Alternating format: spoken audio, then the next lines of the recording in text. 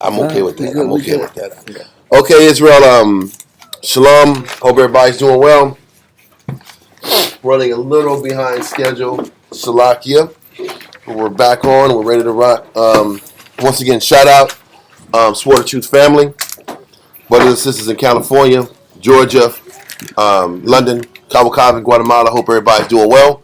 Shout out to Stream of Wisdom, Houston, Quadzap. Stream of Wisdom, Rochester, Zion. Stream of Wisdom, Virginia. Hope everybody's doing well out there. Hope everybody's staying strong and doing the work and continuing in the battle. We're going to go into class in a little bit. We're going to send our prayers up first. All right? Imagine Wapanya, Yerah Shalom. Stand and face Jerusalem. Not just us. Just us. Yeah. Yeah, I shouldn't have said it all official and everybody wouldn't have rose up. That was my fault. Barakatah Yahweh B'Hashem Yahushai. Barakatah Yahweh B'Hashem Yahushai. Hahawa. Nathanawa. Award. The water. Aman. Bless you, Yahweh, in the name of Yahushai that gives to us the light this day. Thanks, so be it.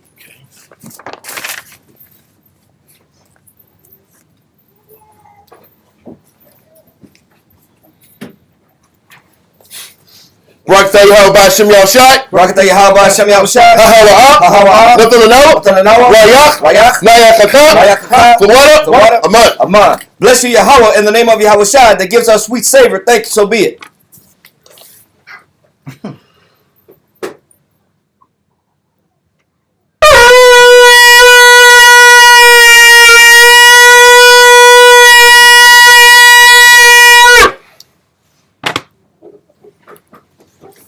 Imagine Wapanya Yerah Shalom. Stand and face Jerusalem.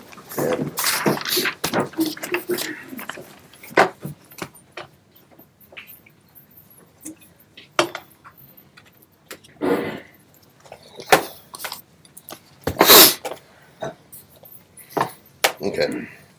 Barakatah Yahweh B'Hashem Yahushai. Barakatah Yahweh B'Hashem Yahushai. Nathanawa. Shabbat. Shalom. The water. Aman. Bless you, Yahweh, in the name of Yahushai that gives us the Sabbath and peace. Thank you, so be it. Psalms 121. Anasya. Anyanyamya. Ahoya. Ma'aya. Yabu'a. Isaiah. Yabu'a. Yahweh. Sha'asha. Shemaiah. Waratiza. La'a. Yonathan. Lamawat. Rogalia. Yala'a. Nawam. Shashamoyah. Ana. Yala'a. Nawam. Wala'a. Yishan. Shashwamar.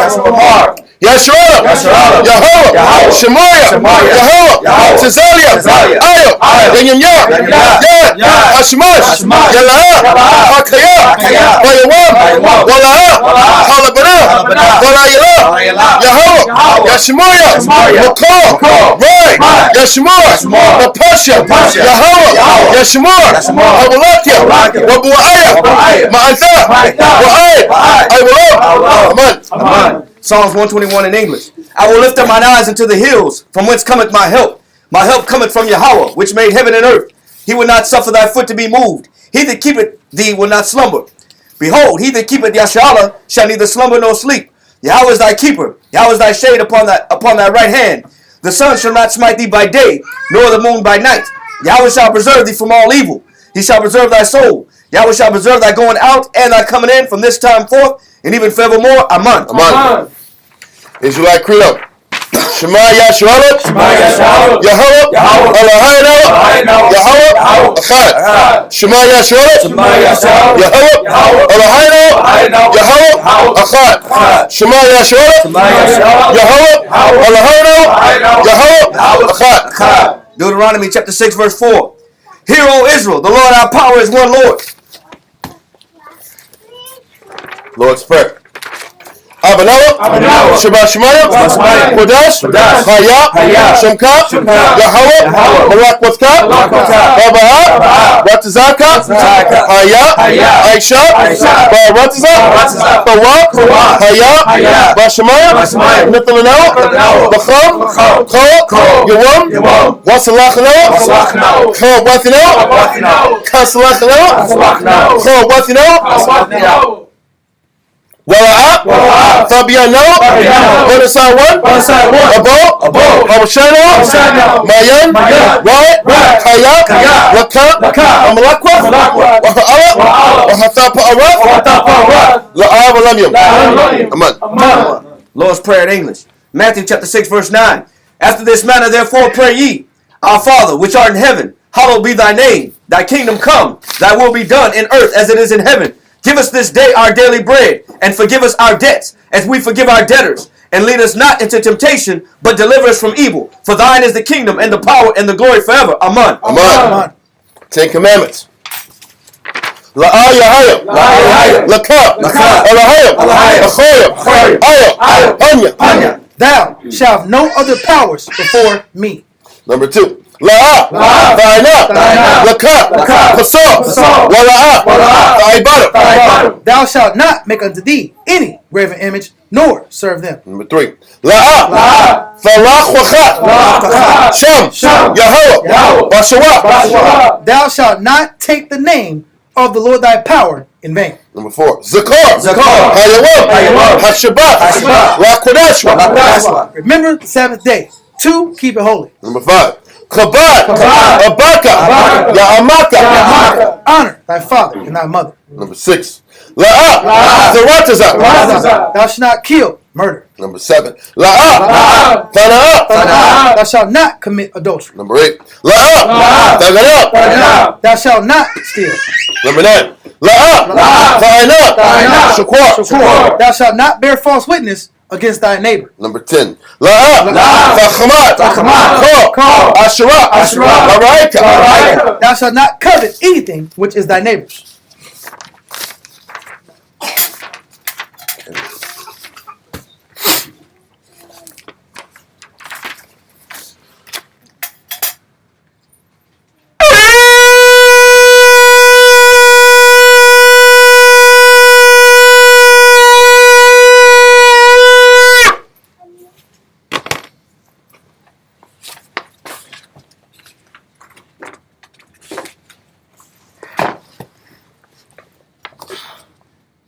Birthday held by Shem Yahshai. Birthday held by Shem Yahshai. Bless you, Yahweh, in the name of Yahweh Shai that gives us the law. Israel Yeshabim. Everybody seated.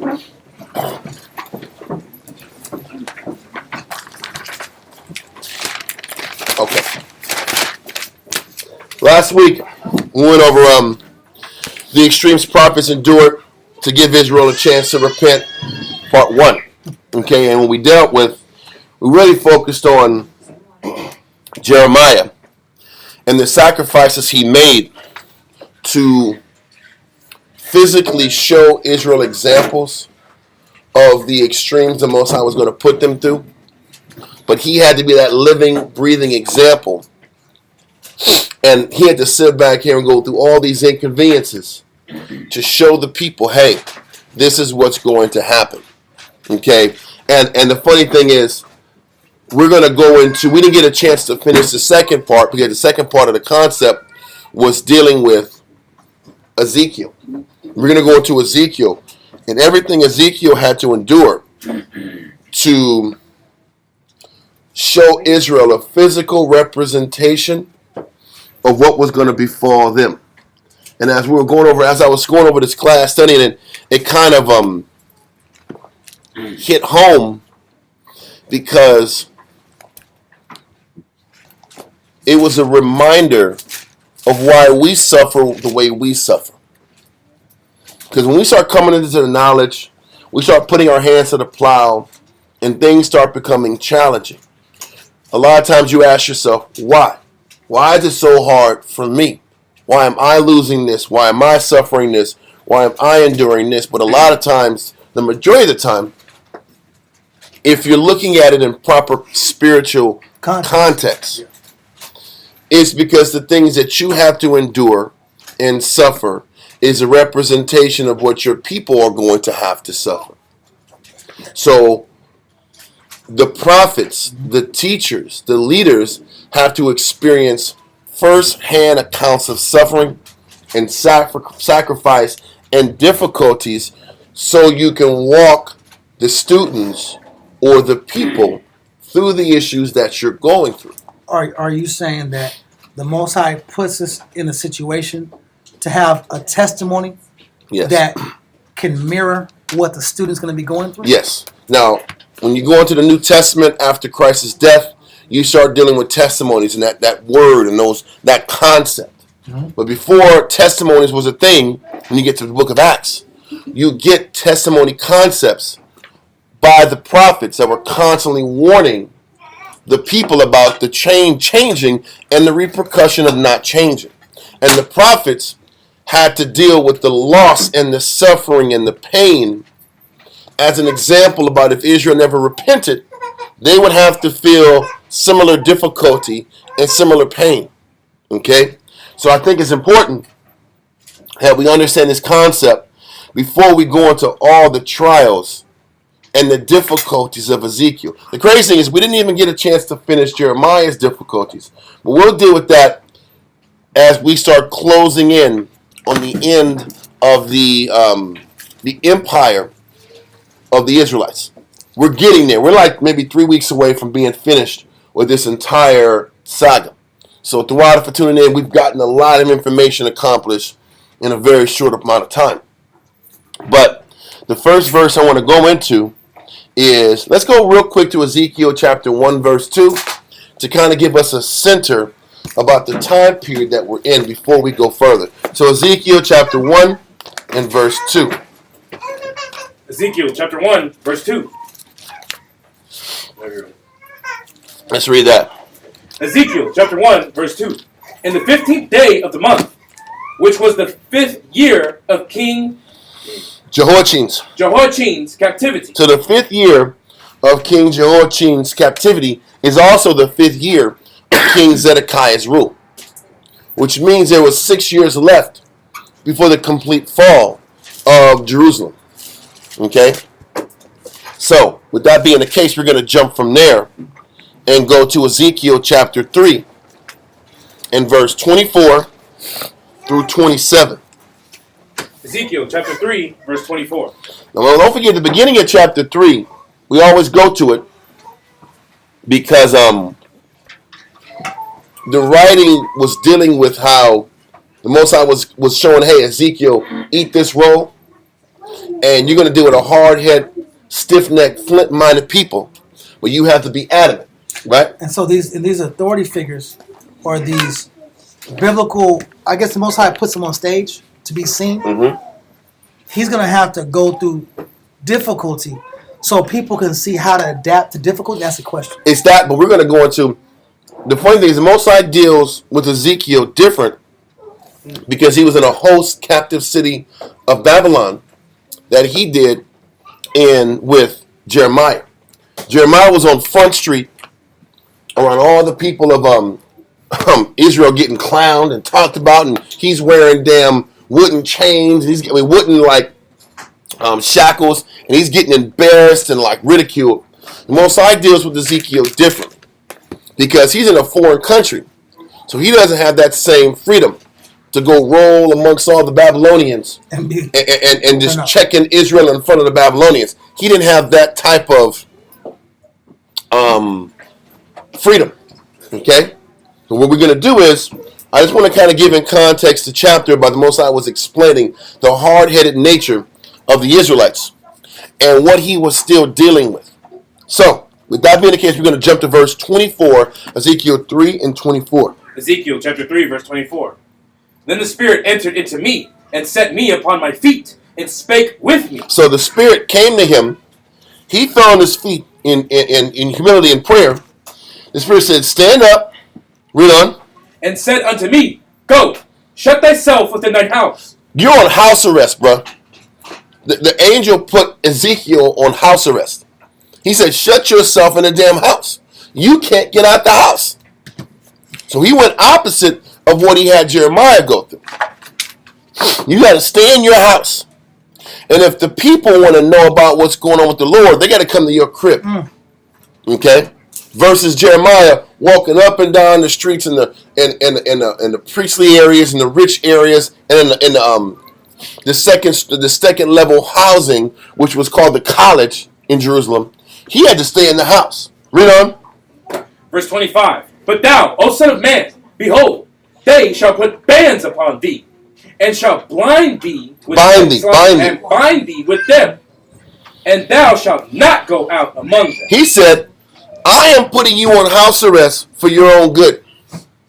He said, because if you went out there teaching Israel in Babylon, he said they would put bands on me. They'd lock you up. They put bracelets on you, bro. They'd bind you. They'd put bands on you. And he says, and thou shalt not go out among them. Because he knows how severe they would respond to the message that I'm about to bring to them, I'm going to keep you at home. Because they're going to treat you even worse. That makes sense? He says, so this group, I'm not going to have you deal one-on-one with the populace in Babylon. Read on. Verse 26. And I will make thy tongue cleave to the roof of thy mouth, that thou shalt be dumb. To be dumb just means not being able to communicate. I'm not going to have you talk to these people. Read on. And shalt not be to them a reprover, for they are a rebellious house. He said, because I know these guys. The funny thing is this. He's calling the Israelites in Babylon this level of rebellious. Didn't he call them also in Jeremiah? They were the good figs. They were the best of the worst. He says, they're the best of the worst. And I'm still not going to have you go back and forth with them. I'm going to have Jeremiah go back and forth with the worst of the figs. But he said, listen, you're not going to be arguing back and forth. I'm just going to put you through the ringer in your own crib. So the Most High is dealing with Ezekiel differently. You're going to have to suffer in a different way that Jeremiah has to suffer. Read on. Verse 27. But when I speak with thee, I will open thy mouth, and thou shalt say unto them, Thus saith the Lord Yahweh, He that heareth, let him hear, and he that forbeareth, let him forbear. For they are a rebellious house. He said, but when I do get you out of your house arrest, that's when you're going to sit back here and speak to them the words I want you to speak to them. Okay? So, now we're going to go to chapter 1, and we're going to read down. We're going to take our time, and if things aren't making sense, let me know. We're not going to be going much at all, actually, into the Josephus, at least to my knowledge, unless something else pops up. But we are going to read a little bit in the Bible Knowledge Commentary, because it gives a little bit of edification on this chapter 4. So let's read that. Matter of fact, I need to salute y'all in. Y'all out. Let's get you in saluted. I didn't even salute you in. Correct. Let's salute you in, because yeah, you got to leave soon.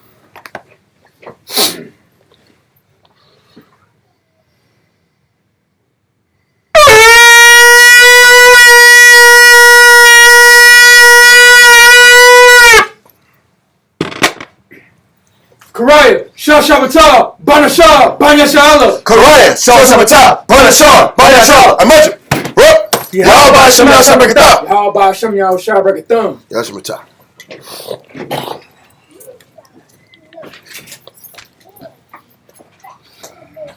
All right. So let's do this. We're going to sit back and read Ezekiel chapter 4. We just read in Ezekiel 3 that Ezekiel's on house arrest, ordered by the Most High. He can't leave. He's got to stay in his house. And at this particular time, he doesn't want him talking and yapping to the people, because they're going to throw him in jail and arrest him. So the Most High is formulating. I've mentioned this in the past, but when the Most High had a message to deliver to the people, he would have the priest or the men of recognition and renown go to Ezekiel's house, get the message and interpretation of the dream from the house, and then they would disseminate the message to the people. That was how the Most High had an indirect way of getting the message out this way.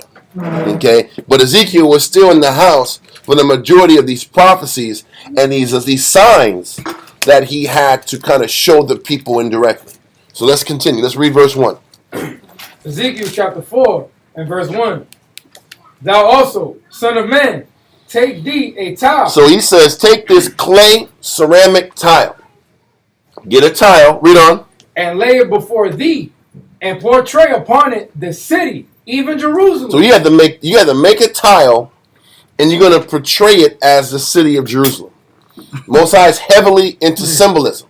So I want you to get this tile, and we're going to act like this is the city of Jerusalem. Read on. And lay siege against it. Okay, and laid siege against it. You know, siege is obviously, you have to create something to where you have a city, and you have to have this city surrounded. Huh? It's a motto. Yeah, it is a motto of what's going to happen in 6 some odd years. So the city is going to be surrounded by army, by soldiers, by men, horses, catapults, instruments of war, instruments of besiegement. Yeah. Okay, instruments of besiegement is, they're battling rams. Little green men. If you want it, I was thinking that, I just didn't want to say it because he didn't have little green plastic men around him. But that is an idea of how it was going to be. He would have a miniature besiegement. Okay, so let's just continue. And lay siege against it, and build a fort against it, and cast a mount against it. Set the camp also against it, and set battering rams against it. That's why I said weapons of besiegement, battering rams, different type of instruments to break down walls. Okay, read on. Verse 3. Moreover, take thou unto thee an iron pan, and set it for a wall of iron between thee and the city. This is something to not forget. When you read about, he says, put an iron pan in the middle of this tile. And the iron pan represented that great wall that seemed to be impenetrable. The cauldron. And that was what I was going to say, because all that ties into the big picture. When I want you guys to remember that chapter last week in Ezekiel 11, when those 25 men that worshiped the sun god, and they were the elites and the princes and the money makers and the bankers of Jerusalem, said that the city is the cauldron and we're the meat. We're protected. The city is our protection, and we're warm and comfortable, and this meat ain't going nowhere. We're not going nowhere. This was what they were saying in the message to reassure the people to keep buying and selling. Let's keep this economy going. Let's not worry about, let's create this false sense of security about the idea that Babylon's coming. Babylon, Schmabylon. That's what they were pushing. What you going to say? No, you were on the previous class about that cauldron. It's important because we're going to tie that cauldron concept in down the line. And the cauldron was the pot of meat. Yes. And that the cauldron is the pot. The meat was on the inside of it. And the meat symbolized what? The people being protected. The way they were explaining it. But we're going to read, as we continue to get to the end of this class, we're going to have another set of symbolism that involves that pot. Yeah, it's like economic forecasters saying that the economy is going to be stable for 2024. Yeah, and we can afford in our budget to keep sending weapons and munitions out to Ukraine. Just like 2 days ago, Biden sat back here and did a public announcement to the whole United States. Said, yeah, we're going to sit back here and send 60 more billion out. We're going to send 60 billion and split it out towards Ukraine, Israel, and Taiwan. Like, you guys are tripling down. You guys are going crazy here. They're saying, listen, we're going to keep spending and printing as much money as we can to break the axis of evil. Watch them start saying that word. Watch them start saying axis of evil. Because they're already trying to link Putin to Hamas. They're already saying Putin and Hamas. But what they don't want to tell you is that Hamas was funded by the United States to help break Syria. Hamas, ISIS, all those little splinter groups, a lot of them were focused on in Syria to help break Syria and take out Assad, the monarchy of Syria. The remnants of the military groups that was broken in Iraq were sent to Syria and were told you have sovereignty there. So the last, I think it's the Ba'ats. The last of the Ba'at army was sent to Syria. You have ISIS was sent to Syria. You have aspects and groups of Hamas that was sent to Syria, and they were funded by the United States to help break them. But the only thing that saved them was Russia's presence in Syria, fended them off. But you still got Blackwater out there created military bases on the east side of Syria. We're going to go into this the next time I have class dealing with that whole region. But I don't want to take it too far away. But listen, it's getting worse. It's getting bad. And everybody's preparing for that next onslaught that is not, it didn't start in the Middle East. It's going to finish there. So, with that being the case, I don't know how we jump from A to B. But No, just talking about them economic forecasters. yeah, the lies and the lies forecast. that they tell you. And the doubling down. Doubling down, said everything's going to be okay. Yep. You know. And I think last class we did go into lambs getting slaughtered economically. People set things up just for their personal benefit. Yep. But at the detriment of the people. Yes. And that was what Ezekiel 11 was about. So now we're here. The Most High is telling Ezekiel to set up this miniature of what's going to actually happen in Jerusalem. The pot is that cauldron. Just keep that in mind. That cauldron concept, that pot concept is going to be reiterated throughout Ezekiel. Yeah. So read verse 3 again, sir. Ezekiel chapter 4 and verse 3. Moreover, take thou unto thee an iron pan, and set it for a wall of iron between thee and the city. Exactly. So we're going to get this wall of iron that's going to separate the people inside with the besieging nation, which is Babylon, on the outside. Read on. And set thy face against it, and it shall be besieged, and thou shalt lay siege against it. This shall be a sign to the house of Israel. So one way or the other, this message is going to get brought out to the people by the oncomers that go to Ezekiel's house and see it. Because he's going to be at the house for a long-ass time on house arrest, suffering. Read on. Verse 4. Lie thou also upon thy left side. So now you have to lie, spread out on his left side. Read on. Yeah, it sounds light. That's like a light. Listen, it sounds light, but not really. Remember during COVID, when people were losing their damn mind because they didn't leave the house and get fresh air? Yeah. Wasn't that happening? When they talk about mental sickness and mental health, and this isn't working on people's minds, and you need sunlight, you need your vitamin D from the sun. All these crazy people talking this concept, right? Yep. The Most High is like, Ezekiel, you're on house arrest, and you're not going to leave the house for 430 days. Yo, that's crazy. That's over a year. I know. Let's continue. So, and you're laying on your side. Listen, you're getting bed sores or floor sores. He's on tile. He's on tile. Listen, tile will destroy your back. Yes. You're not on your side, and it gets worse. Read verse 4 again. Ezekiel chapter 4 verse 4.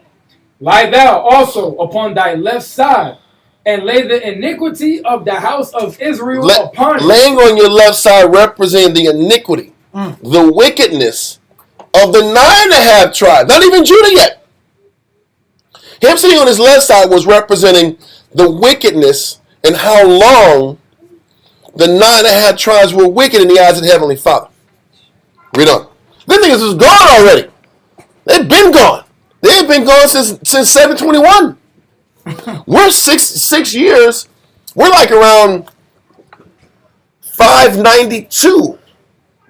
Yep, 592 BC. So they've been gone over 100 plus years, maybe 150 years already. And he still got to sit out a period of time on his left side to represent their iniquity. Read on. According to the number of the days that thou shalt lie upon it, thou shalt bear their iniquity. For I have laid upon thee the years of their iniquity, according to the number of the days. So what he's saying, listen, every day that you're laying on your side represents a year that they were rebellious to me. That's a long time. Yes. So for every day you're laying on your side, body aching, represents a year of them being negative and turning their back on me. It's a lot. But listen, it lets you know what we're really signing up for. Everybody says they want to teach the Lord and learn the Lord and give to the Lord. Well, here it is. This is what it is, man. I after you know the Torah and you know the law, now you have to be a living, breathing representation of what the Most High feels. And as we get to the New Testament, we have to be a living, breathing representation of what Christ felt. Christ felt betrayal. Christ was hated. Christ was humiliated. Christ lost and Christ suffered. So he could be a better teacher and leader for his people. What do you think we have to endure?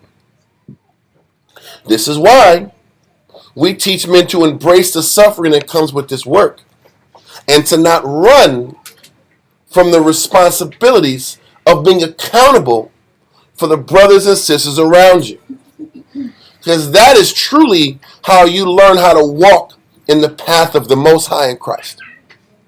You have to feel that pain, and you have to feel what Christ and the Most High felt with the wickedness of the people he was dealing with.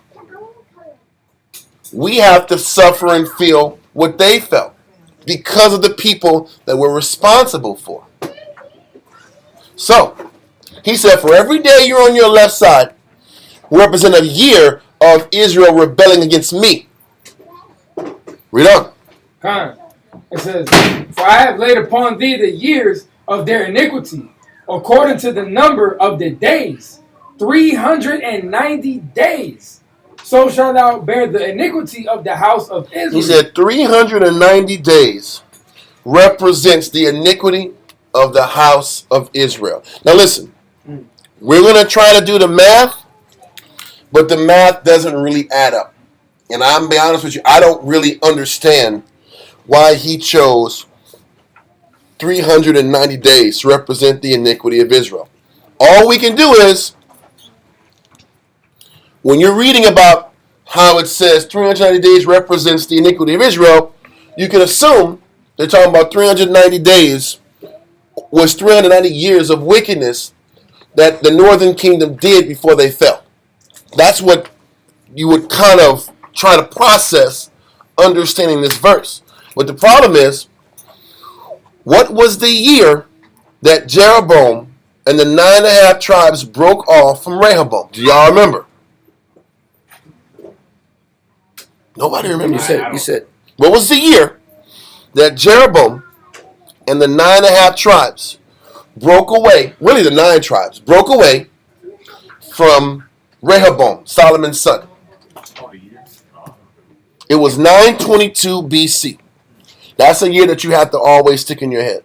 922 BC, 722 BC, 721, 722 BC, 586, 597, 598. Those are those years that you got to etch in your head.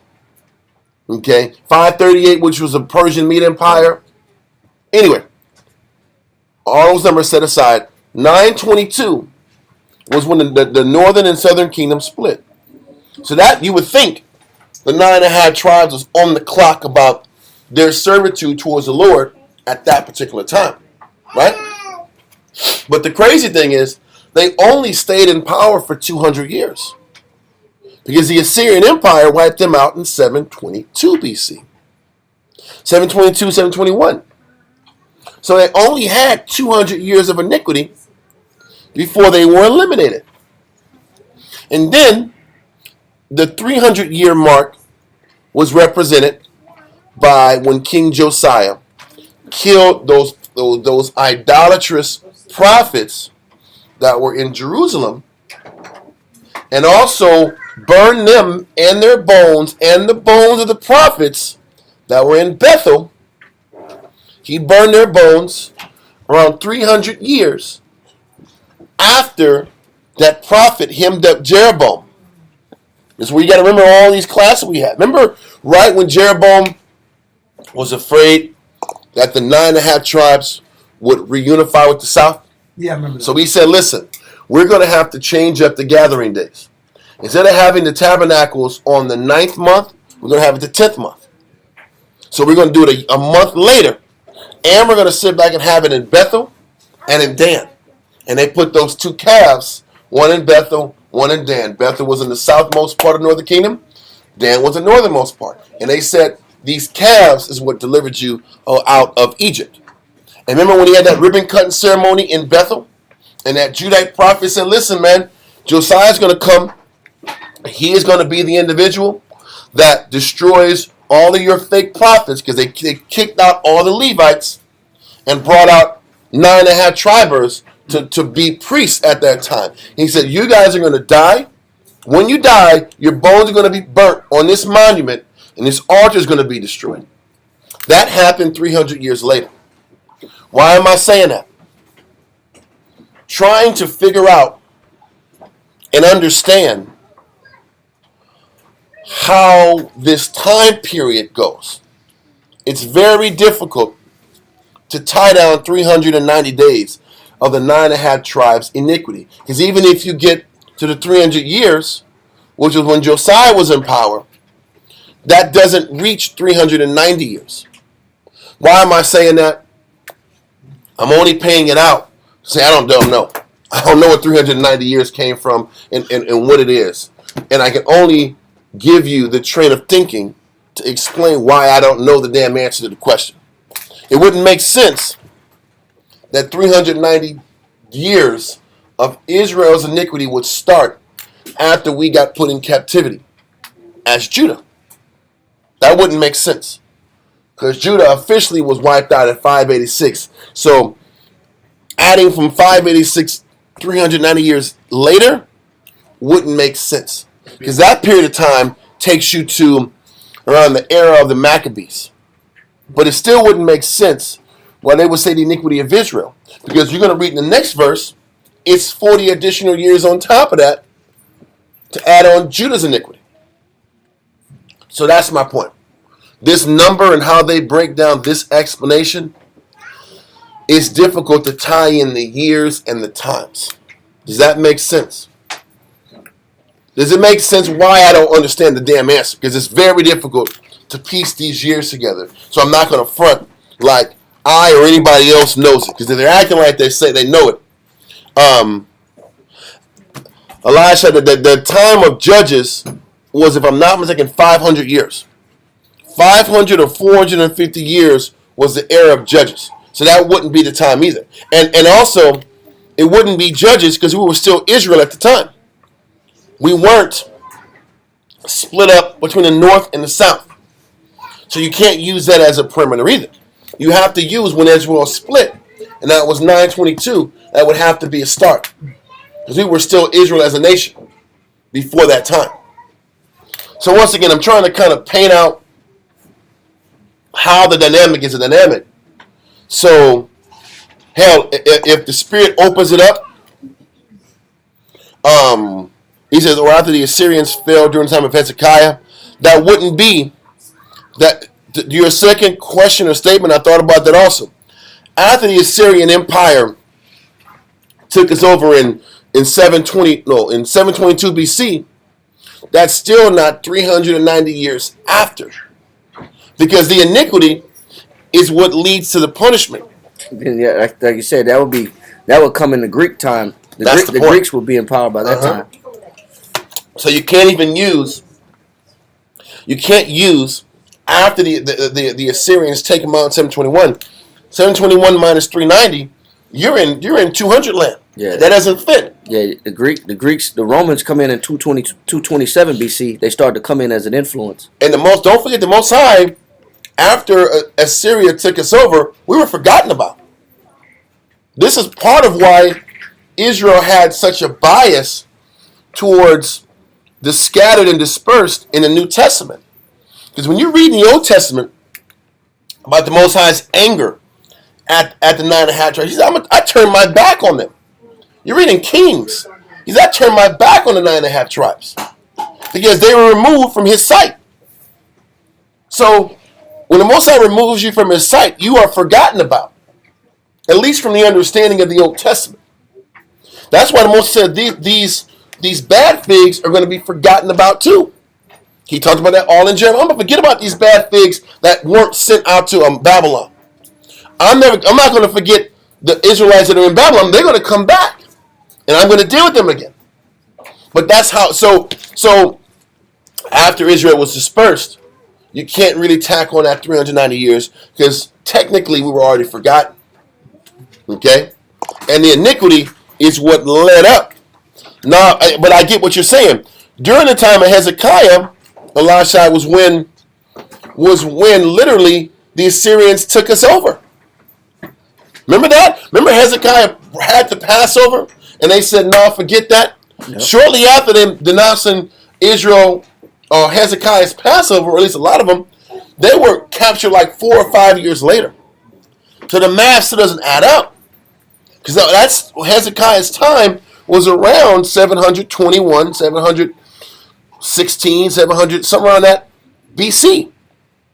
So the time doesn't fit. And Israel, 9 after never came back after that. They never came back. So, once again, the numbers don't add up, the times don't add up, and it's hard to kind of tie that in. Some of them, but it's not enough. Once again, what he's saying is this.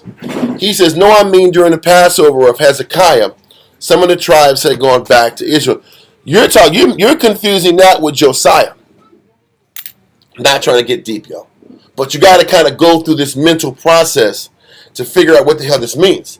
There were certain 9.5 tribers that came back to Josiah and had the Passover with Josiah. Remember when we read about Josiah's Passover? There were certain 9.5 tribes that actually attended that Passover to honor the Lord. But that still wouldn't tie in a 390-year period. Just wouldn't do it. If you had 390, you'd be talking around the time of David. Con. And 390 still, if you're starting from Jeroboam to Josiah, there are still 90 more years that haven't been accounted for. Because Josiah, there was around 300 years from Josiah going back to Jeroboam. So you're still 90 years off. So once again, it can be debated, and if somebody can show me a legitimate time when we went from the breakup in 922 BC to 390 years later and can tie that in, I'm all in. But I can't find it. And people I talk to can't find it. So if y'all find it, y'all phenomenal. So share it. If you find it, share it. And my thing, and that's my point. I'm not gonna do like, no, I'm not even talking about teachers in my day. Teachers in the past, they would just sit back. Y'all ain't ready for that breakdown. Yeah. That's how y'all ain't ready for that. We'll over that later. Like, damn, you just can't say you don't know. Just say you don't know, and just explain the train of thought you went through and try to figure it out. No, y'all just ready to y'all figure. We'll break that down later. Y'all ain't ready for that wisdom yet. Oh, we're not ready for it. That's how it used to be in the early 90s, man. Early 90s, that's how the talk used to be. But anyway, let's get verse 5 again. Ezekiel 4 and 5. Ezekiel chapter 4 and verse 5. For I have laid upon thee the years of their iniquity, according to the number of the days, 390 years. So shalt thou bear the iniquity of the house of 90 Israel. days. 90 days. 90 days. So once again, 390 days is a year and a month. A year and a month, Hezekiah had to lay on his side, on his left side, for a year and a half, looking at this besieging. Okay? Read on. So shalt thou bear the iniquity of the house of Israel. Verse 6. And when thou hast accomplished them... Hold on 1 second. There's something I missed, I think.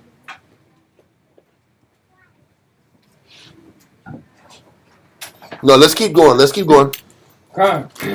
says, and when thou hast accomplished them, lie again on thy right side, and thou shalt bear the iniquity of the house of Judah 40 days. So 40 days represents 40 more years to represent the iniquity of Judah.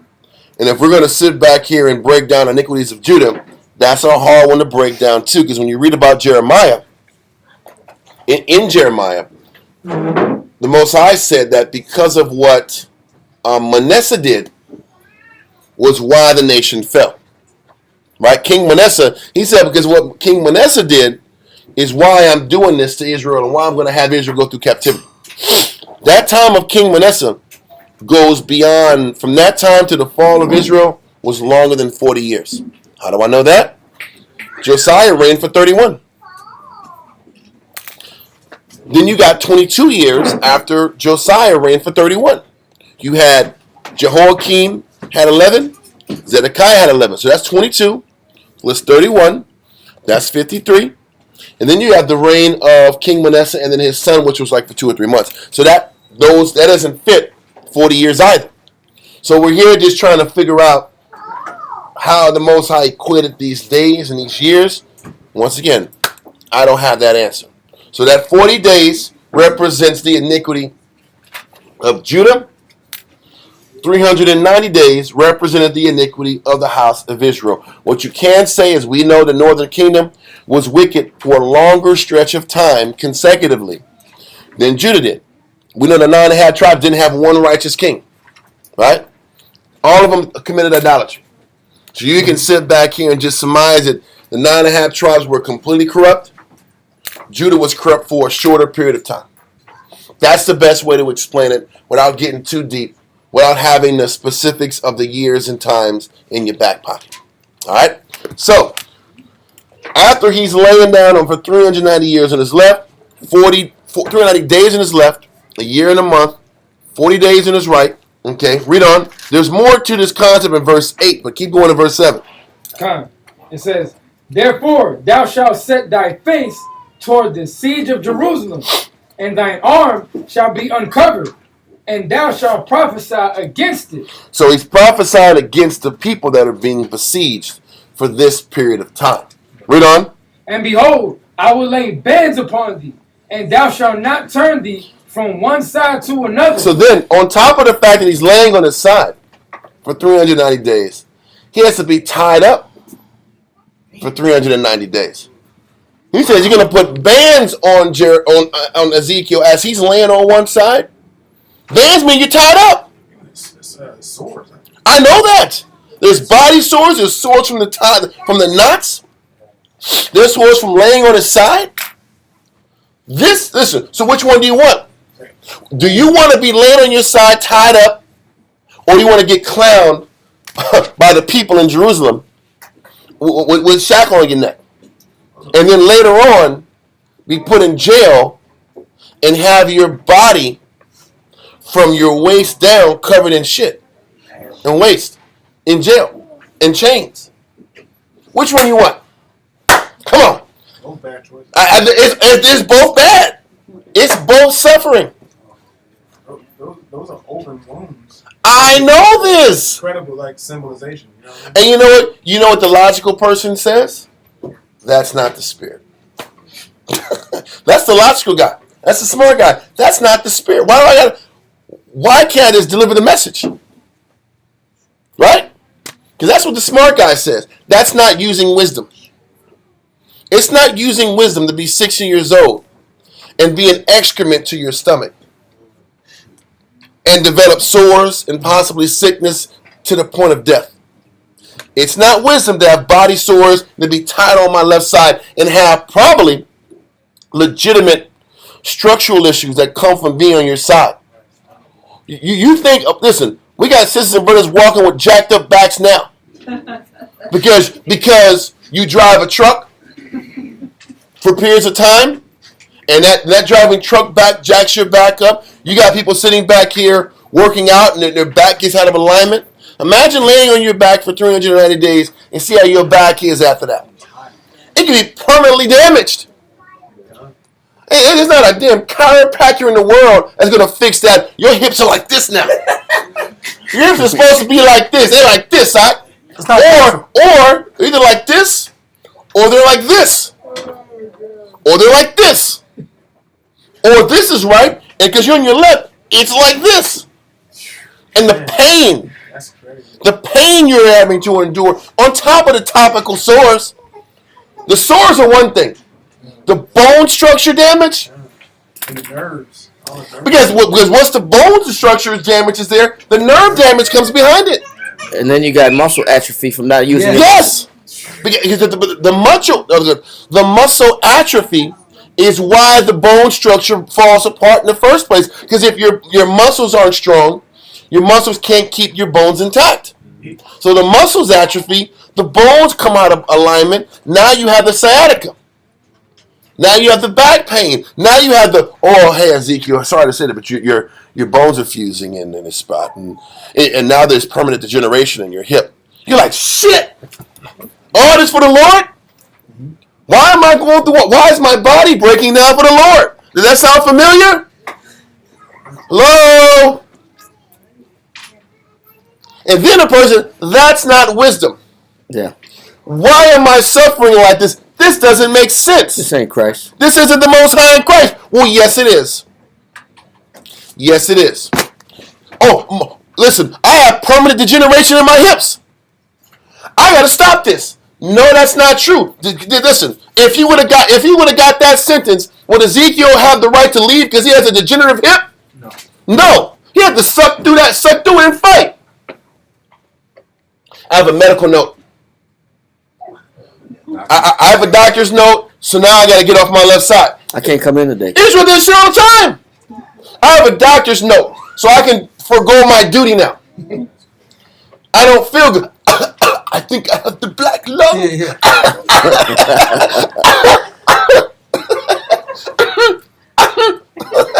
It's just all the time.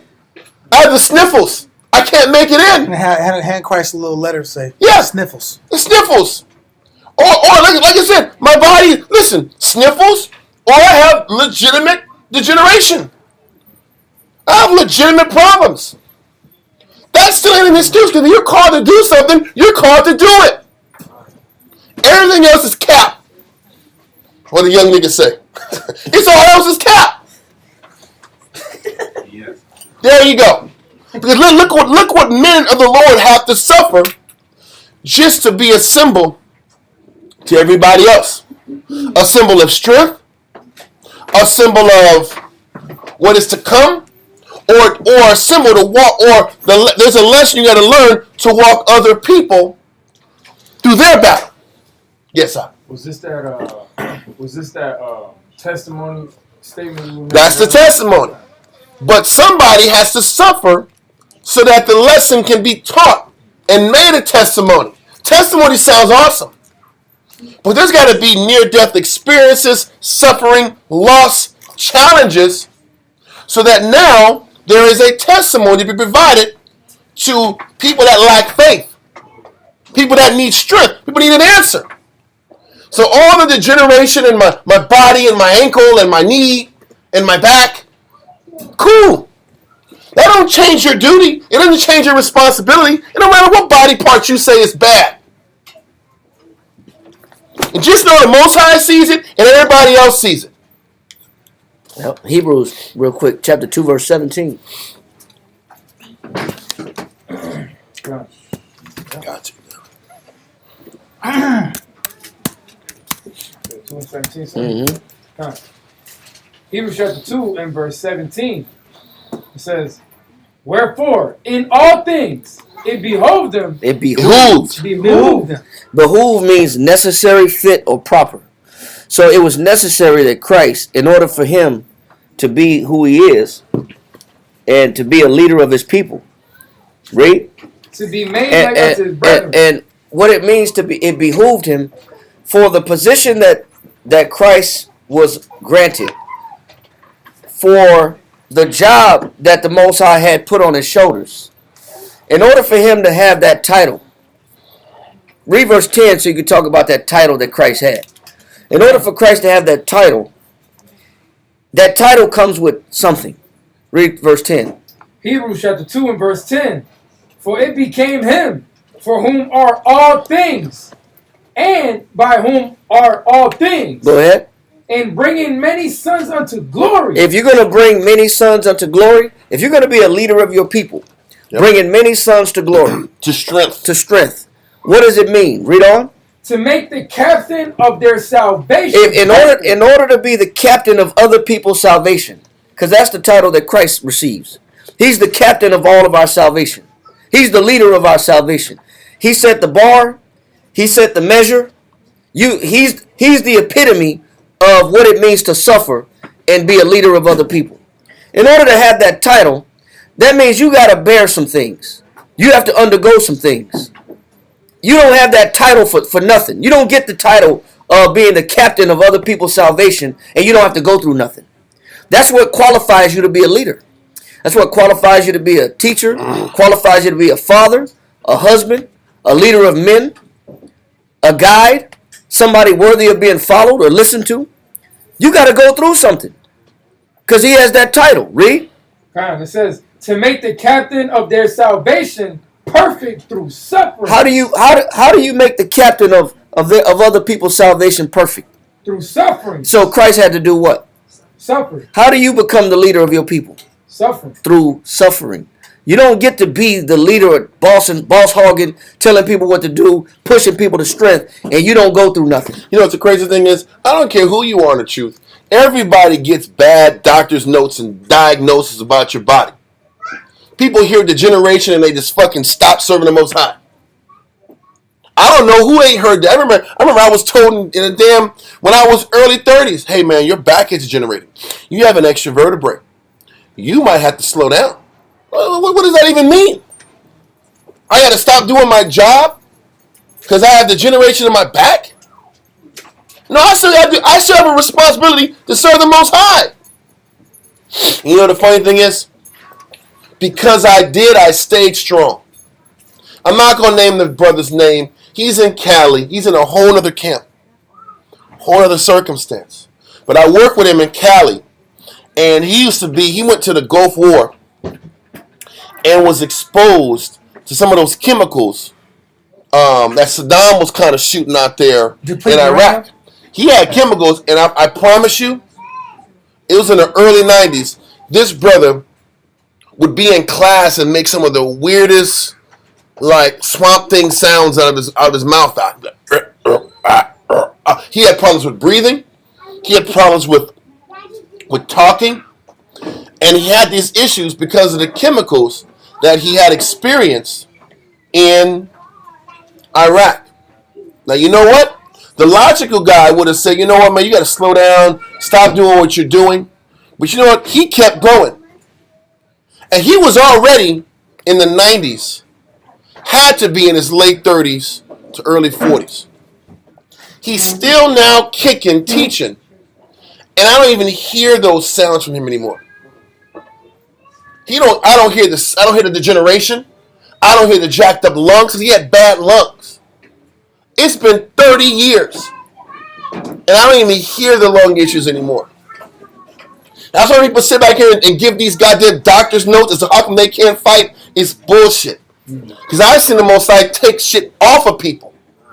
Because they were humble.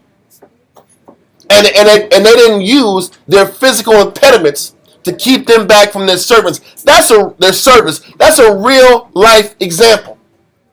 And even though there might not be an agreement on every little thing in the work, I do know for a fact the Most High is working with that brother. And the Most High saw that man's dedication and pulled off that sickness from him. That is a literal fact. But Israel wants to sit back here and use their physical elements as to why they want to cop out and not commit and not serve. And even if the man is still suffering, the Most High made it tolerable so he can still function. That is what it means when it says the Most High will provide an escape. He will give you the ability to get through the pain. He will get, and the crazy that Most High Christ taught me, and Paul talks about the thorn in the flesh. Everybody got a thorn in the flesh. Was Paul's thorn in the flesh the reason why he had to stop his work? He said, no, that's just my burden to bear. How come we can't accept, whether it's whatever physical degeneration of the ear, nose, throat, back, wrist, body, ache, knee, foot, ankle? Why can't we say, this is my cross to bear to still do my job? Like everybody else that had to serve the Lord did. Do you have more in your verse? Yeah, verse 17.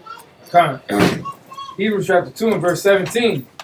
Wherefore, in all things it behooved him to be made like unto his brethren, that he might be a merciful and faithful high priest. Because you'll never understand what people that suffer go through unless you suffer yourself.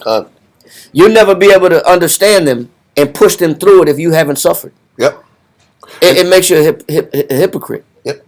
Or you're a hypocrite. Or you're insensitive. Or, listen, it's three ways it happens. You're a hypocrite. You're insensitive because you keep pushing people past things you won't do. Yep. Or you're soft on crime. And you let everybody off the hook because you let yourself off the hook. And corrupt the people. Well, you're corrupt regardless. You're corrupt if you push a person past their threshold when you don't want to push yourself past your threshold. You're corrupt because you say, man, I don't want to put that brother this because I don't put myself to it. That's weakness too. Yep.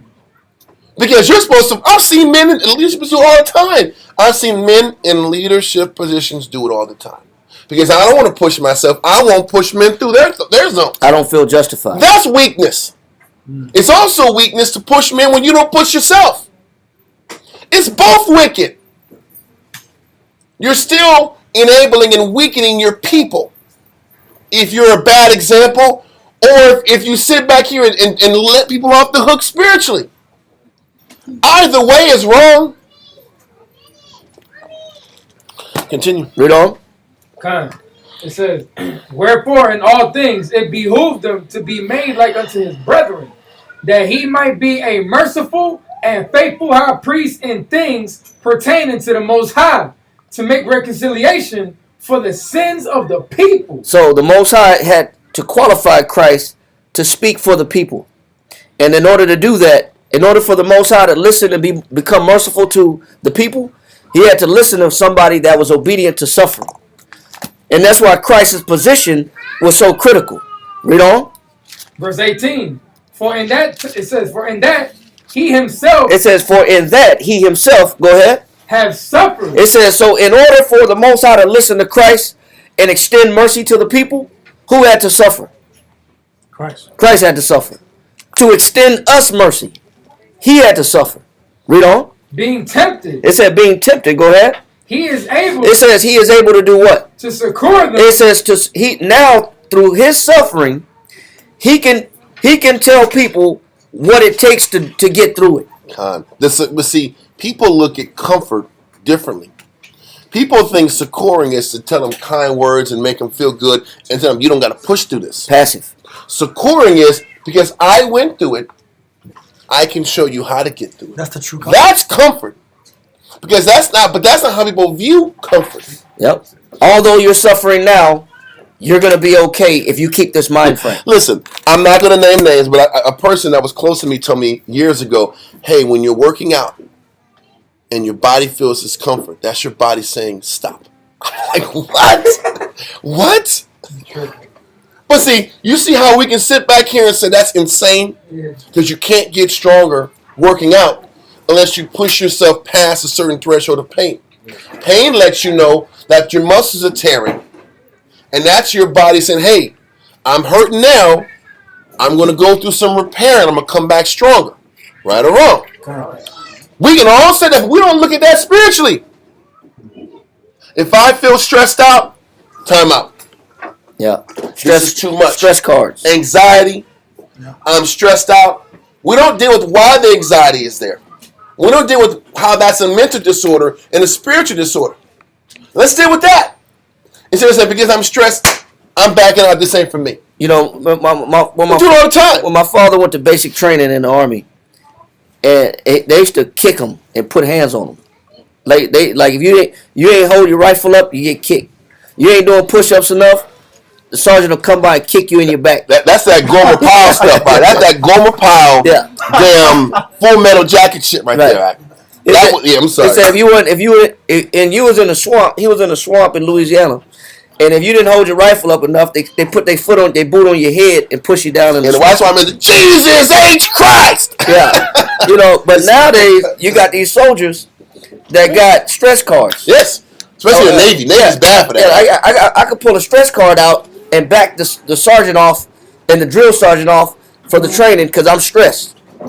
So you know what you're making? You're making a weaker quality individual.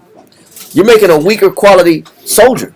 Yes. that can't endure anything. Yeah. That as soon as they feel like they're stressed, they want to be able to call a timeout. There's no timeouts in war. You can't tell them Timeout! Yeah, stop shooting. Stop shooting! Don't throw no more bombs. Yeah, I can't. Accountability! Let me catch my breath. Yeah. You can't do that in war. Calm. But that's also in the spirit too. Men want to call timeouts in the spirit. Yep.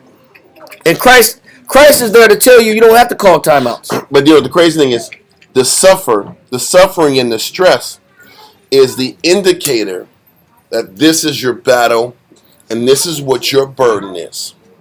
But a lot of times we go through our life and the suffering is an indicator to stop. Yeah. But in the spiritual realm, the pain is where the Most High says, this is what you're going to have to bear on top of the work you have to do for me. That's part of bearing your what? Cross. Bearing your cross is what do I have to carry on top of what I do in following the law for the Heavenly Father?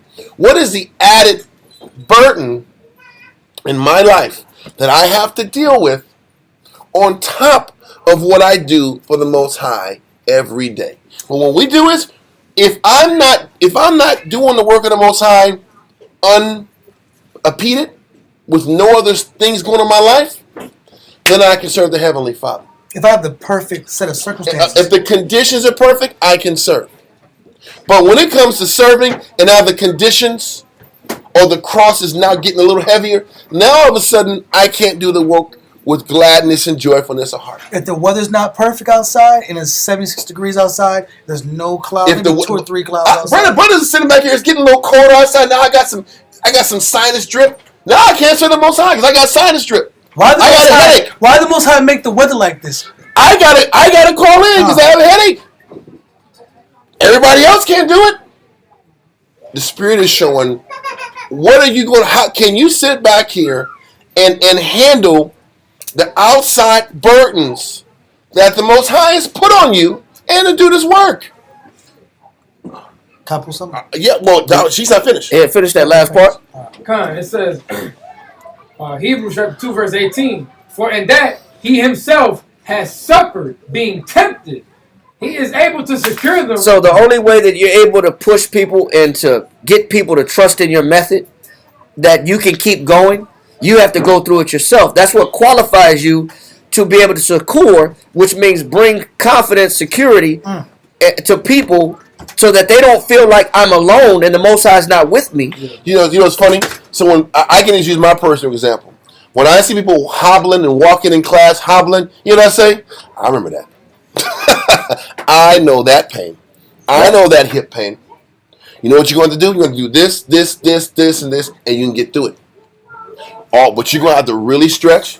You're going to have to use that roller has got to be your best friend. You're going to have to change your diet. You're going to have to strengthen your hips and your butt. But you know what? Other people, most of us, when your hip starts going bad, your back starts getting bad, what do you tell yourself? The doctor told me to stop this heavy work. The doctor told me, hey man, you need to take a week off. You might want to change your career. And that's your excuse to say, you know what? You're right, Dr. O'Malley. Dr. Diablo. Dr. Shaughnessy. Dr. Shaughnessy. You're right. Hey, brothers, the doctor told me, man, I need to take some time off and that this condition ain't getting no better. Yeah, but you don't listen to the head doctor, the Surgeon General, that tell you that smoking causes cancer. you don't listen to that top. You don't listen to the top doctor. That's real. He's the top doctor. You don't listen to that guy. You know what I'm saying? But when the clinic doctor at a low budget clinic tell you don't go to work, you listen to that guy. That's the point.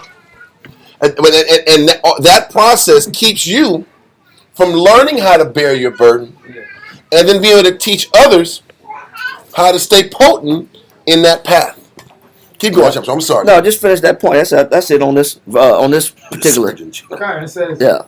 It says he is able to succor them that are tempted. That's why Christ is qualified to bring confidence without fear to those that are tempted going through the same thing because he had to endure it first.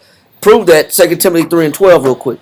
2 Timothy chapter 3 verse 12. He had to go through it first. You're not qualified to lead men if you're always copping out of pain and suffering. Yeah, bro. If you're listening to your body and the aches and breaks of your body. Israel does it so much. Con, 2 Timothy chapter 3 and verse 12. Read that. Yea, and all that will live godly in Yahweh Shah. See, this is the part of being a follower of Christ that we don't all the way believe in. Yep. But this is an aspect of following Christ. Yep. This is also an aspect of being a believer. Yep. You know this, but this part we don't want to give too much attention to because that means that I can't listen to myself be weak. I can't listen to myself when my body is telling me I can't do that. So we don't want to acknowledge this aspect of being believers. But he said, all those that live godly in Christ shall what? Shall suffer persecution. Shall what? Shall suffer persecution. So can you get out of it? Nuh-uh. Can you avoid it? Nuh-uh. Can you go around it? Nuh-uh. Or do you have to face it?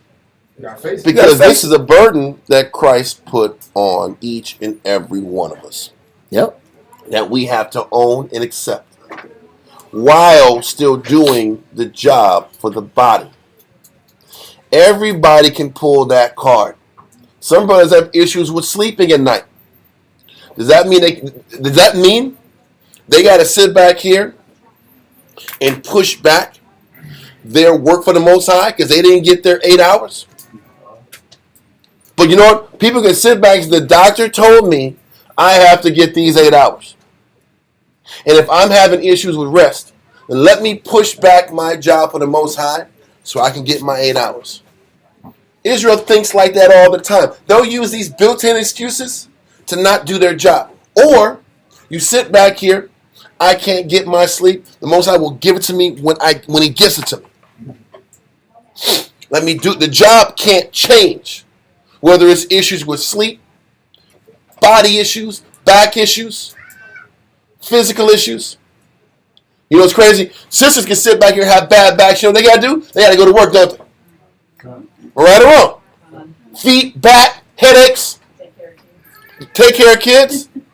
You know, you gotta pop some goddamn Motrin and suck that shit up. Right or wrong? But brothers,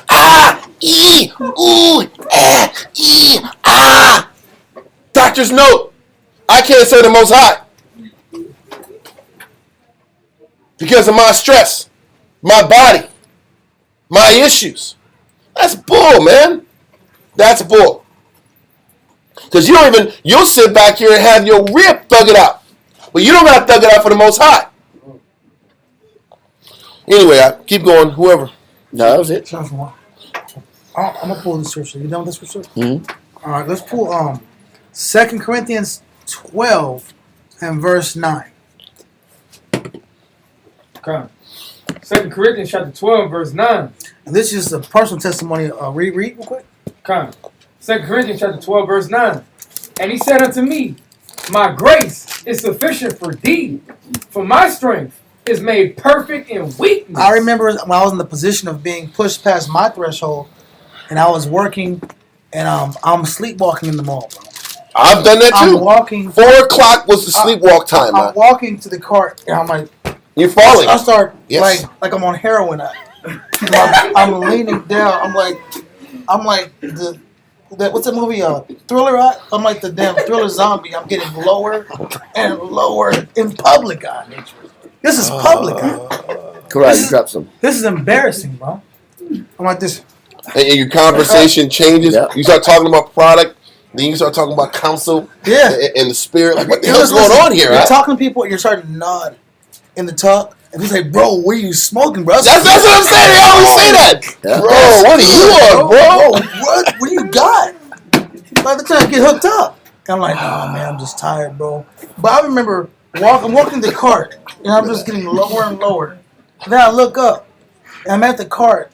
This is a whole different day. And there's a glass. At North Star Mall, there's this glass. Because, you know, you have to clean this little dust. There's this little dusties that collect in the glass and just... In my mind, if the cart was dusty, I wasn't getting blessed out. So Most High is like, you gotta clean this cart, but make sure this cart's clean out. So I clean the cart, the dusties. I'm working, and I should be counting money. I should be doing something. I look up. I just wake up. Boom! I hit the glass eye, and my forehead perfectly hit the glass eye. Like now, listen. If you're in public and you're watching from a distance, this guy just stood up on his feet. Like a Seinfeld episode. Yeah. Like he's just standing there like this. Where are the customers? And then the mall gets quiet. You hear babies, and you look up, and you just hear a loud glass noise. Wow! You're like, what the fuck is this? And I remember Sham Shuan was talking about the same thing when he was going to the zone. Yeah. Sham Shuan said the brother told him, if you die at the mall, He died, bro. you died. You like Ivan Drago ass. If he dies, he dies. I'm like, Yeah. because I wanted at that point to be like, man, what the fuck am I doing, bro? Why am I living like If this? he dies, he dies. Yeah, I'm like, listen. There's no reason for a man to be this tired. I'm young. I'm young, full of life. Invigorated. I'm full of life, huh? And I look up, bro, and my head's banging on glass tiles, and I'm like, Yeah. the only thing I can remember is Sham Shuan's testimony when he said, "Hey, bro, I was about to faint, literally faint in the mall." It's cool. It's whatever. It's whatever. Yeah. It's No, cool, I know. whatever. I did pass out at the mall, and I hit my head too. But you know what? Brother said he didn't say if you die. He said if you pass out for Christ. Oh, slide. Then he said. Same thing. He said, I heard die in my head. Said if you pass out for Christ, it's a blessing. God. Then you pass out. Consider it a blessing. We're in Russia. This Yeah. is Russia. This is Stalin in Russia. If he dies, he dies. That was a Drago council in my head. I'm like, bro. 'Cause in my head, like, it was, when you're young, you make everything a little more extreme than natural, than normal. No, you're not, because you're unfamiliar with it. I used to be so tired. I would walk the cart and walk in circles, and I would like speed walk. I said, if I walk fast, I'll awake. shake off the I stay awake. And when it was so bad, I'm walking fast, and then I lose consciousness, and I'm walking. Yep. Then I sat back here, and everybody's walking around, and I stumble. Yeah. I stumble because I'm asleep, Yep. and I'm like, ah! And I catch myself, and I kind of walk it off. You didn't see that. But I'm hurting. My body's hurting. And I'm like, the only thing that woke me up was the fact that I almost fell. That was the wake up. Everything you said, I've experienced. And- Head on walls, head on, brother. That's life. And it's why do you gotta go so hard for a bottle of oil? And Listen, then the logic kicks in. God. You're gonna be logic man. This isn't wisdom. Yep. Your body's telling you to stop. Yeah. Listen to your body. This is where we come off like fools for Christ. These guys are extreme. But you know what the funny thing is? When you push yourself past your limitations, that's when you realize what being in the Spirit really is. And then you'll start seeing the Most High really come through and overshadow your bodily issue. Everybody, what's crazy? The people that try to preserve their body deteriorates faster. Yeah. When you sit back here and you give it all to the Most High preserves your body. And that's the facts. Somebody got to prove me wrong on that because I've seen it. I've seen this happen so many times. The person that wants to play it safe gets hurt quicker. I want to You got it. confirm that in the second part. Can you read the second part of the scripture? That's perfect. God. I said, My strength is made perfect in weakness. Second part. Second Corinthians chapter 12, verse 9. Uh-huh. And he said unto me, my grace is sufficient for thee, for my strength is made perfect in weakness. Read it. Most gladly. Therefore, will I rather glory in my infirmities, Read. that the power of Yahweh Shah may rest upon me. And Christ, that power, I remember, you only had enough energy to finish the day till 9 o'clock. Then brothers be ready to go to sleep in their car. Like I couldn't leave. I would sit on the car. I would sit at the chair, and I'm fighting myself to leave the car. I'm like, you gotta drive. You gotta counsel. Like That drive was the hardest part. That it was 4 o'clock in the afternoon, and that drive. Yeah. It was hell drive. I was a hell drive by from Roanoke. Yeah, it takes forever. Like the drive is like a 30-minute drive, but in the spirit of the tiredness, it's like a 3-hour drive. Yeah. Like this is 3 hours. But you know what the Most High does? He put angels around you. Yep. Yeah. you get to where you got to go at. Yes. Because I remember me and Yahweh was in Austin, Yeah. and you leave Austin like around 9:30, and you got an hour and a half to get here back to San Antonio. You wake up in New Braunfels, Yeah. and you're like, damn. I slept through Kyle. I slept through San Marcos. Buda. I slept through Buda. I woke up in New Braunfels. Yeah. Where am I? And I'm right. You know what I'm saying? I'm 10 minutes away. Don't even remember where you was at. Yes, bro. You know, but the Most High be with you. I'm not saying that's safe, but the Most High, when you're fighting for Him, He provides extra additional support to get you through what you're going through. And the funny part is there's no way to avoid the battle, but to quit. Either you have to quit or you have to go through this wall. Yes. That's why the scripture says the power of Christ may rest upon you. If you're saying no matter what happens, I'm gonna fight through this wall. I've done every counsel I can do. I've drinking 1,000 cups of coffee, and there's no strength coming from this coffee bean. This You is actually get more sleepy when you drink the coffee. Yeah. When you overdrink the coffee, It has a you go reverse to sleep. effect. Yeah. I'm like drinking coffee, drinks, nothing's working. Then it's just this is what you got to go through to confirm your spirit with Christ. That the power of Christ may rest upon. I've seen the Most High. People don't understand that. I've seen the Spirit Most High put spirit. I felt it. Most High put spirit just enough to fight your battle. Yes. And then you like faint. But that's the Most High, bro. Listen, people think this might be ludicrous talk. It's not. This is not. And you never know how powerful the Most High is until you put yourself in this situation. I remember somebody. That's all I can tell you. All I can tell you. But you know what the thing is? We can't be angry about this. Is a badge of honor. This is what separates the spiritual men from the boys. This is what makes one person's class pop and another one don't. It's one thing to get information and knowledge. I'm just going to bring it all together. What separates one person's words from actually really penetrating versus another person is giving words that just are hollow is what you lose for the work. Is your testimonies. Your testimonies provide teeth to the message. It gives people that hope. The message gives the loss and the enduring the loss and the embracing the cross is what brings the power of the word to other people. For everybody who don't put themselves to that threshold, they don't have the power of the word. It's just talking Bible verses. And they can be on point with talking Bible verses, but they don't have the teeth and the potency to it. The potency comes from the loss and embracing the loss. And that's the truth. You can take that or leave it, but we live it every day, and we know it to be true. From literal example, blood, sweat, and tears every day. You have more on that?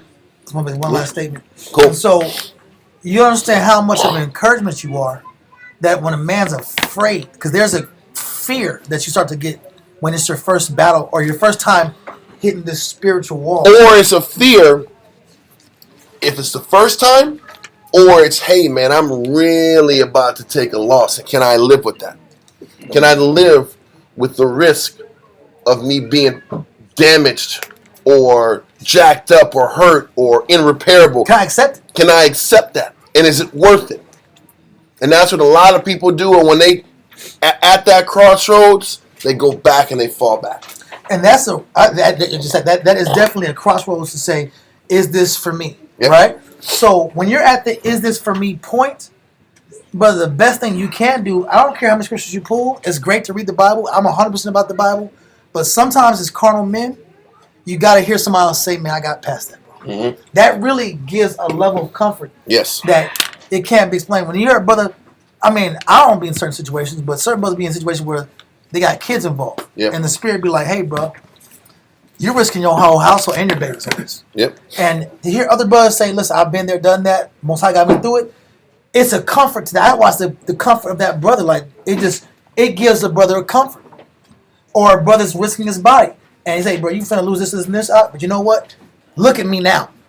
Look at where I'm at now. And, it gives you just enough fuel to get through that wall. And then when you get past the wall, it wasn't as bad as it looked. But that message has to come from literally living it. A person that Putting it on the line. shares that. Yeah. Yes. That's the glory of Christ. That's cool. Huh. So, with all that being said, we're going to come back into Ezekiel chapter 4, verse 8, and go back into this is why Ezekiel is having to deal with bodily injury. You know what's crazy? Why doesn't the scriptures detail all the injuries that came from this?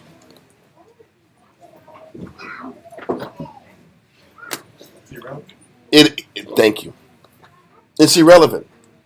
And can we sit back here and realize the physical degeneration that comes from our service to the Most High is irrelevant in regards to our service to the Heavenly Father? Now, does that mean that because of the physical demands of what we do for the Most High, does that mean that we treat our bodies like crap? No. Does that mean that we sit back here and we just say we don't stretch for Christ in Christ's name? Niggas don't sleep in Christ's name, B, because we're suffering.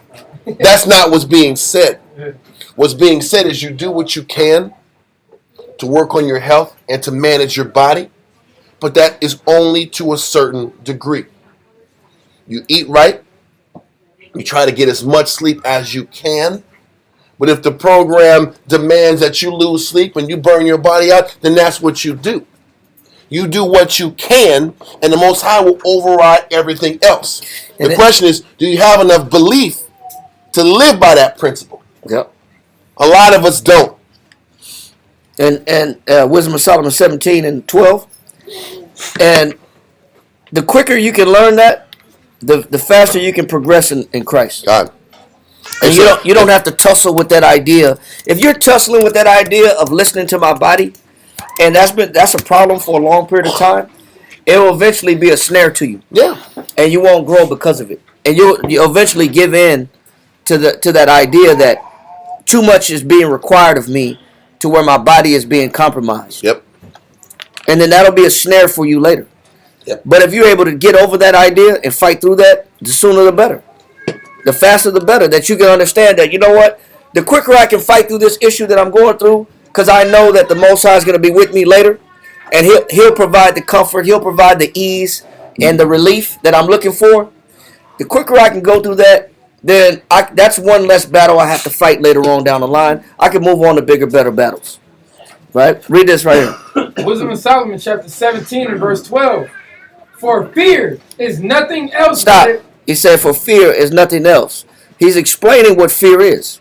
Because what prevents a man from going past the way he feels? Fear.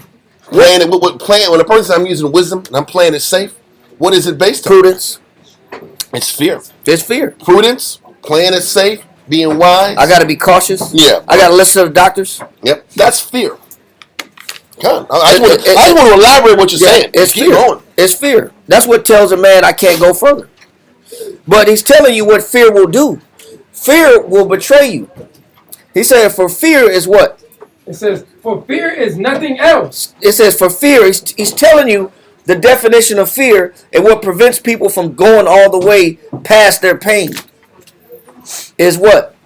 It says, but a betraying of the succors. Stop. It says, it's a betraying of the succors. Now, if we don't know what that definition is, the succor is to help or relieve when in difficulty, want or distress, to assist and deliver from suffering. So, fear will betray you in thinking that there is no relief from this suffering. Fear will make you gain a mind frame that there's no help getting past the pain. Like, there's no answer for the pain. There's no safety for the pain. There's nothing that I can do but stop and quit and not keep going. Fear will betray you. Because if you're afraid to go past your limitations, you'll really never learn Christ. If you're afraid to lose, you'll never really learn Christ. If you're afraid of your body breaking down, you'll really never learn Christ. He said fear will betray you, and it'll betray the idea that what? Which reason offereth. That you know what? There is light at the end of the tunnel. You know, when you listen to the military guy, David Goggins, I like listening to that guy. Because you know what he said? He said when he ran his first, he's a ultra marathon runner. He does marathons that are 100 miles. And he said he pooped on himself and he crapped on in his pants and he kept running in his first 100-mile marathon. Now, if you got a man that will do that in the flesh, imagine if he was a believer. A man that would say, you know what? I got poop in my pants and I'm in this marathon stinking, but I'm not gonna stop running until I finish it. What kind of determination is that take just to push the body past that? But imagine if a man is convinced in the spirit to go past that in the spirit. Now he's a ultra marathoner in the flesh. What Christ is the captain of the ultra marathoners in the spirit. And so you gotta tell we're like coaches. We're telling men you can go past your sickness. We're telling men, yeah, brother, you're not gonna die if you fight for Christ. You're not gonna fall out and pass out and be incapacitated for Christ. And if you do, like you just read in 2 Corinthians, finish that in 2 Corinthians what Dawiyat had in chapter 12. You didn't finish it. In chapter 12, verse 10. Come on. Just right here.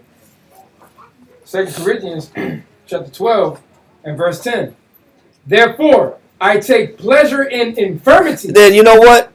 Eventually, you'll get a liking to it, like the disciples and the apostles. He said eventually they had gone through so much suffering. He said that it didn't even bother them anymore. He said, matter of fact, it became a joy because they understood what's to gain on the back end of the suffering. What do we gain on the back end of the pain? You know what you gain? You gain confidence. You gain a lack of fear. Because you know what? We'll do that for the white man's military. We'll go put on scuba diving gear and get thrown in water and bob in water for 12 hours straight. You be half naked on the beach with ice cold water rolling over your body. But you know what? Those that go through that understand that if I can get through this, there's nothing that can stop me on the other side. It's conditioning. It's spiritual conditioning.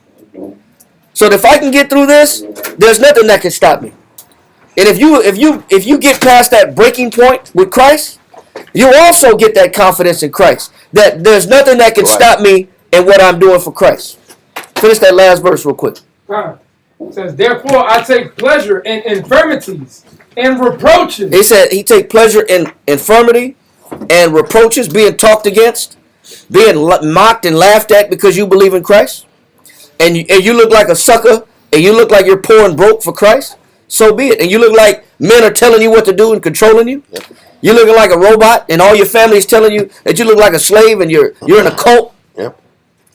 You're in a cult. You're not using wisdom. You're weak-minded. You let people tell you what to do. Shit. But you know what? If you can suffer all that, you understand what you gain on the back end. There's a relationship with Christ and the Most High that you develop. You can't get no other way. Read on. In necessities. And in necessities. I'm broke as hell, man. I'm always broke. Why does Christ equal me being broke? Only those that know can laugh at that. Getting denied bank loans. Yeah. This doesn't make any sense. I can only get a cash car. I can only get a cash car in the truth. Hey, you better learn mechanic work in the truth. You better learn how to fix cars. Yeah. Or you better pick one brand of car to fix and just keep getting that brand. Yeah.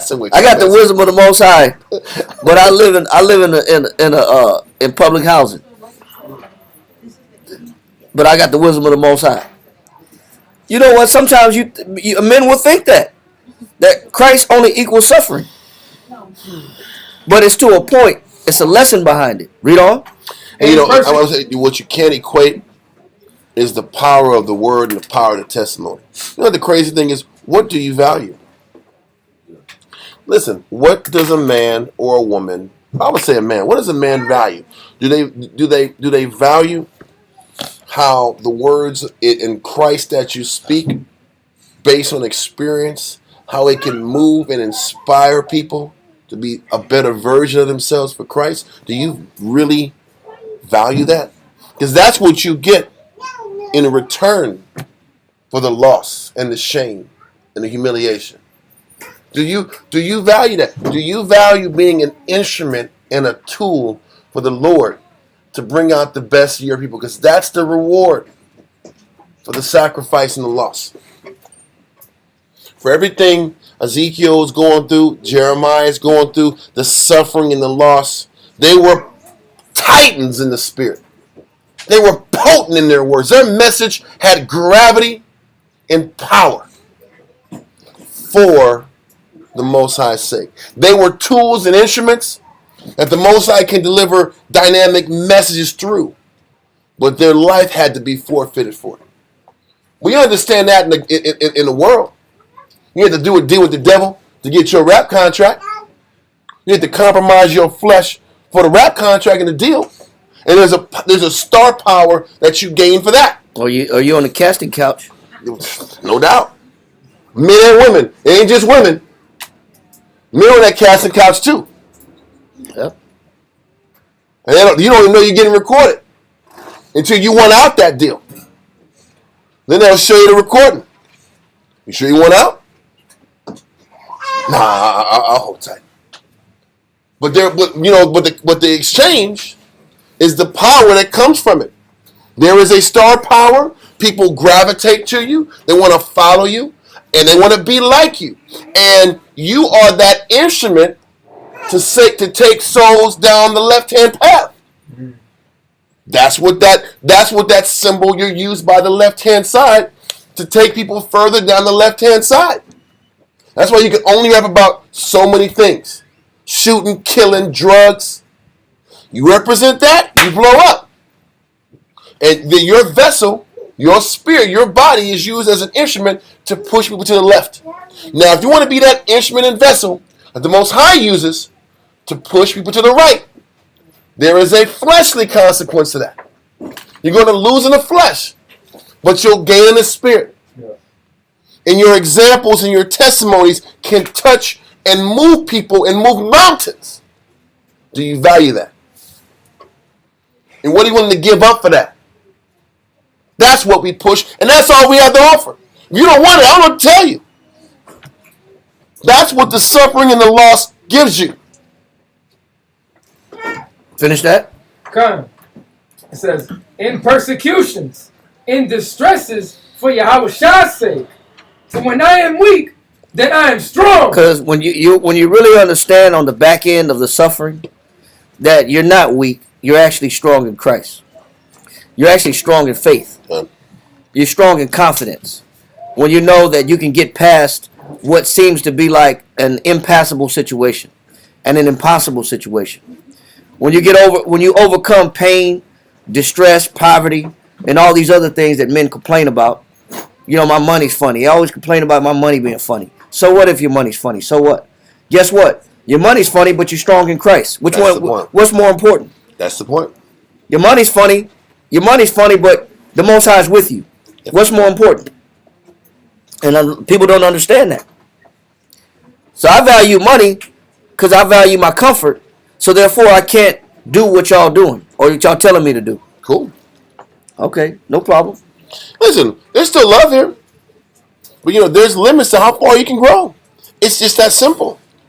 There's limits to the magnitude of your message. And there's limits to how many people you can push in the spirit, too. And that's the point. How many people you can touch and inspire. This is about touching and inspiring your people to be the best version of themselves for Christ. That's what this is. That's why you lose. This is why Ezekiel is losing. To bring that message to the people to inspire them to change. That suffering keeps the message real pure. And that it was dynamic enough to save a few souls. And that's all you can ask for. Yep. Are you good? No, that's it. Let's go back. Ezekiel 4 and 8. Who was on Ezekiel 4? Yahweh, I think, right? Yes. Let's salute you in. We didn't salute you in the first time.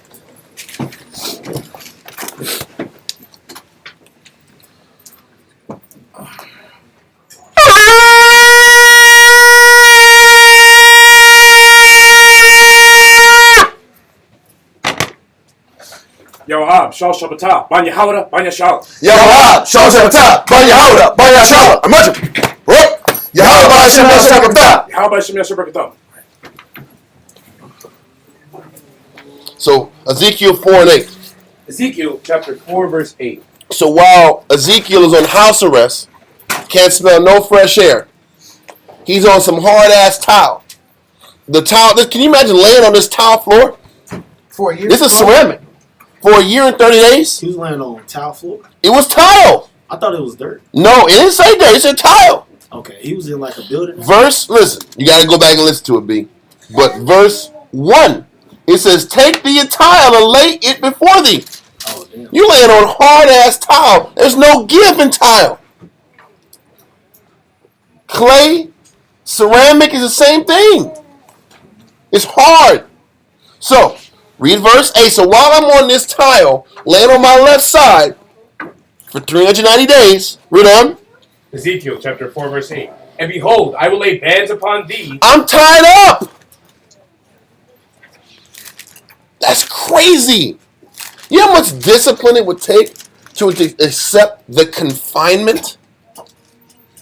It's not just laying on your side as confinement. I can't move my arms. I can't get my legs out of I can't get comfortable. It's a long time. You can't. That is insanity. On a logical level, some people would go crazy and try to tear themselves out of those ties. Am I right or wrong? That's a real thing. Drive me crazy. You're driving crazy. How's that? Can't scratch your face. Listen, and you know that it's going back this. Jeez. Flies and stuff like Fly. that. Listen, bro. Roaches. Yeah. You got like this. Just cry on his face. But he said you got to face the besieged area. So you got to still be looking at this area. But that's real. How about your left shoulder's going to get numb? Oh yeah, ain't no blood flow out. Your blood flow is out of there, bro. You can't even balance it. You just like Look, you can't go to the right. You on your left. Body weight and all. What's that? You gotta learn how to walk again. I know. His muscles going to atrophy. You know, it looks like a good might be a half guy. Charlie. You know, God. Bro, that's trauma. Yeah. That is physical trauma that you got to go through. That's figurative. Yes. There's there's permanent damage, physical damage from this move. So SARS is the beginning. It's just the beginning. And it's not like people that are in comas are in that situation. You're alive and awake. And you're moving around, you're breathing, smelling, looking around, and you're just stuck. And you're tied in, and it's all symbolizing Israel being besieged. I think it was for a year. Israel was besieged for a year. Yes. In a period of time. A year and some days. So Mosai was using him to go through the pain of being inoperable. I can't move around. I have no freedom. We're just stuck in the confines of this city being besieged for over a year. And this is what's being symbolized in it. And this is even worse to a degree. At least you can move around in Jerusalem, in the city. You're stuck. You can't just read. Sometimes when you read, you just can't just read like a novel. You got to take your time to absorb laying on your body for a year and a month. How difficult that is. Read on. And he says, and I will lay bands upon thee, and thou shalt not turn thee from one side to another. Damn, bro. Till thou hast ended the days of thy siege. That is amazing. Read on. Take thou also with thee wheat and barley and beans and lentils and millet and fitches, and put them in one vessel. Stop. Now these are all grains that used to be easily accessible in Jerusalem. These beans and these grains were easy to find. You can find them anywhere. And what happens is he's saying you got to take all of these items and wrap them up and make them a bread. That happens when there's a scarcity of food. You sit back and make these goulashes and these mixes, and you ain't got nothing else in the pantry. That's why they're painting this picture. Normal, like, it's like if you just have rice. He says you got to take a little rice, a little bit of this, and put it all together into a paste or into a bread. And you got to live off this. So read verse 9 from the top again. Ezekiel chapter 4, verse 9. Take thou also unto thee wheat and barley and beans and lentil and millet and fishes, and put them in one vessel, and make thee bread thereof, according to the number of the days that thou shalt lie upon thy side. So you got to see, saying, listen, okay, before you do this, you got to get 390 days worth of this meal. That's hell. Israel was tripping on just eating manna for a period of time. You eat the same damn bread concoction for 390 days straight. And it's going to be rationed. We're going to break down the ration right now. Read on. It says, 390 days shalt thou eat thereof. And thy meat. Meaning the meat is this bread. What you're going to eat shall be by weight. Read on. And thy meat which thou shalt eat shall be by weight. Because you got to eat by weight. Read on. 20 shekels a day. 20 shekels a day is the value of this food compounded. And when you break down 20 shekels of worth of food a day, it's 8 ounces of bread a day. Wow. You're living off of 8 ounces of bread ration. And can you toss me that water that you have in here? Make sure it's tied up. So read on. I'm not going to drink it. Read on. Just read 10 again. It says, and thy meat which thou shalt eat shall be by weight. 20 shekels a day. From time to time shalt thou eat it. I can't quantify 8 ounces of bread. You just got to nibble a little bit here. Chill out.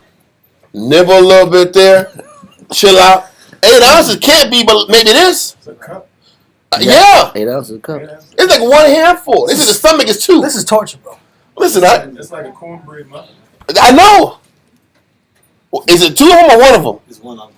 Wow. One biscuit, one roll. Listen, hey, you gotta send that. Listen, you gotta send that. You gotta send that on the screen so people can see how much 8 ounces of bread is. I'm gonna sit down.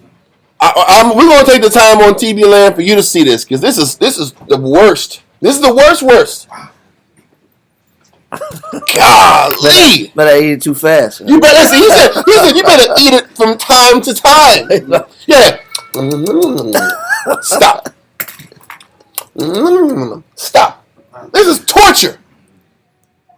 My water. Come on, you gotta send it. Can you do? I'm dropping it to you. That's what I'm looking for. Cool. So what happens, Okay. What happens when you get too excited? And So I got the airdrop on. I haven't got it yet. Maybe. What does the airdrop say? Turn it on. So we got other people and then we got people. I got Nagaha for airdrop and then Marocco. You don't have it on. Listen, I always airdrop on this line. I got you. Say I turn mine off. Yeah. That's a lot of self-control. Man. Listen, but before the self-control comes the anxiety and the stress. Listen, you got to go through withdrawals before you even accept that. Physically, mentally, the idea of being confined, that is torture. You find it out? I got to show this, man. Because y'all, my water is show. Listen, it's a biscuit. How about that? Forget the picture. It's a biscuit. Don't worry about it. We're good. You're getting a biscuit a day. But it's a biscuit. It's a biscuit mixed with like barley and beans and lentils. It's like a lentil biscuit or a bean biscuit. Ezekiel. A bread. Yeah, it's Ezekiel, and that's where they get the whole idea of Ezekiel bread. Listen, first, Ezekiel bread ain't very tasty. This is FYI. I don't know if y'all had Ezekiel bread. When I was on my diet zone, I was trying to be a better guy. I'd be munching. I'm like, damn, this is healthy as hell. This is healthy as hell right here. And you're chewing for days. I'm grazing like a damn cow. You're grazing like a cow, and you're just eating and chewing grains. It's grain. It's granularly. You might get a little snippet of some crunchy something in there. Some seeds. It's seeds. It's crunchiness, and it's a lot of chewing. It's pure fiber. It's pure fiber, right? And you're getting just a biscuit full of it for the day. Yes, sir. Did he have to use the bathroom on himself? No, I listen. You know what the problem? You know what the problem was? He probably had a bucket. You had a bucket game, huh? You couldn't go outside the house. You can't go outside the house. You in a bucket, B. I thought he was laying on the side though. You better do something. Listen. Get a bedpan. Figure it out. You better figure it I have out. to sleep But with he it. You wasn't gonna figure it able out. to move side to side. No, you can't. Listen, I don't got the minutia of how he got the poop out. I don't know, bro. I have no idea. He wants the poop break. But what I do know is he was suffering. So, read verse 10 again. Ezekiel chapter 4, verse 10. This is hell. Read on. And thy meat which thou shalt eat shall be by weight, 20 shekels a day. 8 ounces of bread, of a hard-ass Ezekiel bread. Read on. From time to time shalt thou eat it. You're going to get a little bit, munch on a little bit a day and spread that food out for the day. Yes. That's even merciful in itself if you look at it, because it's providing him a lot of nutrients in that little biscuit. You got this. That sounds cool, bro. Listen, all that's cool, bro. There's nutrients, nutrients everywhere.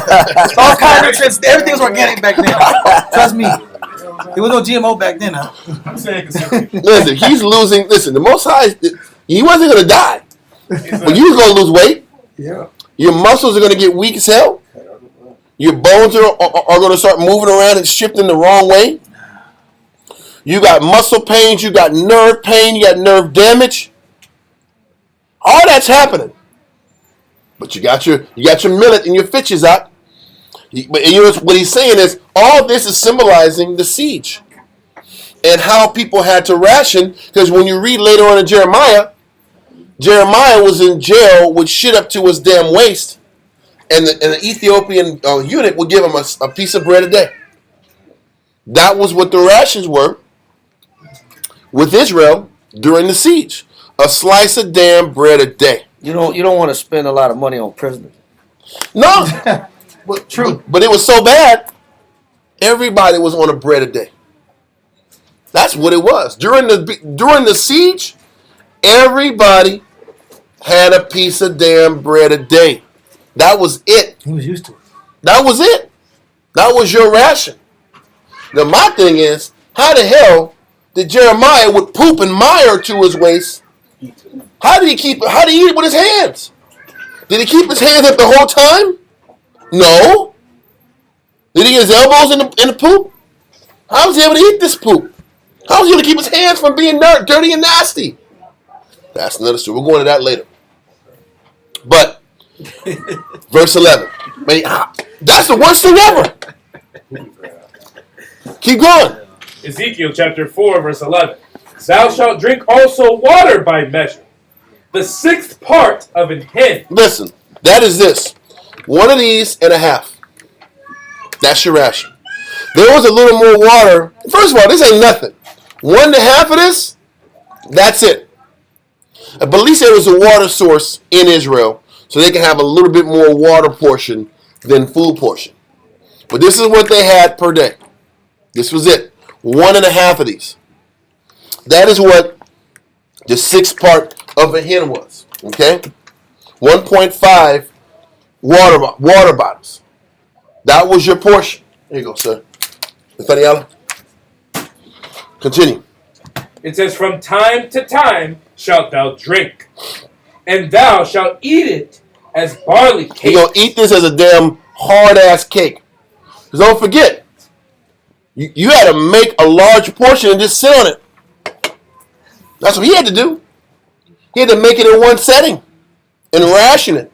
Hey, Does that mean that bread got hard-ass cuss? Sucks. It gets it stale, huh? He said ration it out for 390 days. So that bread is stale as cuss by a month. That's how it would be if there was a siege. I know.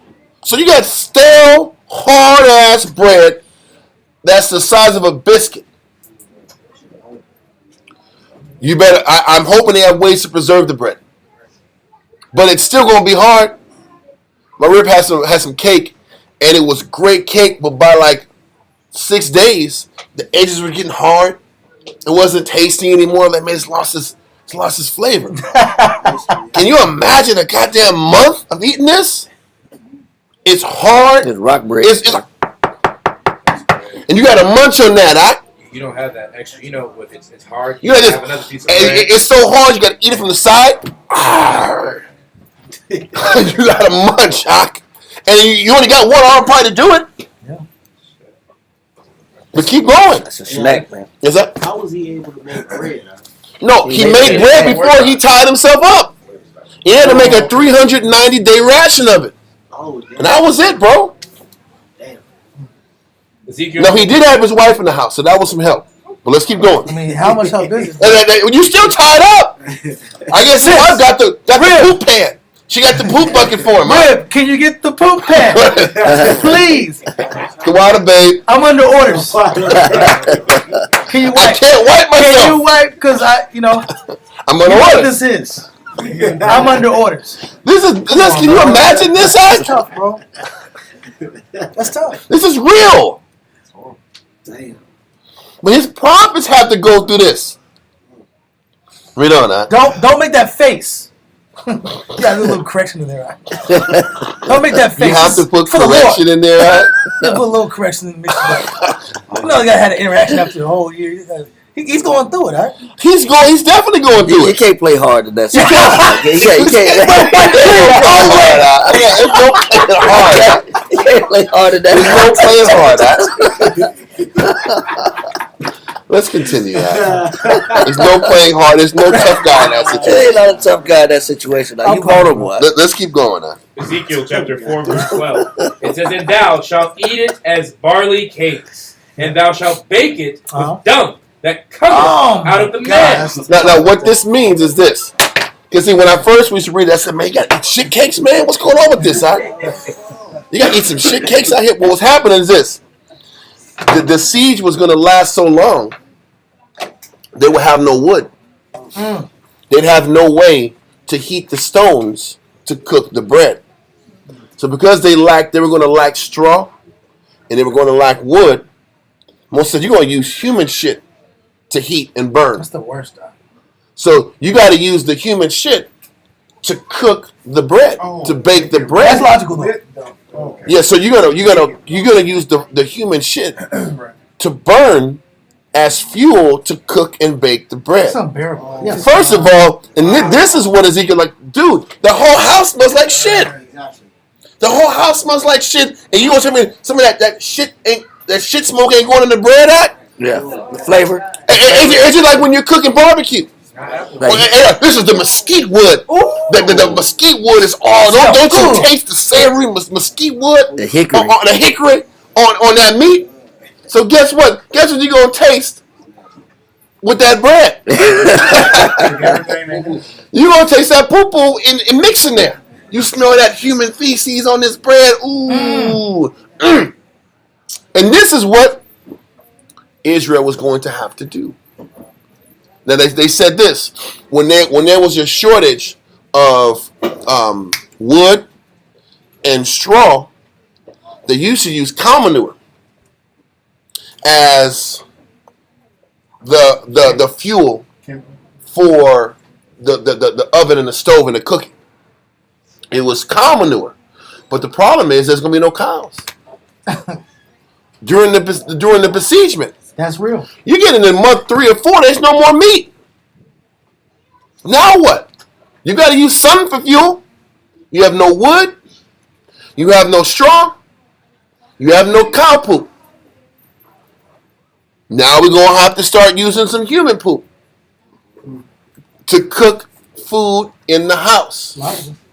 This is why he's saying, you're going to have to sit back here, take that poop that your rib just cleaned up, and put it as fuel for the bread. That's all. Now I'm going to take this back. I was wrong in what I said. He didn't cook it all on one front side. He's having it cooked sporadically like Israel was. Okay? He's having it cooked in periods of time. Because that food would rot. That food would rot in 390 days. There's no way. So, I was wrong, Salakia. So what's happening is, he's like, what he said is, buy 390 days worth of supplies off rip. Buy the supplies. Go to Costco, pretty much. Yes. Go to Costco, buy the supplies, and eat off this ration. And bake per day, as is needed. But as you're baking per day, instead of using wood and straw like you would have accessible, use human dung to fuel the stones to bake the bread. Okay? Think about like when you're cooking pizza and you put it in that oven and kiln, and there's stones and fire to kind of do it. Yeah. You're putting bread in that oven with human crap under it. And that's the fuel of it. That's the coals that cooks the food. That's the coals that cooks the food. So the whole house is stank. The bread got stank air in it. It's miserable. Huh? Stank elements, and you're eating stank bread. Okay? You want to read this too real quick on that burning the crap, because a lot of military soldiers had to do this in Iraq in Gulf War I. So they said in June 2014, the VA launched the Airborne Hazards and Open Burn Pit Registry in response to concerns that veterans were experiencing a range of respiratory illnesses possibly associated with exposure to burn pits. It says that was when they were sitting back here and burning the poop from the outhouses, right? Mm-hmm. Yes. They had to burn it. It says a burn pit is an area devoted to open air combustion of trash and waste. It says that may have short and long-term health effects. It says, especially for those who are exposed to long periods, it says, or those prone to illness such as asthma and other lung and heart conditions. It says it damages the lungs, the skin, the eyes, breathing, causes rashes, coughing, throat irritation, eye irritation, and internal organs, gastrointestinal tract, cardiovascular systems, and respiratory systems. So it ain't even healthy to burn poop. Human poop, bro. Yeah. This is bad. So he wasn't consuming literal human feces. It was the fact that he wanted to burn human feces, and all the toxins of it was going to go into the bread that you consume. Okay. Now, read verse 13. Ezekiel chapter 4, verse 13. And the Most High said, even thus shall the children of Israel eat their defiled bread among the Gentiles, whether I will drive them. So this is still part of that besieging. They're going to be reduced to burning human excrement to cook their food. And that's the one step before cannibalism. That's the next step. You're going to be burning human feces to eat the last remaining bread you got. Then when there's no more bread to eat, you're killing babies. And you're eating baby meat. Every besieging was like that. They were, and one of them, the northern tribe, I think it was Ahab, they said, listen, King, there was a woman that came to him complaining about the fact that her and another woman made a deal to kill one of their babies. The next day, they'll kill the other baby. So, but the other woman, she didn't fill her part of the bargain. She had to kill her baby too. And the king was like tripping. Every besieging has this consequence. Cannibalism comes behind it. So if this is bad, cannibalism is even worse. Let's continue. Verse 14. Then said I, He's like, Lord, come on. I got to sit back here and I'm already tied up. I'm already going to sit back here and be on crazy confining. Can I at least just eat animal poop? But he's not eating it, he's indirectly eating it. He's cooking animal poop. That was a more acceptable process of cooking food, was from animal dung. But it has a flavor, though. It's still bad. Yeah. You ever sit back here and you see horses and they're pooping or they're going on a river walk and they're pooping and some of it gets in the floor? It's not roses, man. Dog poop is not roses. Let's keep going. behold, my soul have not been polluted. For from my youth up, even till now, have I eaten of that which dieth of Have I itself. not eaten So of that? have I not eaten of that which dieth of itself, or is torn in pieces? Neither came there abominable flesh into my mouth. He's like, Father, I haven't eaten anything unclean. And burning human feces and it going translating into the food is still you eating unclean food. It's contaminated. It's contaminated food. Read on. Then he said unto me, Lo, I have given thee cow's dung for man's dung, and thou shalt prepare thy bread therewith. It's amazing that his only complaint was about the defiled food. There was a lot of suspect requirements the Most High had for him. And he only complained about the unclean part. That shows you the kind of man he was. Okay? Read on. Verse 16. But he is giving him a respect that the rest of the nations, rest of Israel wasn't going to get. The rest of Israel is going to have to cook with human crap as their fuel during the besiegement. Read on. Moreover, he said unto me, Son of man, behold, I will break the staff of bread in Jerusalem. And I'm gonna cut down their excess. I'm gonna break their economy. I'm gonna break their comfort. But you have to be a living example, blow by blow, of what's going to happen 1,000 some odd miles away from here. The people in Babylon are going to see what you're going through and know what they're going to be going through. It was all about symbolizing, hey, you know why? Somebody had to tell the story after everybody died. He made it clear. These people are going to die in Israel. Jerusalem, they're all going to get wiped off the board. These are evil figs. They're off the board. So somebody has to tell the story when I wipe out everybody in Jerusalem.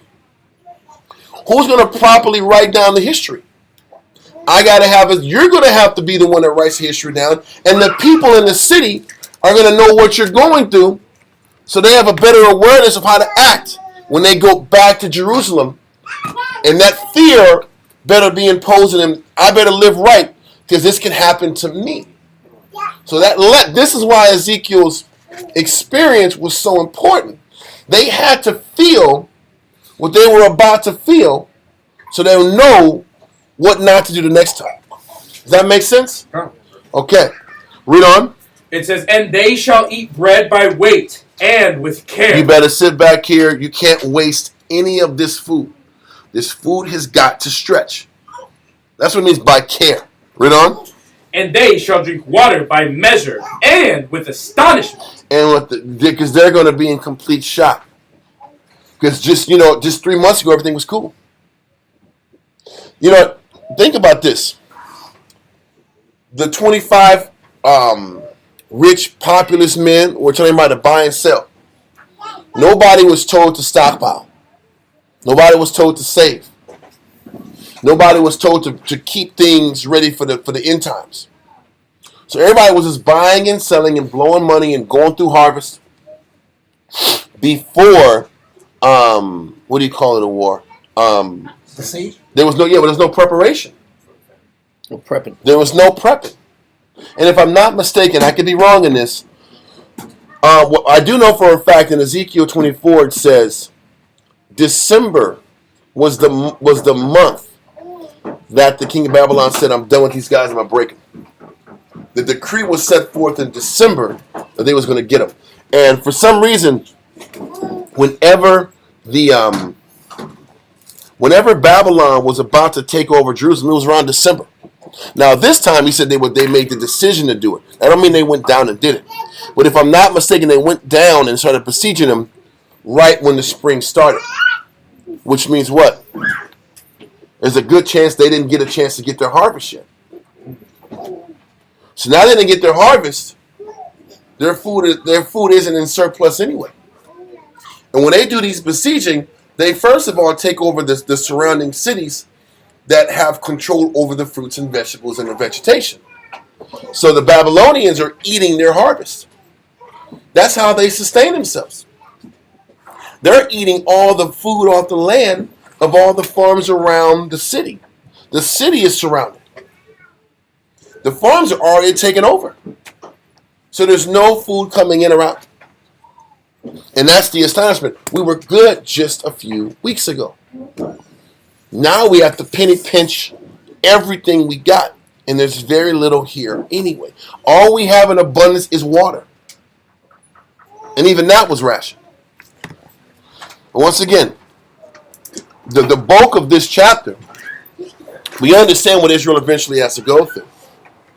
But the bulk of this chapter is still dealing with the loss that Ezekiel had to go through, just so that the loss Ezekiel had to go through just for the people to get the message, to get the understanding of what's about to happen. Okay, read on verse 17, sir. Ezekiel chapter 4, verse 17. That they may want bread and water, and be astonished one with another, and consume away for their iniquity. Con, man. It's real. That's a famine. That is a famine. So now what we're going to do is go into Ezekiel chapter 5, verse 1. And it's 1 through... 17. Is it 17? Yeah, 17. Yeah. So the Most High is putting Ezekiel through it. Over it's 390 days, and then it's 40 more days on the right side that he's got to do. So his body is destroyed after this. You just imagine. So, but there's more suffering that Ezekiel's got to go through. Hopefully we'll have time to get through it all. I'm going to try to force and get all of it in. Let's continue. Let's get Ezekiel 5. Ezekiel chapter 5, verse 1. And thou, son of man, take thee a sharp knife, take thee a barber's razor, and cause it to pass upon thine head and upon thy beard. Then take thee balances of weight, and divide the hair. Before we go into what he's doing, he says, I want you to shave your hair on your head and your beard. Hold that and go to 2 Samuel chapter 10. 2 Samuel 10, verse 4 through 5. 2 Samuel chapter 10, verse 4. Hold on 1 second. 10, verse 4 through 5. Let's read. Well, let me get 1 second. 2 Samuel. Let me get to it. Read it. 2 Samuel chapter 10, verse 4. Wherefore Hanun took David's servants and shaved off the one half of their beards and cut off their garments in the middle, even to their buttocks, and sent them away. When they told it unto David, he sent to meet them, because the men were greatly ashamed. The men were greatly ashamed because they got their beard shaved. The Most High is telling Ezekiel to cut all your hair off and all the hair off your beard. The Most High had no problems with shaming his prophets. It was a prerequisite. The prophets had to be shamed. On top of that, you just got off from your body being jacked up, taking years to recover. Now he's shaming him on another level. He's still on house arrest, but she keeps shaming him because he has to show him this is the level of shame that Israel's going to have to endure. But you have to symbolize the shame for your people. That shame is symbolic of the Most High attacking your image. Mm-hmm. Because a lot of times image is important for us. We want to be received and respected in public a certain way. We want to be esteemed a certain way and get certain people's respect so I don't look bad. Well, looking bad is part of sometimes serving the Most High. Sometimes you're going to look bad. I don't want to look like I'm not on top of my game and I'm looking like I'm not capable. I'm not capable. Yeah, I feel less than inadequate. A man. I'm inadequate. I don't feel strong. Yep. All that is image based, man. I'm not confident in who I am. No, you're not confident in who you think you are, and your perception. The fact that the Most High is with you it should be enough for your confidence right there. But a lot of times we have external confidence in other things. A lot of times it isn't our perception and how we want to come across to people. I don't want to be looking a certain way. Well, so what? Serving the Lord, hey, that image sometimes got to go. And man can't handle that. Sometimes that image alone breaks them. Okay. You know, I don't want to be questioned, and I don't want to look bad and look like people gotta, question me and what are you a part of and why you act the way you act, why you dress the way you dress, why you look the way you look. So that image is important to people, man. And him breaking us is a prerequisite for us to learn how to follow him. Yep. He has to break down everything you have confidence in so you can learn to have confidence in him. I'm ashamed to be an Israelite. And that's the point. So he brings out, he keeps shaming you until you learn to have confidence in who you are in Christ, not who you built yourself up to be. And that's the reality of things. It's time for you to head out too. Okay? But, Verse 5. we have to finish verse 5. It says, because the men were greatly ashamed, and the king said, tarry at Jericho until your beards be grown, and then return. He says, listen, you got to wait in Jericho till your beards grow back up and you can regain your confidence and self-esteem. Because back then, your confidence was based on your beard and the strength of it and the length of it. But most of us going directly at Ezekiel and shaving his beard and his hair. Because that's a great shame to have that shaven. Okay, so let's go back to Ezekiel 5, verse 1 again. Ezekiel chapter 5, verse 1. It says, and thou, son of man, take thee a sharp knife, take thee a barber's razor, and cause it to pass upon thine head and upon thy beard. Then take these balances to weigh, and divide the hair. So he says, now I want you to break up all the hair on your head and on your beard, and we're going to sit back and weigh it. And once we weigh it, we're going to split up the hair in different groups. Okay? Read on. Verse 2. It says, thou shalt burn with fire a third part in the midst of the city, when the days of the siege are fulfilled. And thou shalt take a third part, and smite about it with a knife. So what he's saying is, the crazy thing is this. This is still happening. This happens right after the days are fulfilled. After that 430 days, he's like, you're supposed to break up this hair in 3 parts. By weight. Equal weight distribution of the hair. He said 1/3 of the weight needs to get burned on that pot. Remember that pot was supposed to represent Jerusalem. So you got to burn this hair in the pot, because 1/3 of the people were going to die in the fire that was going to be caused in Babylon. Wow. Because Jerusalem was destroyed and burnt, and 1/3 of the people had to be burnt alive in Jerusalem. So he's saying 1/3 of that hair has got to get burnt to represent 1/3 dying in the fire. Read on. So it says, thou shalt burn with fire a third part in the midst of the city, when the days of the siege are fulfilled. After that 430 days, then burn 1/3 of your hair. Read on. And thou shalt take a third part, and smite about it with a knife. Then you got to take the other 1/3 and chop it up with a knife, because the other 1/3 is going to get killed and murdered by the soldiers that come in once the siege is fulfilled. So how do you want to die? By fire or by getting chopped up by the Babylonian soldiers? Pick your poison. Read on. And a third part thou shalt scatter in the wind, and I will draw out a sword after them. Remember we talked about, he says that other 1/3 was never going to make it back home. So they got scattered all throughout the world, just like the 9.5 got scattered all throughout the world. He says, and the sword's going to follow them with their disbursement. He says, these guys will never come back. So you're going to get permanently banished and die in a foreign land under foreign crazy circumstances, which is still based on some kind of slavery. You're still captive, and you're going to die being captive. Or you're going to die and get killed in Jerusalem by the sword, or you're going to be burnt alive in Jerusalem. Which one is your choice? Because this is what the hair represents. Every strand is a person. This is how raw the Most High is. But you know what? But it's at the expense of Ezekiel looking bad. The lesson for the people was at the expense of the prophet and the teacher being shamed. But that's the issue all the time. The teacher has to lose and suffer so the message can have greater impact to the body. This is the consequence of wanting to teach and lead. What you suffer is for someone else's benefit. It's for somebody else's lesson. Y'all understand? This is what we have signed up for. What you go through, what you lose, is for somebody else's lesson and tale of what to do or what not to do.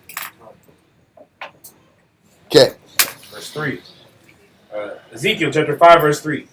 Thou shalt also take thereof a few in number. Take a little bit more of the strands of the hair that's left. Read on. And bind them in thy skirt. Keep it in your pants or in your pocket, whatever. Read on. Then take of them again, and cast them into the midst of the fire, and burn them in the fire. For thereof shall a fire come forth into all the house of Israel. Okay, so he says that those remaining will still get burnt in the fire. Read on. This saith the Lord Yahweh. This is Jerusalem. I have set it in the midst of the nations and countries that are round about her. So what he's saying is Israel is going to be surrounded by all the adjoining nations. It's not just Babylon. It's Babylon. It's the Chaldeans in Babylon. It's Moab. It's Edom. It's Philistia. It's Tyre and Zidon. It's Syria. They're all surrounding Jerusalem. And they're coming at them. Everybody's going to get their licks in at this point. Read on. And she hath changed my statutes into wickedness more than the nations, and my statutes more than the countries that are round about it. He says, because we know better. He said, we were more corrupt than the nations because we were given one-on-one breakdowns and just blew it off. So it's almost like us. When we rebel against the Heavenly Father, he takes it more personally than Israel that this came from the church. They don't know no better. We know better. So our consequences are greater. Read on.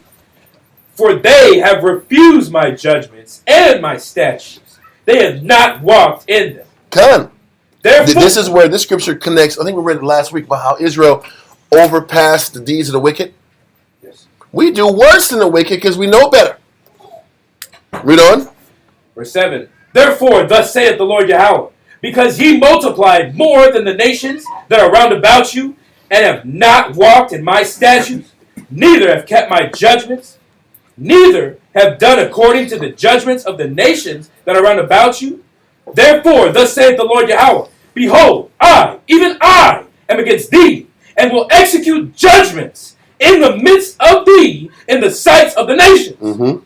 And I will do in thee that which I have not done, and whereunto I will not do any more the like, because of all thine abominations. Okay. Therefore the fathers shall eat the sons in the midst of thee. He's like, it's going to get so bad that the fathers are going to eat the sons in this besiegement. This is crazy.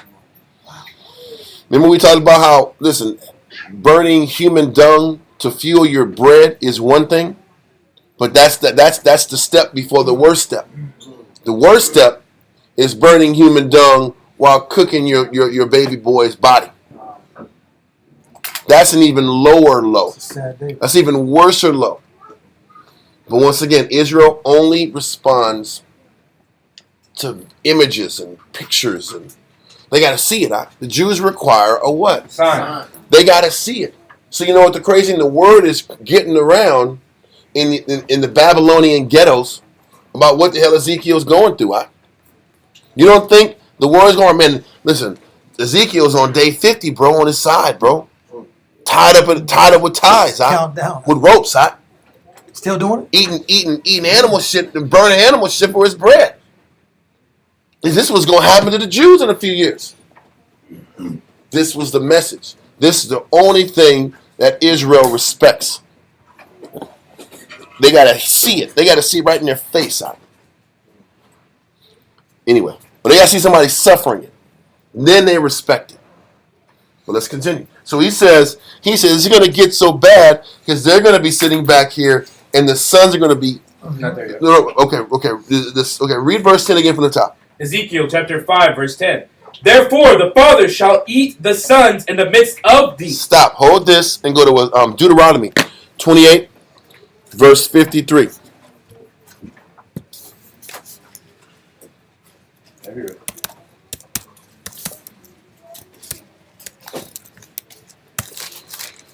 Let me get it. Deuteronomy 28, 53.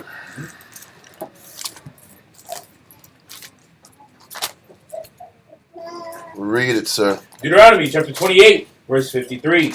And thou shalt eat the fruit of thine own body, the flesh of thy sons and of thy daughters, which the Lord thy power hath given thee, in the siege and in the straitness, wherewith thine enemies shall distress thee. This was talked about in Deuteronomy 28 about the siege that was going to come and was going to be eating our children.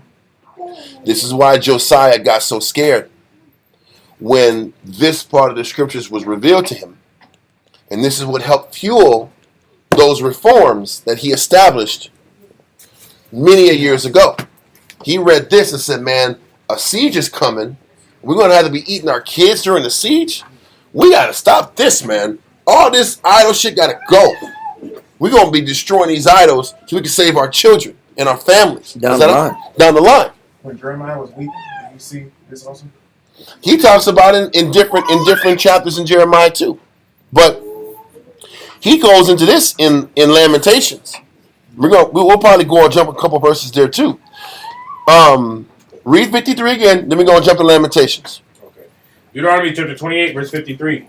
And thou shalt eat the fruit of thine own body, the flesh of thy sons and of thy daughters, which the Lord thy God with thy power hath given thee, in the siege and in the straitness. Meaning, during a time of narrowness, during a time of hard times. But it's hard times. During hard times, they were making extreme decisions. Famine, really. Khan. Read on.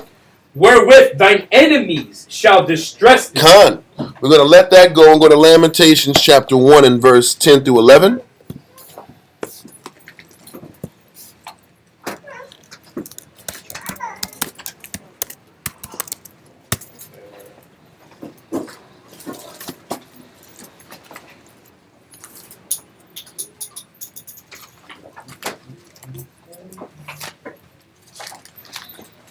Read that.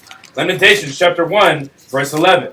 All her people sigh. No, it's Lamentations 1, verse 10 through 11. Oh, sloppy. Lamentations chapter 1, verse 10. The adversary hath spread out his hand upon all her pleasant things. Pleasant things is food, harvest, the ability to go in and out of your city. He's put his hand on all these pleasant things. Read on. It says, for she hath seen that the heathen entered into her sanctuary, whom thou didst command that they should not enter into thy congregation. Then the number one thing the Most High is pleased with is the sanctuary. He says now that they've broken in the sanctuary, Lamentations is the writing after the fall. Okay, read on. Verse 11. All her people sigh. They seek bread. They have given their pleasant things for meat to relieve the soul. He said they sat back here and sold off all of their valuable things just for a bite to eat. Because it got so bad. You could just see how the deterioration goes. Everything of value was off the shelves. Listen, you telling me women weren't prostituting themselves? Gold and riches weren't given up? Everything you had of value was bartered for some bread. Everything pleasant was given up for bread during this time of distress. This is the level of distress and suffering that had to happen. Read on. It says, see, O Yahweh, and consider, for I am become vile. They have become vile because of everything they had to compromise just to eat and put food in their stomach during this besiegement. We're going to stay in Lamentations and go to chapter 2, verse 11. 11 through 12, and then verse 19. Lamentations chapter 2, verse 11. Mine eyes do fail with tears. My bowels are troubled. My liver is poured upon the earth for the destruction of the daughter of my people, because the children and the sucklings swoon in the streets He of the says, city. the children and the sucklings, meaning the infant babies, swoon. Let's look up swoon in 1828. Swoon.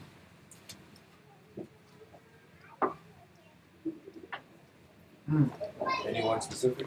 Yeah, just somebody give it to me. Who got it? Swoon, to faint, to sink into a fainting fit. People were going, listen, there was crying, there was yelling, there was despair, panic attacks. Can you imagine the anxiety and the crying and the screaming? Listen, have y'all like seen these images of like the Palestinians in Gaza? I don't know if you guys have seen. You haven't seen it? No, I said yeah. No, the brother behind you did. Okay. Bro, listen.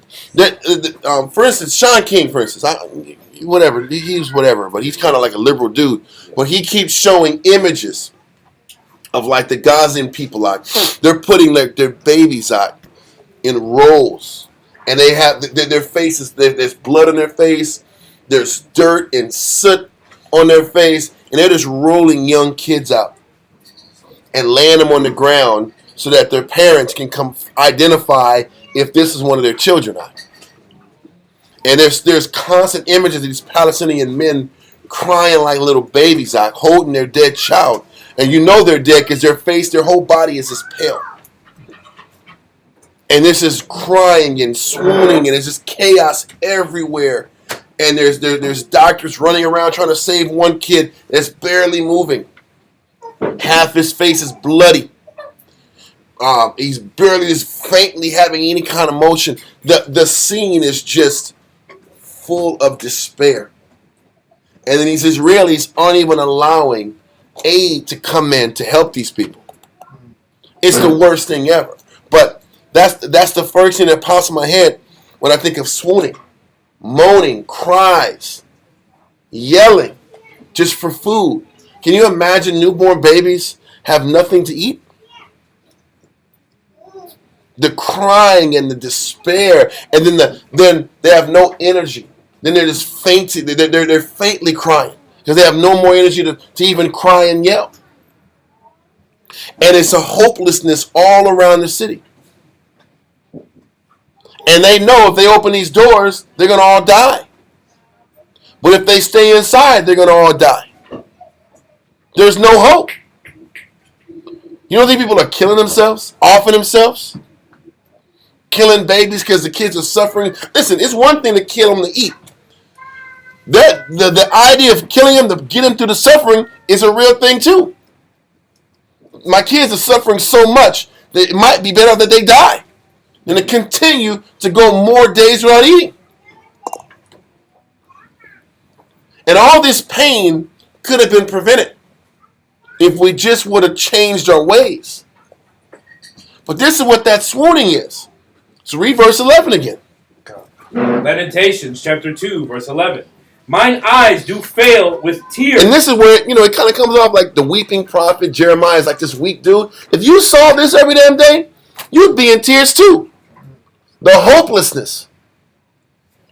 The deaths that could have been avoided. Read on. It says, because at this time, the crazy thing is, at this time, when Jeremiah is chronicling this, he was in this mire in jail to the point where he was about to die. He gets pulled out and gets put back in regular jail, right? And as he gets put back in regular jail, he's enduring the besiegement in jail. When the Babylonians come in and burn the whole place down, Nebuchadnezzar says, protect him. He said, listen, you want to come back to Babylon and I'll protect you and look after you? Or you want to stay here? He chose to stay with his people and deal with all the after effect of the suffering. So he's seeing these people suffering even after the besiegement. There was no food even then. Listen, the Babylonians told the poorest of the poor after everything was done, listen, y'all stay in the outskirts of Jerusalem and make sure our food and our grain is sent to Babylon. So there was no food then either, because the food was being guarded by Babylonian soldiers. There was nothing to eat even then. So the children were still suffering that were remaining. You got this woman in 1865, Margaret Gardner, who was a fugitive slave in Kentucky. She cut her own daughter's throat with a butcher knife so that she didn't go back in slavery. When she was found out, when the hiding place was found out, and then she tried to kill other kids too, and then kill herself. So you look at that. That wasn't too long ago. So when you look at the 1865, that wasn't too long ago. It wasn't enough. You know what I'm saying? So you look at what our people was doing to avoid slavery, to being besieged, and their attempts to get out of being besieged, the type of extreme decisions they were making to not be found out and to not have their kids go through what they were going through. It's realistic, God. You seeing your kids suffering day in and day out, and there's no hope. And listen, I can deal with it, but I can't see my kids sitting back here and dying, and just suffering and withering away, getting smaller and smaller, and looking like them damn Ethiopians on television. Now, could you deal with that? Belly's getting all big, and they had one of them famine pictures on there too from India. It was from India, but it still gives you that. It still gives you that demonstration of what that suffering looks like. That was it right there. Yep. Okay.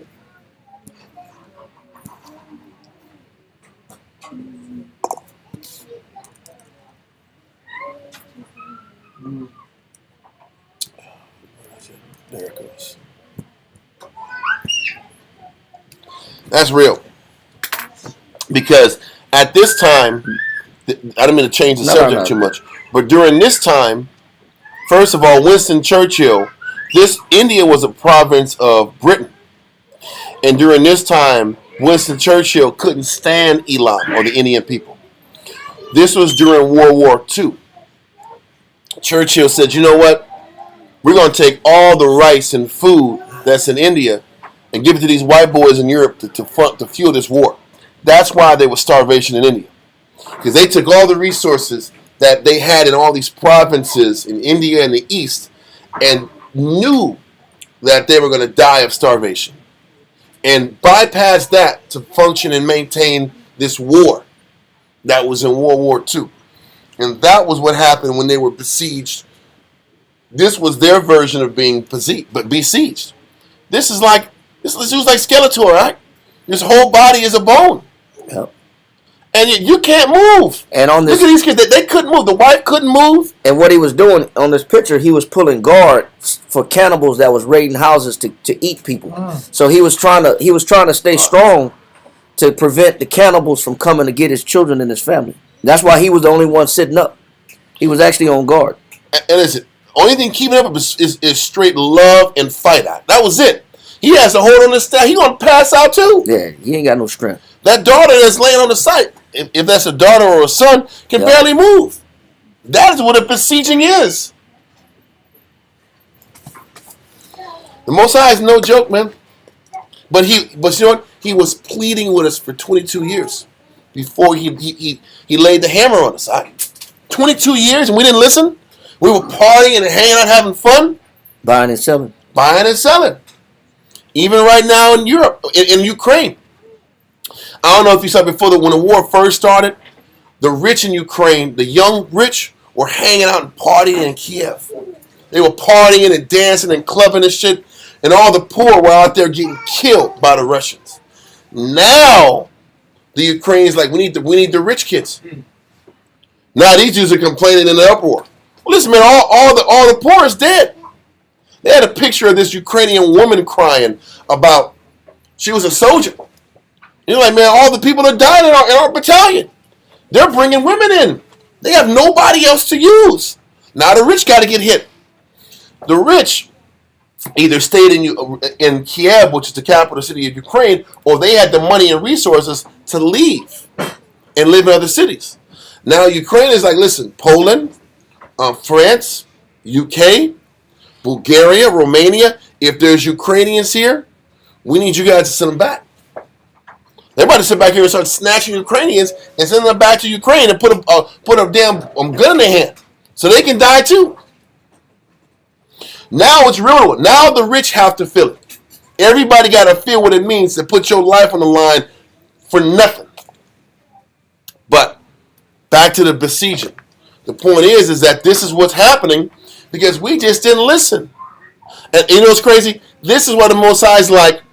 I would rather use my sons, the true prophets, to put them through the ringer so that the many can survive.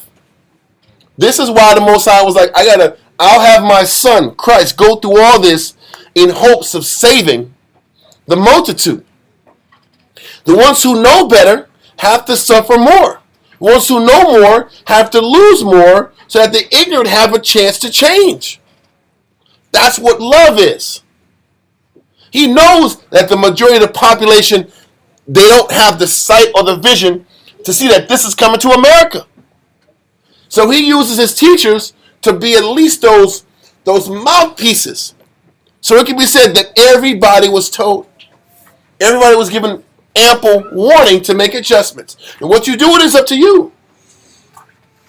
You have a verse to pull something on? I saw you kind of looking. Yeah, no, it was a verse based on what you said right now. Okay. But no, I'll let it go because Okay. I don't want to. I take it.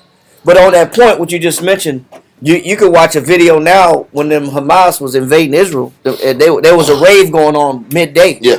And then during the rave, you got these little skinny Israelis, partying in the desert. It was supposed to be their high holiday too. Oh, it was? Yes. I didn't know that. They They attacked during their high holiday because Yeah. it was 50 years anniversary of when the Palestinians attacked them before, and they attacked them on their high holidays. Why they partied on their Shabbat? Yeah. They were feast. They were partying on their version of Feast Tabernacle. They doing some weird little dances, and then you can see the little parachutes. It's like weird Euro dances. Yeah, little weird Euro dance. The dancing wasn't even coordinated. That's how you know it's Euro. Yeah, but there's no rhythm to it. There's no rhythm to it. But then you see these little parachutes coming behind them with little parachutes with these little guys. And these little riding lawnmowers out. Lawnmowers with parachutes. They coming in with AKs shooting down at them. Then the scene changes from rave to running and escaping in an instant. You know what I'm saying? You saw that change in an instant. But how shall it be during our time? Because in Luke 17 it says the same day. It's the same way as it was in the days of Noah, when people are married and given into marriage, buying and selling. It said then the son of man came, or destruction came upon him. It's the same way that the end times are going to be. It's going to catch everybody off guard. And it's going to change from day to night. Just like that. Night and day, it's going to change. And your whole life shall become unstable. And what you thought was the norm will no longer be the norm. And that's a shocker to people. That my life is no longer the way I established it or thought it was going to be. But that's how it says in Luke 17. As it is in the days of Noah. The Most High uses that element of surprise to catch the maximum rebellious ones off guard. You know what I'm saying? So let's go back to Lamentations 2, 11, 12, and 19. Lamentations chapter 2, verse 11. Mine eyes do fail with tears. My bowels are troubled. My liver is poured upon the earth for the destruction of the daughter of my people, because the children and the sucklings swoon in the streets of the city. I would imagine because of the famine, the women don't even have any breast milk. So the children, the babies can't even get enough milk to survive. Read on. Verse 12. They say to their mothers, where is the corn and wine? I'm hungry, Mama. Daddy, I'm hungry. That is agonizing. And there's nothing to eat, baby. And the look that they have on their face. Keep going, man. When they swooned as the wounded in the streets of the city, when their soul was poured out into their mother's bosom. God, that vulnerability. I need and you can't provide. That feeling of helplessness was all around. Read on. Verse 19. Arise, cry out in the night. In the beginning of the watches, pour out thine heart like water before the face of the Lord. Lift up thy hands toward him for the life of thy young children that faint for hunger in the top of every street. That faint for hunger is in the top of every street. There's this moaning and crying and bewailing. He says in the first, cry out in the beginning of the watches. What time is the beginning of the watches? The first watch is at 6 in the morning. Kinda. So he says as soon as the sun rises in the beginning of the day, they're No, I take crying. it And back. it's 8 o'clock. It's 6 at night. It's 6 at night. 6 at night. That's dinner time, Yeah, 6 at night. 6 to 9 is the first watch. bro. So from 6 to 9, they're crying right when it's dinner time. And that crying don't stop all damn day long. And the bewailing is at the top of every street. Every street corner you going, there's hungry, there's sick, there's swooning, there's need. Can you imagine that? Bone chilling. It's bone chilling.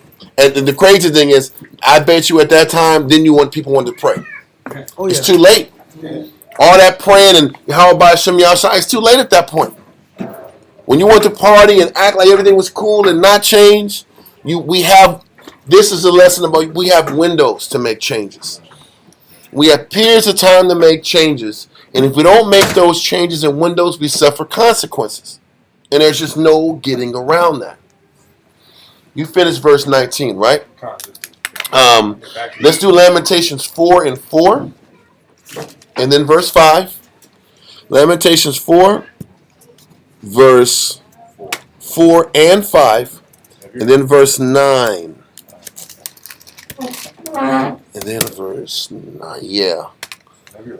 I am ready. Lamentations chapter 4, verse 4. The tongue of the sucking child cleaveth to the roof of his mouth. You ever see like a baby that's trying to find his mom's tit and just can't find it? It's just, and that child is just begging for food and there's nothing there. You see how angry that child gets when he can't get his milk? And you just got to watch this baby cry and console him as much as possible. Kinda. Read on. But then he wakes up, he's going to be hungry still. Read on. For thirst, it says, the young children ask bread, and no man breaketh it unto them. Brother, this is the most depressing thing you can go through, a besieging act. And he had to go long enough. The Most High let this besiege go long enough to break everybody. That's scary. It's like we been playing about the heat. Too hot outside. Bro, keep going, man. Verse 5. It says, they that did feed delicately are desolate in the He streets. said the ones that rationed properly were still desolate. He says the ones that fed delicately, they rationed from the beginning. This is why all that ration crap and that saving up, there's limits to it. Because you can prep your ass off, you're still going to be suffering. This was the point. Read verse 5 again. They that did feed delicately. The people that were prepping. The smart ones. The people that sat back and used wisdom, air quote. He said they were desolate. Most High will stretch out your suffering to as long as the person who was the most prepared got himself together. This is why, like I said, we have a little bit of whatever, but you know what? I already know the battle starts when there ain't no more rice. Ain't no more beans. That's when the battle starts. And that's going to happen to everybody. Because everybody's going to have to wait on the Lord. Sheesh. Read verse 5 again. This is scary. Lamentations chapter 4, verse 5. It says, they that did feed delicately are desolate in the streets. They that were brought up in scarlet embrace dung. The ones with the bread, the pension, the money, The stability. the 401k, the stability. He says they're sitting back here on the bottom too. So the ones with the money, their money's going to run out. The ones with the resources, they're going to run out. The preppers, they're going to be without anything left. You can plan and prep all you want. It's no avoiding it. There's no avoiding it. This is why the scripture, I think, is in Amos, says they're going to hide under the caves, and I'm also going to get them into the caves. You're going to try to hide all the little Esau's bunkers that they have set up. They're going to have their doomsday bunkers. They're going to get blown up. They're going to get found. Y'all sit back here and look at the Canadian prepper online out. You ever see that guy out? This guy has 1,000 bug out bags. He's got underground this and this and this. Hey, man, he gonna get found out quick. He ain't gonna have enough bullets to stop what's coming to him, huh? Because these guys their faith is in their preparation. Their faith is in I am 2,000 miles away from civilization. Nobody's gonna find me. I'm off the grid. I'm off the grid. I'm in Canada. I got in the water. woods. I got my well water. I'm self-sufficient. I can be hidden. No, you can't be hidden. Everybody thinks they can use wisdom to avoid the wrath of the Most High, and it's untrue. These people that had all the money in the world, all the comfort, security, still got discovered. You know, when you're hungry, you can smell food for like 50 miles away. I don't know about anybody going to a fast. You go to a fast. Oh yeah, your senses are heightened. Yeah, your senses are on 20,000. You can smell bread. You like, man, they cooking pancakes in the That's three hilarious. houses. I can smell the maple syrup. I can smell the syrup 3 houses down from me. Somebody barbecuing 3 blocks over. You smell every damn thing. Yeah. You think that people, when they're hungry, ain't gonna be able to smell you out? Yep. When What's there's smoke over there? there's smoke over there. Y'all smell that? Yep. Yeah. I smell wood burning. That means food's cooking. Yeah. Brethren, let's jump to verse 9. Lamentations chapter 4, verse 9. It says, they that be slain with the sword are better than they that be slain with hunger. This is the facts. He says the ones that get killed off rip is better that get withered away day by day, week by week, month through the damn hunger. Right? It's better to die off rip than to suffer day to day through hunger. And that's for adults. How much more worse than a child or a baby, all right?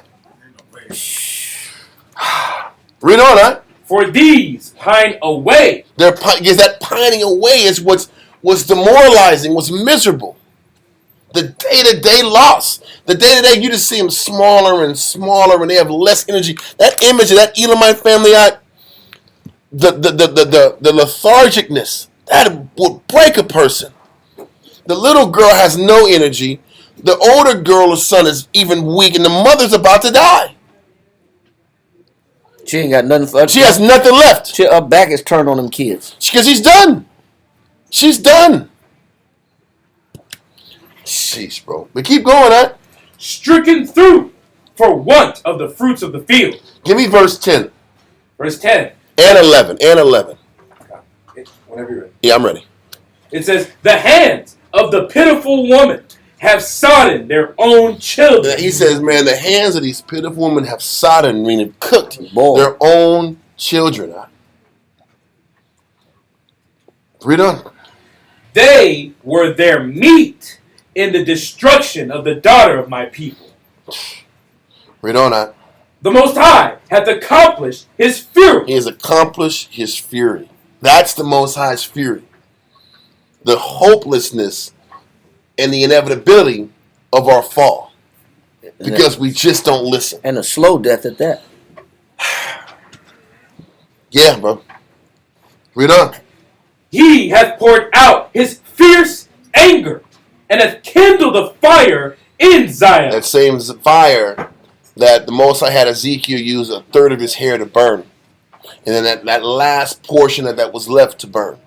Fire, famine, the sword, and the other ones after the famine, they still had to sit back and be sent as captives. Can you imagine that? You're already skinny like these damn Elamites, and then now you got to sit back and walk hundreds of miles somewhere else to be a slave somewhere else.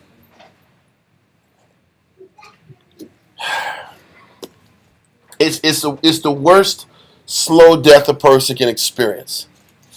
You know, the sister just put on the thread where she had a father that was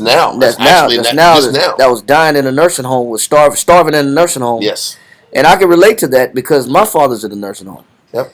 And that's what I was saying, sis. That's what I was saying. I can relate to that because there was a nursing home I had to take my father out of because when I got there, he was only 75 pounds. And he's 5'11", so he's not a short man. You know, I'm short. You know, but He's 5'11", and he got down to 75 pounds. So when I seen him, I picked him up like a baby, even though he's taller than me. And I said, man, we got to get the hell out of here. That's it, man. Today's the last day. This is not going to happen. But from that day, I moved him in because it was complete neglect. And when you got a parent that's 5'11" and down to 75 pounds, that's the weight of a 10-year-old. Yes, sir. You 75 pounds? Yeah. How old are you? 10. It is. Right on the money. Right on the money. That's the weight of a 10-year-old. 75 pounds. And when you pick your parent up at 75 pounds and they're just bones, the only thing you're picking up is bones. You're not even picking up muscle. There's no muscle. It's bones and clothes. You could actually, and there's no power to move the body at that weight. There's no power. There's no muscle. There's no ligament strength to lift the legs up, to lift the arms up. He couldn't even put his arm around me. That was it. I said, no, that's it, man. I don't know who the manager is or there's no, at that point, there's no need to even get an explanation. The only thing you can do is hope for a lawsuit and change the condition as fast as possible. So when you look at when you got family in that condition, there's a certain level of depravity, hopelessness, and even hopelessness in their eyes. I thought that he wasn't going to recover out of that situation. And it took a lot of IVs. It took a lot of IVs and feeding through the tube feeding. There had to be a NG tube installed in his stomach. I had to take him to the hospital and get a tube installed in his navel. That's like going back to baby stage, when the baby's getting fed through the cord. I had to take him to the hospital, get a tube inserted into his stomach to feed him directly to his stomach to get his health back up. All because you look at neglect on a supposed establishment that will neglect and not feed your family. And they're getting paid monthly to do so, but either they're overwhelmed or they're understaffed and they got too many people in that nursing home where they can't get around to them. And usually if they're not feeding them, then of course they're not changing them. Right. Because they're laying in their own feces. They're laying in their own urine. Their bed is soaked in urine. So when you see that situation, that's just a glimpse of what we're reading about in Ezekiel and reading about in Lamentations and what Jeremiah is explaining. That's just a glimpse, but to see it with your own eyes for the people that you love, it hits different. Yep. It's more than just pages in the book. It's more than just words on a piece of paper. When you have to experience that with your own eyes. So I can relate to the sister Sister Branch that just mentioned that. It's a amount of suffering that you don't want anybody to have to go through. God. Okay, so did we finish verse 11, right? Did we finish it? Read verse 11 again in Lamentations 4 and 11. Lamentations chapter 4, verse 11. The Most High hath accomplished his fury. He hath poured out his fierce anger, and hath kindled a fire in Zion, and it hath devoured the foundations thereof. Now let's go back to Ezekiel. Ezekiel 5. Next man, let's get this in. Verse 10. Yes, verse 10.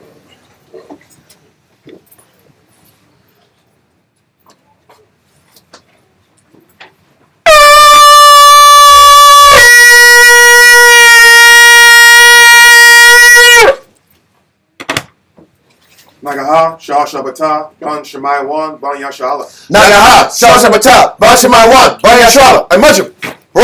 Yahweh Bashem Yasha Brakatah. Yah Bashem Yahweh Brakatham. So we're Ezekiel 5 and 10.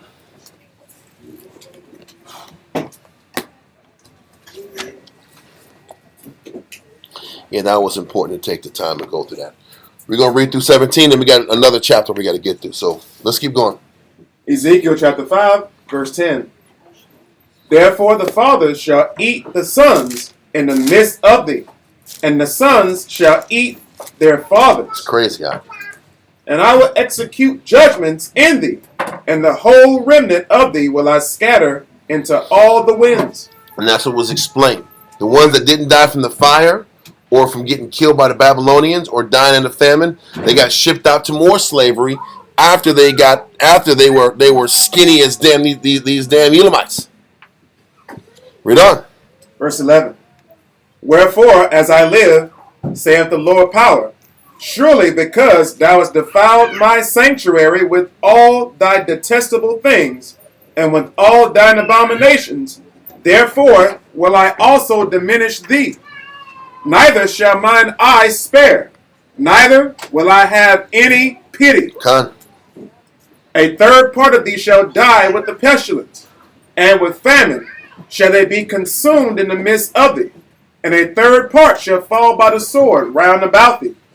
And I will scatter a third part into all the winds, and I will draw out a sword after them. So what he's saying is that the 3 parts of the hair is pestilence and famine, the sword, and the others are going to be sent out to different lands as slaves. Read on. Verse 13. Thus shall mine anger be accomplished, and I will cause my fury to rest upon them, and I will be comforted. He says the Most High is going to be comforted after he puts us through that level of trauma. Because that's how angry we made him feel. That would satisfy him. That will satiate his anger out. Is that level of pain. That's going to pacify his wrath. That's going to pacify his wrath. That was the effect of our conduct on him. It's amazing.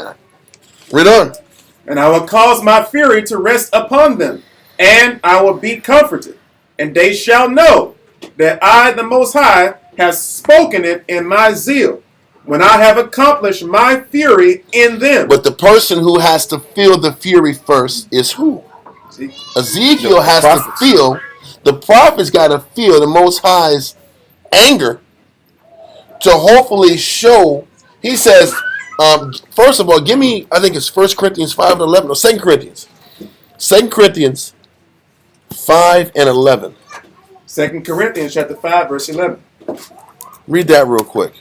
2 Corinthians chapter 5, verse 11. Knowing therefore the terror of the Lord. How do we know the terror of the Most High? By the things he puts us through. The challenges he makes us have to follow and lock in. All the suffering we have to go through. We know the Most High's power firsthand. And because we know how hard the Most High can be on us, we try to educate people about how terrible he can be if you don't listen to him. Read it from the top again. 2 Corinthians chapter 5, verse 11. Knowing therefore the terror of the Most High. And this is why he puts the prophets through so much hell. Because that, by the suffering of the prophets, that passion can be implied to the people. We suffer so we can teach them, hey, you better change what's inside of you, or this same pain's coming to you. Read on. Knowing therefore the terror of the Most High, we persuade men. But we are made manifest unto the Most High. And I trust also are made manifest in your consciences. So let that go and go back to Ezekiel 5. One more verse on that. Yeah. Ecclesiastes 39 and 28. Through 30 real quick. Ecclesiastes chapter 39, verse 28.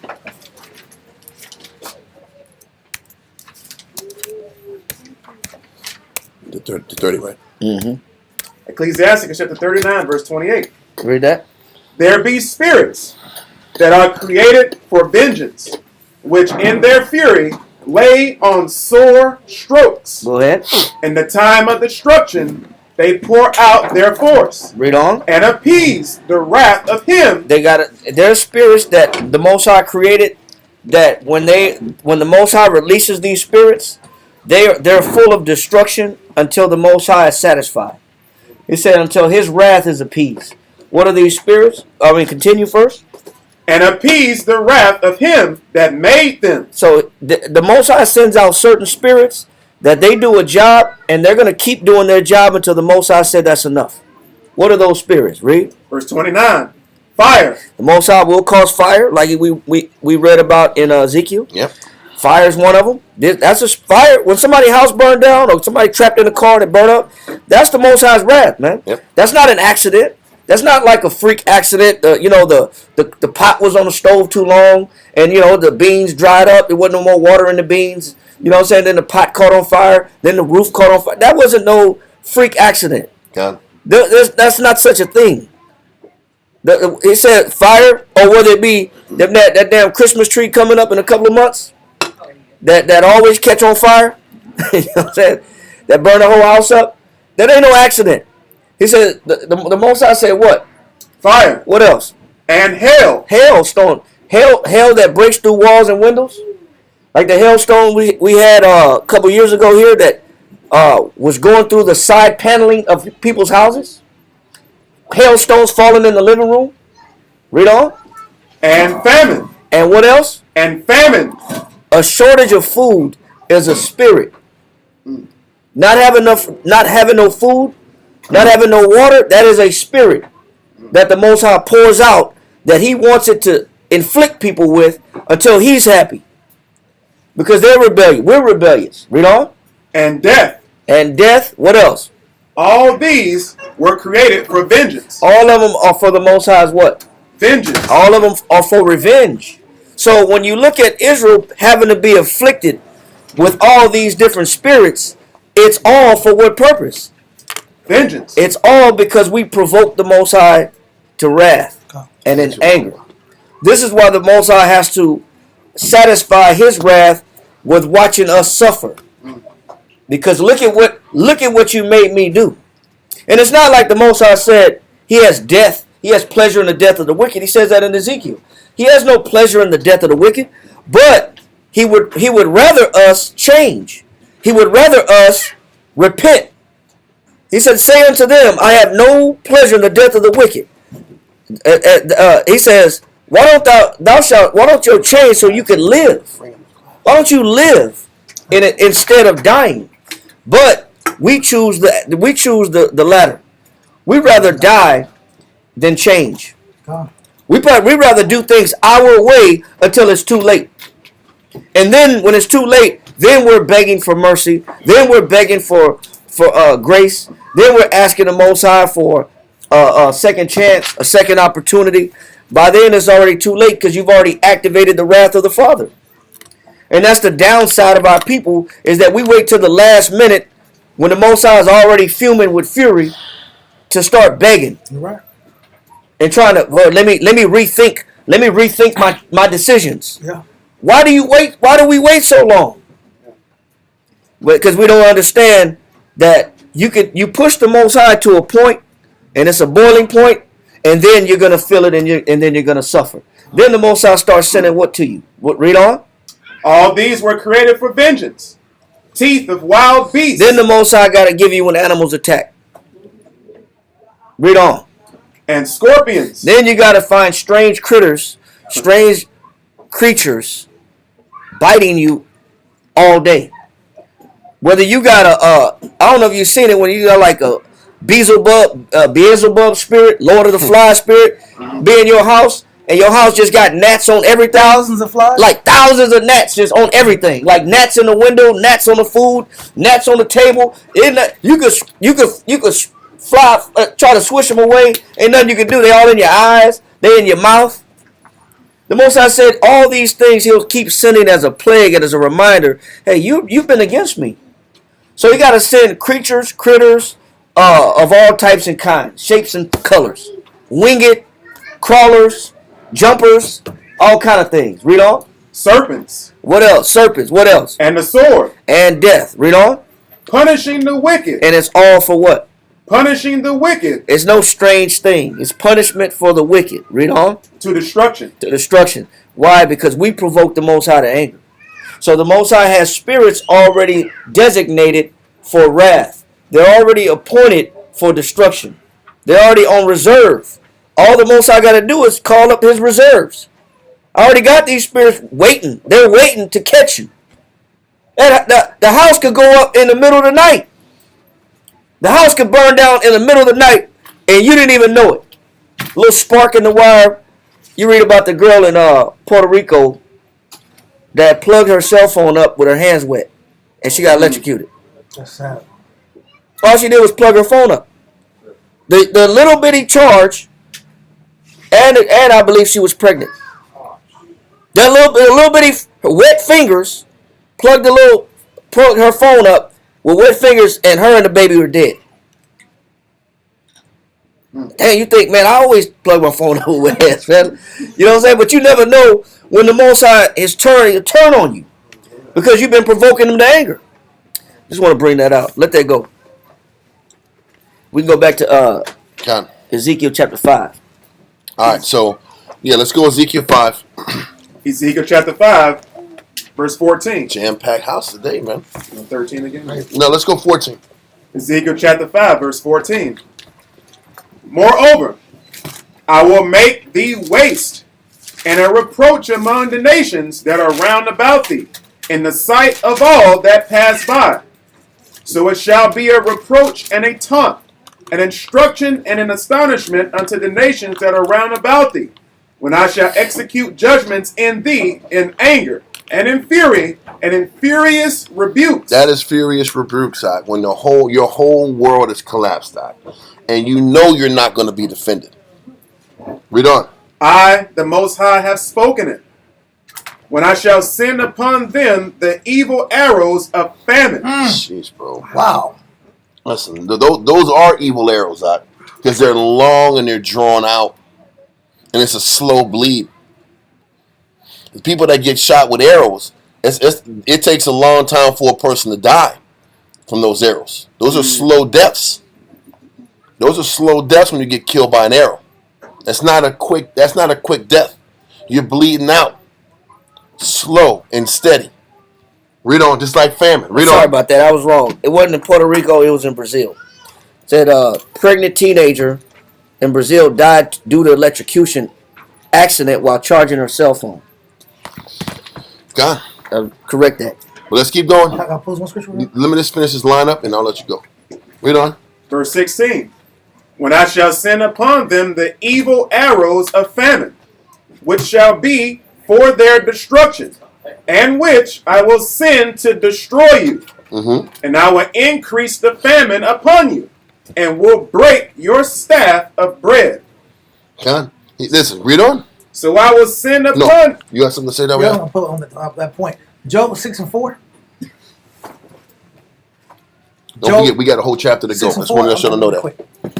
Job chapter 6, verse 4. Go ahead. Yes, sir. Job chapter 6, verse 4. For the arrows of the Almighty are within me. He said, the arrows of the Almighty are within me. And we know the arrows are referring to a slow death and suffering. Read. The poison whereof drinketh up my spirit. These are poison arrows.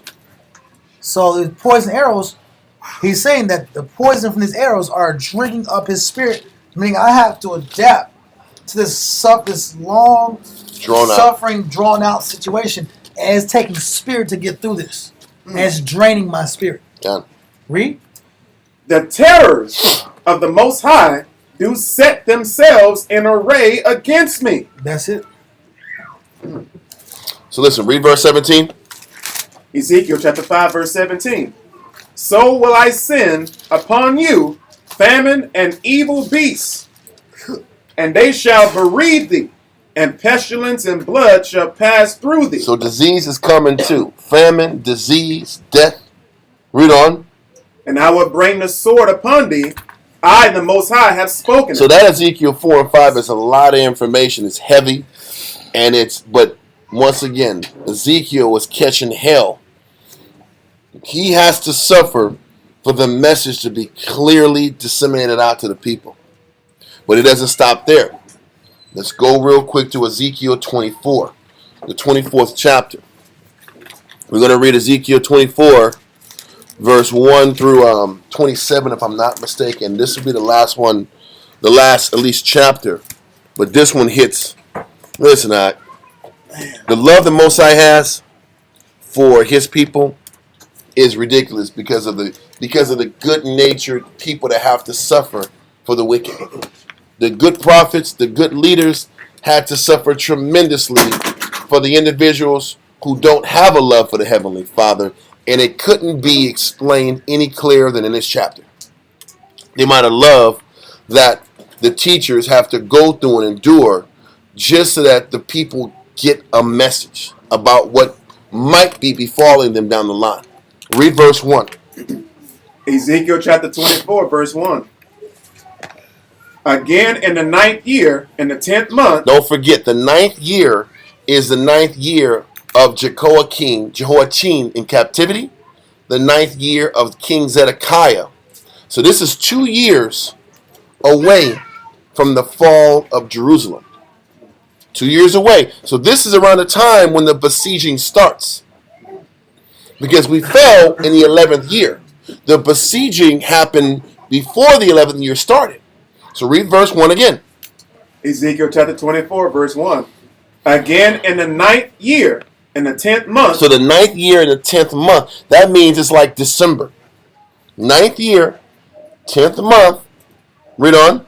And in the 10th day of the month. The crazy thing, Ezekiel was very specific with times, Jeremiah wasn't. So this is literally December 10th, 586 or 588 BC. December 10th, 588 BC. Read on. The word of the Most High came unto me, saying, Son of man, write thee the name of the day. He said, this is the day, write it, mark it down. Read on. Even of this same day, the king of Babylon set himself against Jerusalem this same day. He said, this is the damn day that Nebuchadnezzar said, Jerusalem's finished. This is the day that he had a council with his men in Babylon and said, this guy, they're a threat. They're messing with Egypt. We're going to break it. We're going to go next week into the events that Zedekiah did to trigger this response. But today we're going to go over the prophecy that the Most High revealed to Ezekiel that this was the day they made a choice that they were going to destroy and besiege it. Because this whole day has been about the besieging of Jerusalem. And this was the day they made the choice to besiege Jerusalem. Read on. Verse 3. And utter a parable unto the rebellious house. He said, I want you to repeat this prophecy and parable and let Israel know that's functioning in Babylon what's about to happen. Read on. And say unto them, Thus saith the Lord power, set on a pot. There goes that damn pot again. We're talking about that pot. Yeah. He said, now I want you to set a pot. You can call it a cauldron. Set this pot up. Read on. Set it on. And also pour water into it. Pour some water into it. Hold this and go to Ezekiel 11:3 as a quick reminder about that cauldron. This is when those 25 elders and leaders of the city had this conversation about the city being this pot, and they were the meat that was protected by the pot. Ezekiel 11:3. Ezekiel chapter 11, verse 3. Give me verse 2, actually, and 3. Ezekiel chapter 11, verse 2. Then said he unto me, Son of man, these are the men that devise mischief and give wicked counsel in this city. The Most High don't forget the things we say and the things we do. Read on. Which say, it is not near. Let us build houses. The end isn't near. Let's keep spending money. Read on. This city is the cauldron. The city is going to be protected. This city is like a pot that's protected. Read on. And we be the flesh. Just like that meat, when we're cooking our meals, is protected by the pot from the fire. The meat is protected by the fire, from the fire by the cauldron. We're protected by these Babylonians based on our walls. Okay? Let that go and go back to Ezekiel chapter 24. Give me verse 3 again. Ezekiel chapter 24, verse 3. And utter a parable unto the rebellious house, and say unto them, Thus saith the Most High Power, set on a pot, set it on, and also pour water into it. He's using those parables that the negative people in Israel and Babylon could understand. Read on. Verse 4. Gather the pieces thereof into it. Gather the pieces, talking about meat. Yeah. Put the best of the meats into this pot. Read on. Even every good piece, the thigh and the shoulder. Fill it with the choice bones. Get it with the choice cuts of this quality meat and put it in this cauldron. Because y'all did say y'all was the meat, right? He said y'all said y'all was the meat, so put the best of the meat in this cauldron. Read on. Take the choice of the flock and burn also the bones under it. So cook the meat with the bones in it. Read on. And make it boil well, and let them seethe the bones of it therein. So you're going to let it cook properly and thoroughly from all the way from the outside to the bones. Read on. Wherefore thus saith the Lord power, woe to the bloody city, to the pot whose scum is therein. So what it's saying is also is this. He is saying, he's like, cook the meat, the bones, and the blood Damn. into this pot. Right. The blood was included. Yeah. He said the blood, the meat, the bones is all included. And he says, woe to this bloody city. Read on. To the pot whose scum is therein. He's like, this pot has got blood in it. Just like Israel was that pot that was full of blood, the blood of the innocent people. So that this pot's full of blood, meat, bones. That represents all the people that were downtrodden and taken advantage of in Jerusalem. Read on. And whose scum is not gone out of it. The filth hasn't been removed from the pot. That's what it said. Keep the blood and the filth inside of the pot as well as it's being cooked. Read on. Bring it out piece by piece. Let no lot fall upon it. Meaning nobody can claim or get any part of this meat. Let it stay in the pot. Let it get cooked. Read on. For her blood is in the midst of her. The blood is in the midst of this pot. You can't sit back here and eat anything with blood in the midst of it. That was the law. So read verse 7 again. For her blood is in the midst of her. She set it upon the top of a rock. She poured it not upon the ground, to cover it with dust. He says when you kill an animal, you're supposed to spill the blood and cover it with dust. He said this animal's blood is mixed in with the meat. So this meat wasn't meant to be eaten. But this meat is boiling and stewing in the water with all the blood and the disgusting juices mixed inside of it. Read on. Verse 8. That it might cause fury to come up to take vengeance. Most High, because the blood is in the pot, because the meat is being cooked with the blood, is where the Most High's vengeance is about to ramp up. He's explaining Because the filth is there. Because the filth is there. Hold this and go to Leviticus 17 and verse 13. Leviticus 17 and verse 13. To explain that blood and how the blood, when you kill the animal, the blood's supposed to get spilled out. And it's not supposed to be cooked and mixed in with the cooking of the meal. Leviticus 17 and 13. Read that, sir. Leviticus chapter 17, verse 13. And whatsoever man there be of the children of Israel, or of the strangers that sojourn among you, which hunteth and catcheth any beast or fowl that may be eaten, he shall even pour out the blood thereof, and cover it with dust. And he's saying the Most High purposely had Ezekiel take choice cuts of meat and intertwine it with the blood so it can be representative of how Jerusalem is. Listen, the priest said, or the 25 royal men in Ezekiel 11, when the Most High sent Ezekiel to Jerusalem to see what was going on, they said, we're that cauldron. So he's like, yeah, you are that cauldron. You're that bloody cauldron with defiled meat in the pot. I'm showing you the real. I'm showing you. And this pot analogy that Ezekiel is showing is example of how filthy and nasty and defiled the people are in this pot called Jerusalem. Okay? Let's go back to Ezekiel 24 and 7 again from the top. Leviticus chapter 24, verse 7. Does that make sense? Okay, read on. Ezekiel chapter 24, verse 7. For her blood is in the midst of her. She set it upon the top of a rock. She poured it not upon the ground to cover it with dust. They didn't clean themselves before they were going to be presented to the Heavenly Father. Read on. Verse 8. That it might cause fury to come up to take vengeance. I have set her blood upon the top of a rock, that it should not be covered. Con.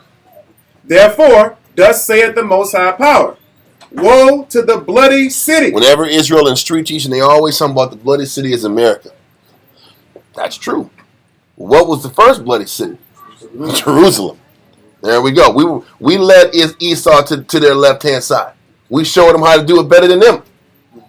We were a corrupt society. We're done. Woe to the bloody city. I will even make the pile for fire great. Con. Heap on wood. So he says, heap on wood and make this fire even greater than normal. Okay, so make this fire flaming really hardcore. Read on. Heap on wood. Kindle the fire.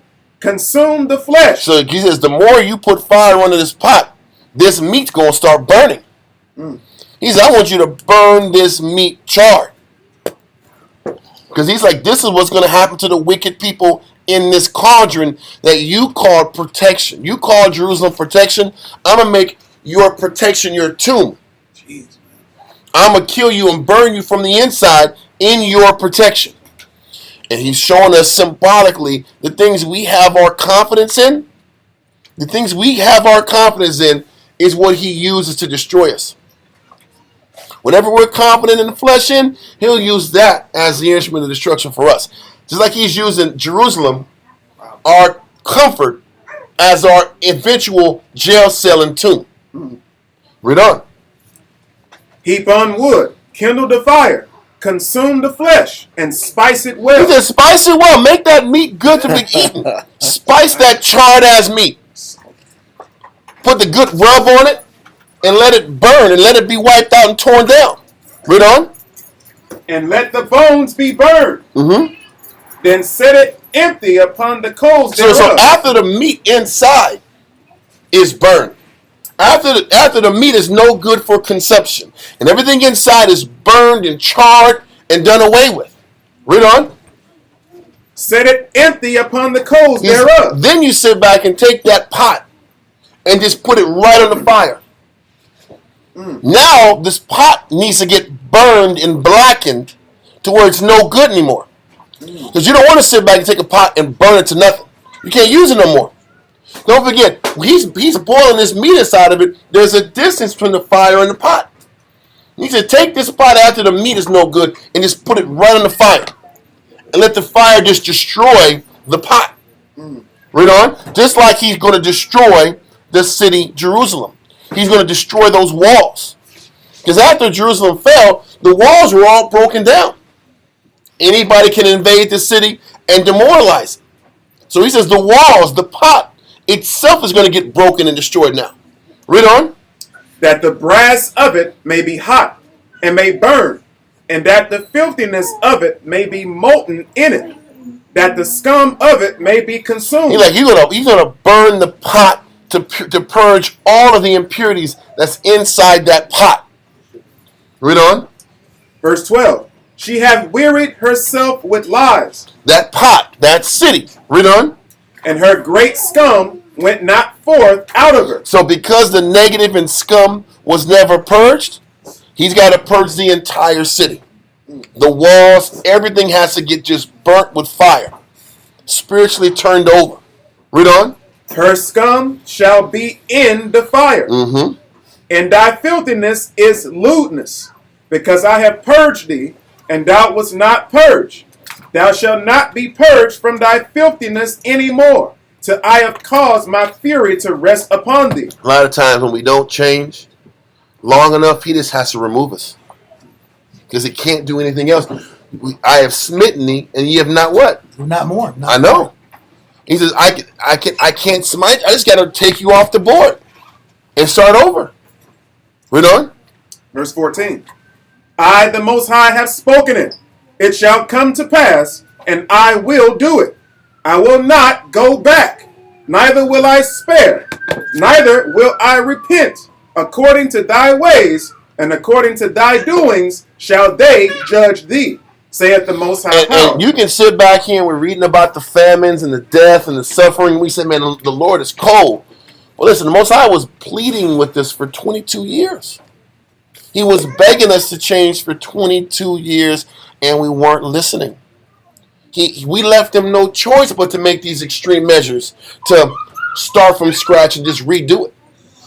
If seeing half of the nation gets sent out, or a large portion of the nation gets sent out to Babylon, if that didn't change you, he had to just break it all up and destroy it. Nothing else is going to actually do anything about it. Nothing else would have changed our people. But right here, it's one thing to symbolically explain through the pot and the meat inside that Israel is going to be destroyed.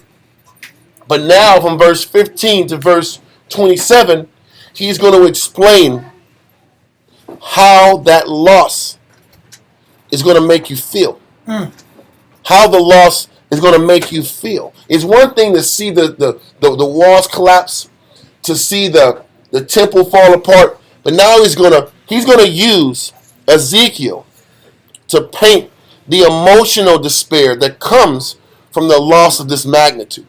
And this is the one that's like, man, the Most High is the power of all powers. He is not to be played with. Give me verse 15. Ezekiel chapter 24, verse 15.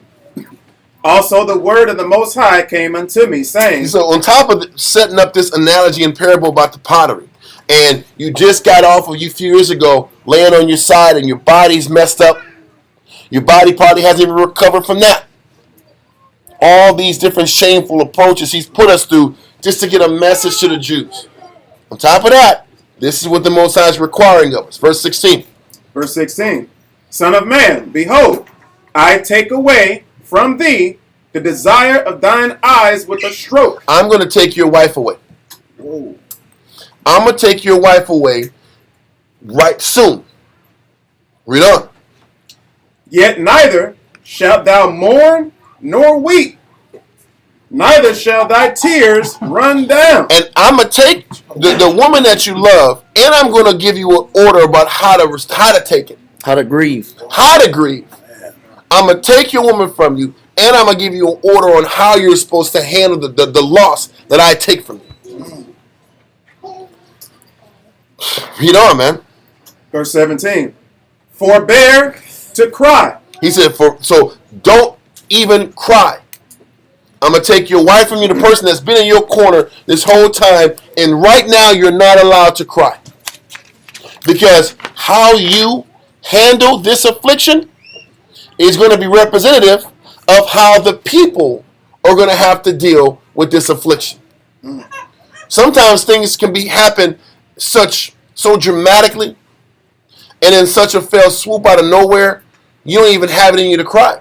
You're in such astonishment and shock that your whole world cascades in front of your eye and you lose everything. You ever see these Edomites in the Midwest when these tornadoes just take away their entire house, their family, cars, everything, and you have nothing. You're just looking at a lot, and your family's gone, everything is gone, and you're just like in complete shock. He's like, you're going to have to sit back here, lose the one you love, show no emotion, because what you're going to go through very shortly is what the rest of the nation has got to go through. And a lot of times, there's a lack of acceptance that the loss wasn't for me, because the loss wasn't really Ezekiel's fault. He had nothing to do with the desire of his eyes being taken from him. Nothing he's gone through was his fault. He didn't necessarily deserve that, but the question we ask is, why does this have to happen to me? And the answer is, sometimes it's not meant for you. It's meant for somebody else. And if you understand what the Most High is doing with his prophets, they have to be the forerunners of pain for somebody else's sake. And it's not always their fault, and they're deserving of it. And it's not necessary for them to ask those questions, why me? Why do I have to go through this? Because what we want to do is be able to process it. I ask why because I can't accept it. I can't process why do I have to go through this kind of situation? So I'm having trouble processing these events. So I need an answer, and I want an answer right now. And sometimes it's not an answer. Sometimes the answer is it's not for you to feel this only. You're feeling this in advance because you're going to need to help somebody else go through this. But the problem is you won't even get that answer until that next person comes in your life. That might take a year or 2 or 3 before you get the real understanding of why you went through it. That's what kills people. I got to wait and bear this pain until the Most High shows me why I had to bear this pain. And that could take years. Yeah. You got to suffer and lose and wait and be obedient until the understanding comes down the line. And when the Most High is telling him, don't you cry, he said, forbear to cry, that's the Most High telling Ezekiel, get over it. And you're going to have to still execute my responsibility.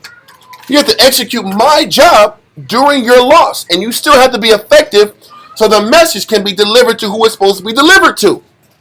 It's not about what you're losing. It's about the message that you have to provide to the people. So no mourning, no weeping, no tears. Continue in verse 17. Forbear to cry. Make no mourning for the dead. Bind the tire of thine head upon thee. Keep your head up. Keep your chin up. I don't want you moping about what you lost. Not only can you not cry, you can't mope. You can't operate dejected and sorrowful. People can't see what losses and how it's affected you. That's how we have to operate while serving the Lord. We want to live in a constant state of depression. I'm just always depressed. So now there's no joy in serving the Lord. Nobody, because if I'm going to read this person's body language, there's no benefit to serving the Lord. There's no benefit to serving the Lord. That person's body language got it written all over their face that serving the Lord is you're going to regret it. You're going to suffer and you're going to regret it. So now you give gainsayers fuel not to commit to the Heavenly Father. Yeah. It don't mean, see, but this is the thing. It doesn't mean that you're not feeling it. You're going to feel it. But for the sake of the message that the Most High wants you to go through, you can't give gainsayers the pleasure and say, see, that's why I don't serve the Most High, because of how he's looking and how he's acting with what he lost. You can't show weakness for the sake of weakening weak men. Even weaker men. You have to be strong because the message, because of what you represent. You represent every one of us in this room and in class that have committed themselves to the Lord represents this is the life I've chosen for the Most High, and I have no regrets moving forward. When you're downtrodden and sad and woe is me, you're saying maybe that ain't the life that I should choose. Look at what he's going through. So this is the responsibility and the burden Ezekiel has to place on his shoulders because the Most High ordered him to. Read verse 17 again. Ezekiel 24:17. Forbear to cry. Make no mourning for the dead. Bind the tire of thine head upon thee, and put on thy shoes upon thy feet. Gird yourself. Read on.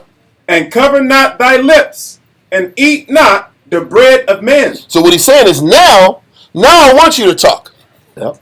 He said when you was on house arrest earlier, I didn't want you to say nothing. Now I want you to go out and not cover your lips. Now you got to teach.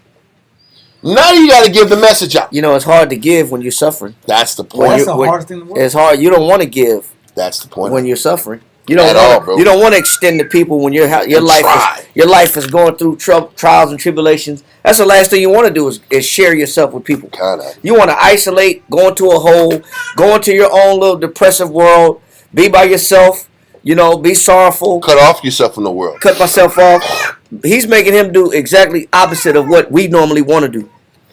Jeez, man. And you know what's crazy? The things written aforetime are written for your learning. This is what we're supposed to be sitting back here and learning how to deal with adversity, how to deal with loss.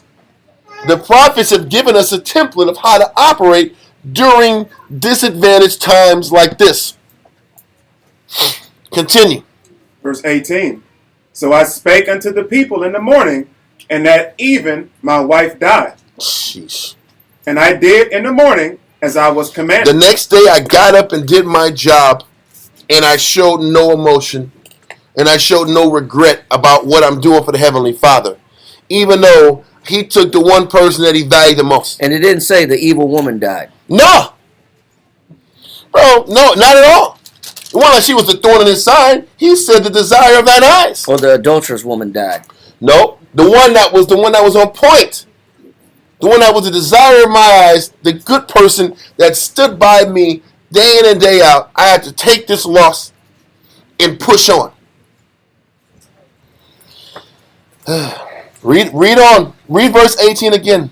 Verse 18. This is the reality of what it takes to serve the Heavenly Father. And once again, ain't none of us going through this. None of us. We'll be lucky to be the 1/3. This is 144,000 type of dedication. This is 144K. When we say we go through ain't nothing, we're barely doing enough to possibly get to be the 1/3. Barely. Read on. Verse 18. That's why I say, listen, the Most High is going to deliver 1/3 of the nation in totality. Think about that. 1/3 of the nation in totality. That don't mean 1/3 on earth now. Does that mean that? He said 1/3 of your nation in totality. So don't think you got your slot in the bag. It ain't guaranteed. Because can you even handle loss? Can you handle the slightest of loss? And still please the Heavenly Father? If you can't, your slot is really up for grabs. If you can't handle the slightest of being touched in the flesh without losing it. Read on. Verse 19. You want 18 again? 18 again. Verse 18. So I spake unto the people in the morning, and at even my wife died. And I did in the morning as I was commanded. Sheesh. And the people said unto me, wilt thou not tell us what these things are to us, that thou doest so? So he's like, why are you going through this? And what does it got to do with us? What is the message the Most High is trying to send to us by you losing your wife? They want to know now. They do. Because they know this whole time his life has been a mirror image of what's about to befall the people. And the people understood this. They understood that's what a prophet was about. All his losses. It wasn't just about the breakdown and the message. It was about the losses constituted great men and prophets. Not just the breakdown of the information. The losses and what a person lost for the body is what determined how great of a person they were. So he's like, listen, what you're going through, what has that got to do with us? What's the lesson? Read on. Verse 20. Then I answered them, the word of the Most High came unto me. He's like, because now you got to start teaching. Read on. Speak unto the house of Israel. Thus saith the Most High Power. Behold, I will profane my sanctuary. So you know what the Most High is saying? Just like Ezekiel, you lost what you love the most. I'm about to do away with what I love the most. That sanctuary. I got to give up this sanctuary because of y'all. So Ezekiel, because I got to lose my sanctuary, you got to lose your heart. That's real. The Most High said, I'm about to lose my sanctuary. So you're going to lose your sanctuary. What you rest your head on. What you love the most. Because I got to lose what I love the most. And you got to live a pattern of life like I live. People say, I got to follow Christ. And, you got to suffer like Christ. You got to lose like Christ. Ezekiel got to lose like the Most High. Christ, listen, I'm going to lose my sanctuary in this besiegement. You're going to lose your wife. So you understand how I feel when I'm going through what I'm going through for the people. Read verse 21, huh? Verse 21. Speak unto the house of Israel. Thus saith the Most High Power. Behold, I will profane my sanctuary, the excellency of your strength. And your strength. Listen, he's like, I'm going to lose my sanctuary. You're going to lose your strength. So Ezekiel, you got to lose what you love the most. Because Israel is about to lose what they prided themselves on. the sanctuary. The Most High is with us. Because of this sanctuary represented our protection and safe haven. Our safe haven. He says, you're going to lose what you have your confidence in. You're going to lose what you love. Zeke, so you got to lose what you love, Ezekiel, to pattern what they're about to lose. Read on. The desire of your eyes. The desire of Israel's eyes was the sanctuary, or to be specific, the protection of the Most High, which is what the sanctuary represented. So because the sanctuary is about to be destroyed, and that was the desire of our eyes as a nation, that was our national identity. Ezekiel, you got to lose the desire of your eyes to represent and pattern and mimic what the nation is going to lose. Read on. And that which your soul pitieth, and your sons and your daughters, whom ye have left, shall fall by the sword. And all that had to be symbolized by Ezekiel losing his rib. So he can sit back here. Ezekiel can deliver the message with the proper urgency, tone, and seriousness behind it. He had to lose so the message can be potent. The message can be strong. Your message can't be potent without the losses. The clarity of the message can't be potent without the things you suffer. Your suffering is your badge of honor. You can't ever forget that. What you've lost in Christ is what makes you justified to teach on the topic. And if you're not willing to suffer, your message is going to fall flat. It ain't going to have the same pop. Continue. Verse 22. And ye shall do as I have done. Ye shall not cover your lips, nor eat the bread of men.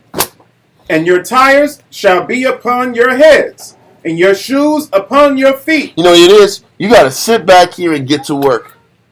You're not going to have time to mourn.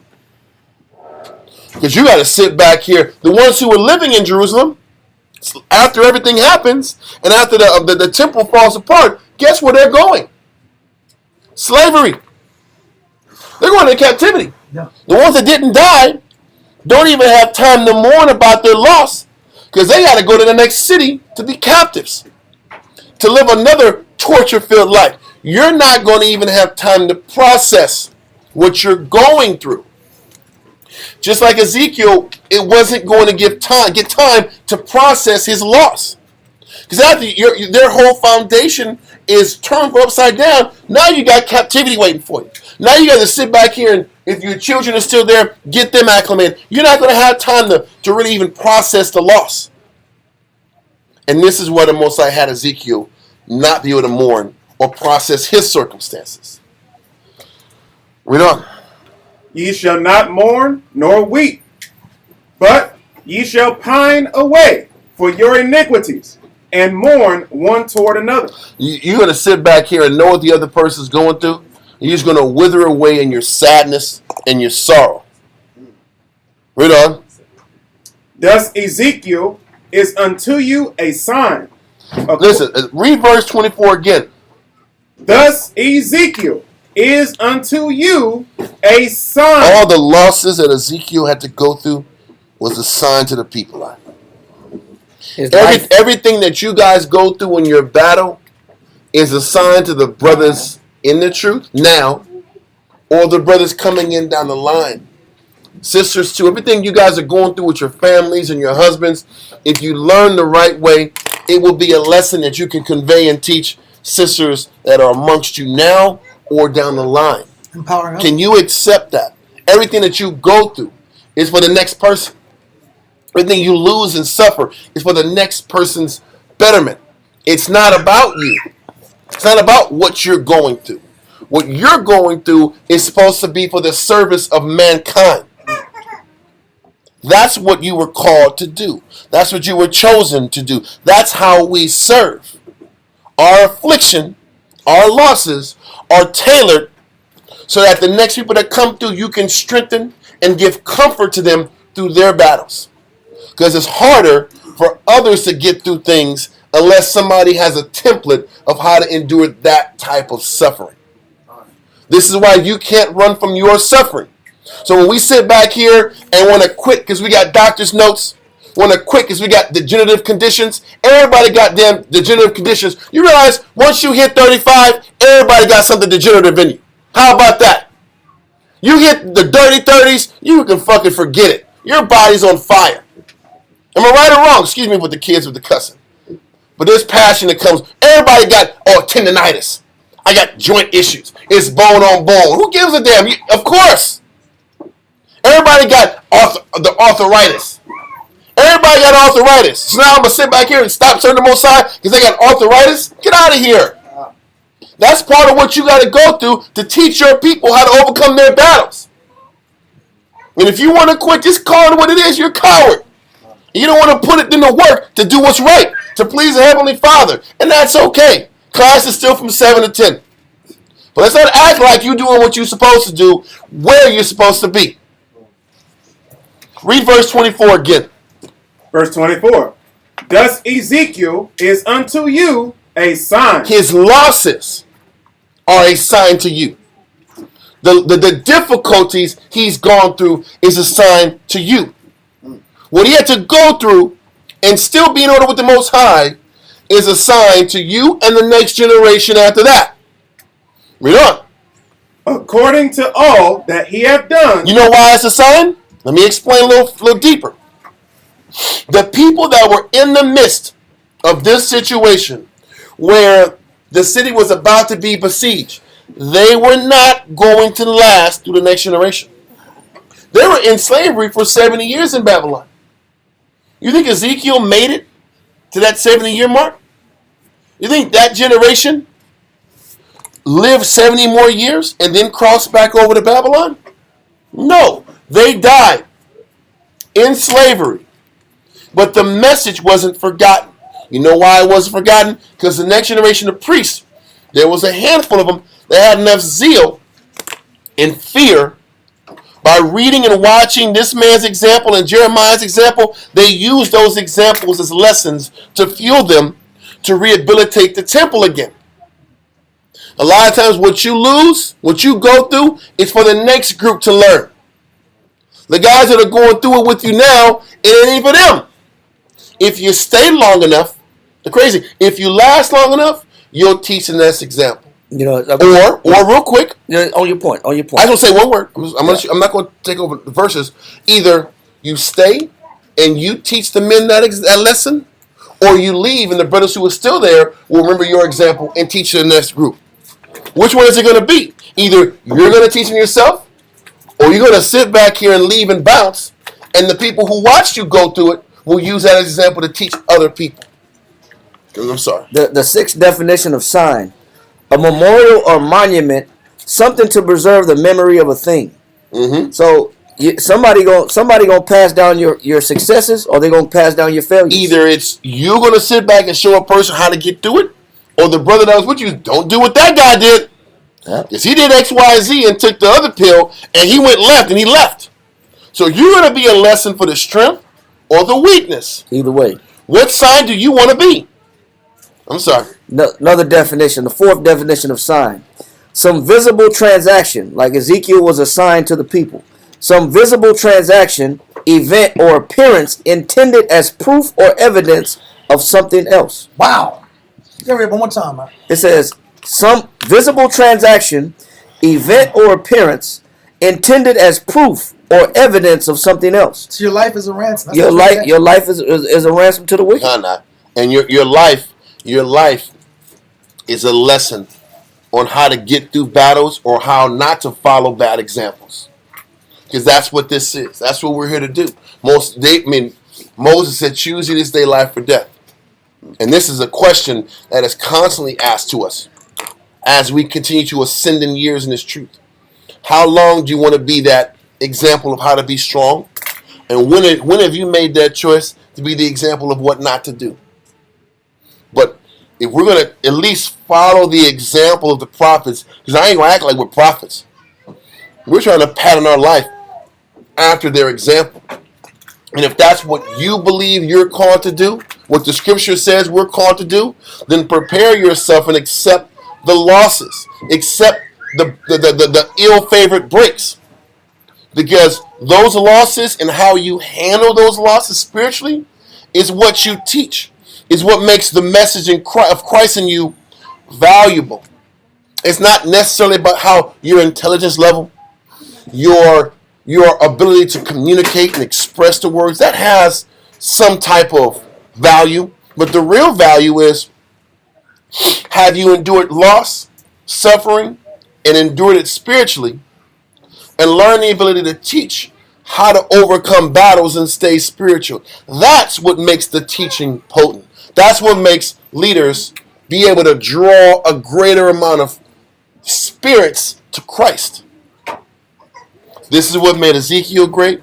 This is what made Jeremiah, Isaiah. There's a reason why they were called the major prophets. They did major potent things, and they suffered in a major way. Read verse 24 again. Ezekiel 24 and 24. Thus Ezekiel is unto you a sign. According to all that he have done, shall ye do. So what he's saying is this. He's the sign of how to endure difficulties. He's like, it's how he handled his losses or how you're supposed to handle your losses. That's how we're supposed to operate in this realm. We're supposed to learn the right way to endure suffering and grief so we can teach others the right way of how to endure suffering and grief. Read on. And when this cometh, ye shall know that I am the Lord power. So it's still about the confirming of the word of the Lord, but our losses is necessary to emphasize the power of the Most High and how we show respect to the Most High. It's our obedience and how we can operate to teach men how to be obedient during difficult circumstances. Read verse 25. Verse 25. And that doesn't mean mock somebody that goes through it just because you had to go through it. And then when you see them go through it now, you get some type of solace, some pleasure or some satisfaction or gratification that other people had to suffer. Just to read that point, Ecclesiastes chapter 7, verse 24 or 34. Ecclesiastes chapter 7, verse 34. Yeah, because sometimes there's some cruelty involved because you happy that somebody else suffered and had to undergo loss like you underwent loss, and there's some cruelty involved to that as well. You know what I'm saying? Like, damn, look, I told you not to do it, now you did it, ha ha. You know what I'm saying? Now, or you lost something, you were going through some pain or suffering, and then now I got some satisfaction and joy out of your loss. No, it's not. Bro. That's not what Ezekiel was doing. He was crying. Jeremiah was crying for what they not what they were going through, but what they were about to watch their people go through. Even Ezekiel and Jeremiah cried over men dying needlessly. Yep. Come read. Ecclesiastes chapter 7, verse 34. Oh, it's 34. Okay, cool. Mm-hmm. Fail not. It said, fail not. Go ahead. To be with them that weep. Yeah, so it doesn't mean that you become calloused and you get gratification because you want to sit back and say, I told you so. You know what it is? When you see sickness and you see people suffering like you suffered, that gives you spiritual purpose. That's why we're here. We're here to give advice and counsel through difficult times. You lose, you suffer, and then when you see somebody going through exactly what you're going through, that's what you're here to do, is to guide them through that. There's no reason to look down on them. You went through it. That's your chance to really be a teacher. That's what teaching is. A lot of times people want the limelight and the shine. Before you get to here, you have to find value in being in the mud with somebody and showing them how to get through their situations. That is what teaching is. Counseling, teaching, that's what it's about. I'm sorry. Read on. Fail not to be with them that weep, and mourn with them that mourn. And what will happen then? Read. Be not slow to visit the sick. Go ahead. For that shall make thee to be beloved. It says for those actions, when you're, and this is what made Christ qualified to be that captain of our salvation. He says because he was able to succor them that was undergoing temptation. Yep. Because the succor is, I can let you know that it's going to be okay if you have faith. And I can give you understanding. And I can give you understanding. And also, A game plan. I could show you how to process the losses and how to not be overcome by situations that may overwhelm you. Mm-hmm. And that's what made Christ valid, is because he was one with suffering. He became one with affliction. He was acquainted with grief. And when you're acquainted with grief and you're acquainted with suffering and you're one with suffering and one with loss, you're able to be a strength for other people that go through loss and suffering. Got it. And let them know not to give up hope on the Most High because of what they're going through. Because that's what people want to do. They want to quit and say it's the Lord's fault that I'm suffering. And you know what? That's why I gave up on reading the Bible. That's why I don't go to church. I don't believe in nothing. That's why I'm an atheist. Or that's why I'm a Muslim now. That's why I read the Quran now. Because you can't process what you go through. You know, if there was really a God, he would have gave me, an ability to have power over this child support case. And I could have some type of visitation rights with my children if there's a God. No, there's still a God even though you don't have your kids. He's still there. Yep. There's still a God even though you got like you don't have the custodial rights. Yep. You know, you got non-custodial rights. That means holidays, B. Yeah, you got maybe on the holidays. 2 weeks feels like out the summer. Send them to Maybe 2 weeks in the summer. Yeah. That's if she decides to say, go ahead and get them. So you can just be ice cream dad for a little bit. Yeah. Right? I got ice cream, kids. Yeah. Or they, It was vanilla. you get that weekend, and it's like a short weekend. Yeah. It's like, well, they got school, so they got to be back on Sunday. Yeah. Well, you know, I'm supposed to have them back till I bring back on Monday. No, I want them back on Sunday. Yep. This weekend, I'm going out of town. You can't get them. Well, that's my weekend. Nope. You know what I'm saying? But you know what we do? We want to blame it on the Most High. Lord, it's your fault. You gave me this woman. You put the spirit in this person. You're taking my kids from me. Or my schedule. My schedule. You're the one that's doing this. No, you're not. The Most High put you through things so that you can help others who go through those same things. But do we choose to look at it that way? That's the main other question. And you can't help them until you go through it. Huh? You can't be the voice of reason until you go through it and watch and you suffer and you lose. Yep. Then you're that voice of reason. Yep. Then people say, man, I appreciate your counsel because I needed to hear that because I was about to give up. But you had to lose. But our people give up. You know how people give up? We smoke weed. Yep. Do drugs, drink, party, Or quit, or we just live our own life. or we And we feed our own pursuits. get isolated, Serve ourselves. serve ourselves, become self-serving. Because it don't have to just be drugs Yep. and crack addiction. Hey, I'm just gonna do my thing and live my life and stay in my little area, in my space, My little bubble. and wither away. Yep. Pine away in my little bubble. Con. So you got more? You got more? Okay, I'll cool. go on to Ecclesiastes in the Bible, chapter 7, verse 2. Ecclesiastes in the Bible, chapter 7, verse 2 through 4. And then verse 8, if we have a little time for it. We got time, man. This is Ecclesiastes chapter 7, verse 2. Yep. It is better to go to the house of mourning. The scriptures directing us to the realm of mourning. The house of mourning.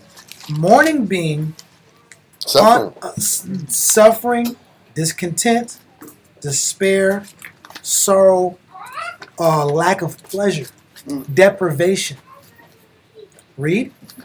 It is better to go to the house of mourning than to go to the house of feasting. Indulgence, distraction, enjoyment, separation from the substance and reality of what people are really going through. Those people that were sitting here putting that cauldron prophecy together, that fake prophecy of the cauldron, we shall be meat, and the cauldron shall protect us. Yes. They were in the house of feasting. Yep. You need to build your houses. It's going to be better than it ever was. They were in the house of feasting. So before I just want to add this or ask you this. Yeah. So what you're saying, so it's not even necessarily about just going to people that don't have no money's house. No. This is about embracing a mindset. Come. Embracing embracing the aspects of life that's going to push you to mourning. It's not, listen, because the only way you can be inclined to going to the house of mourning in other people's homes is if you've embraced living a life that has you mourning.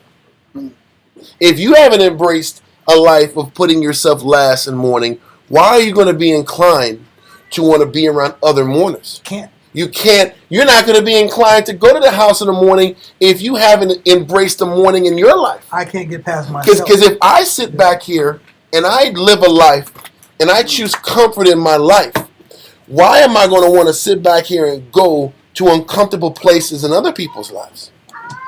You're not going to want to do it. That's what I'm trying to say. You're right on point, but you can't go to a house of fasting and mourning if you're not acquainted with that. How do you get acquainted with fasting and mourning? You got to keep losing. This is why Christ kept being on the publicans and the sinners. He lived around them. He said the foxes have holes. He said the Son of Man had no place to lay his head. So Christ lived a life of discomfort so he can connect to the people that were uncomfortable. If you live a life of comfort, how are you ever going to be inclined to connect to the uncomfortable in the morning if your life is comfortable? It's not realistic. It's not like these white folks got all this money and I go into the hood and paint walls once a month or shit and I'm good. That's not what he's saying. He's not talking about charity work.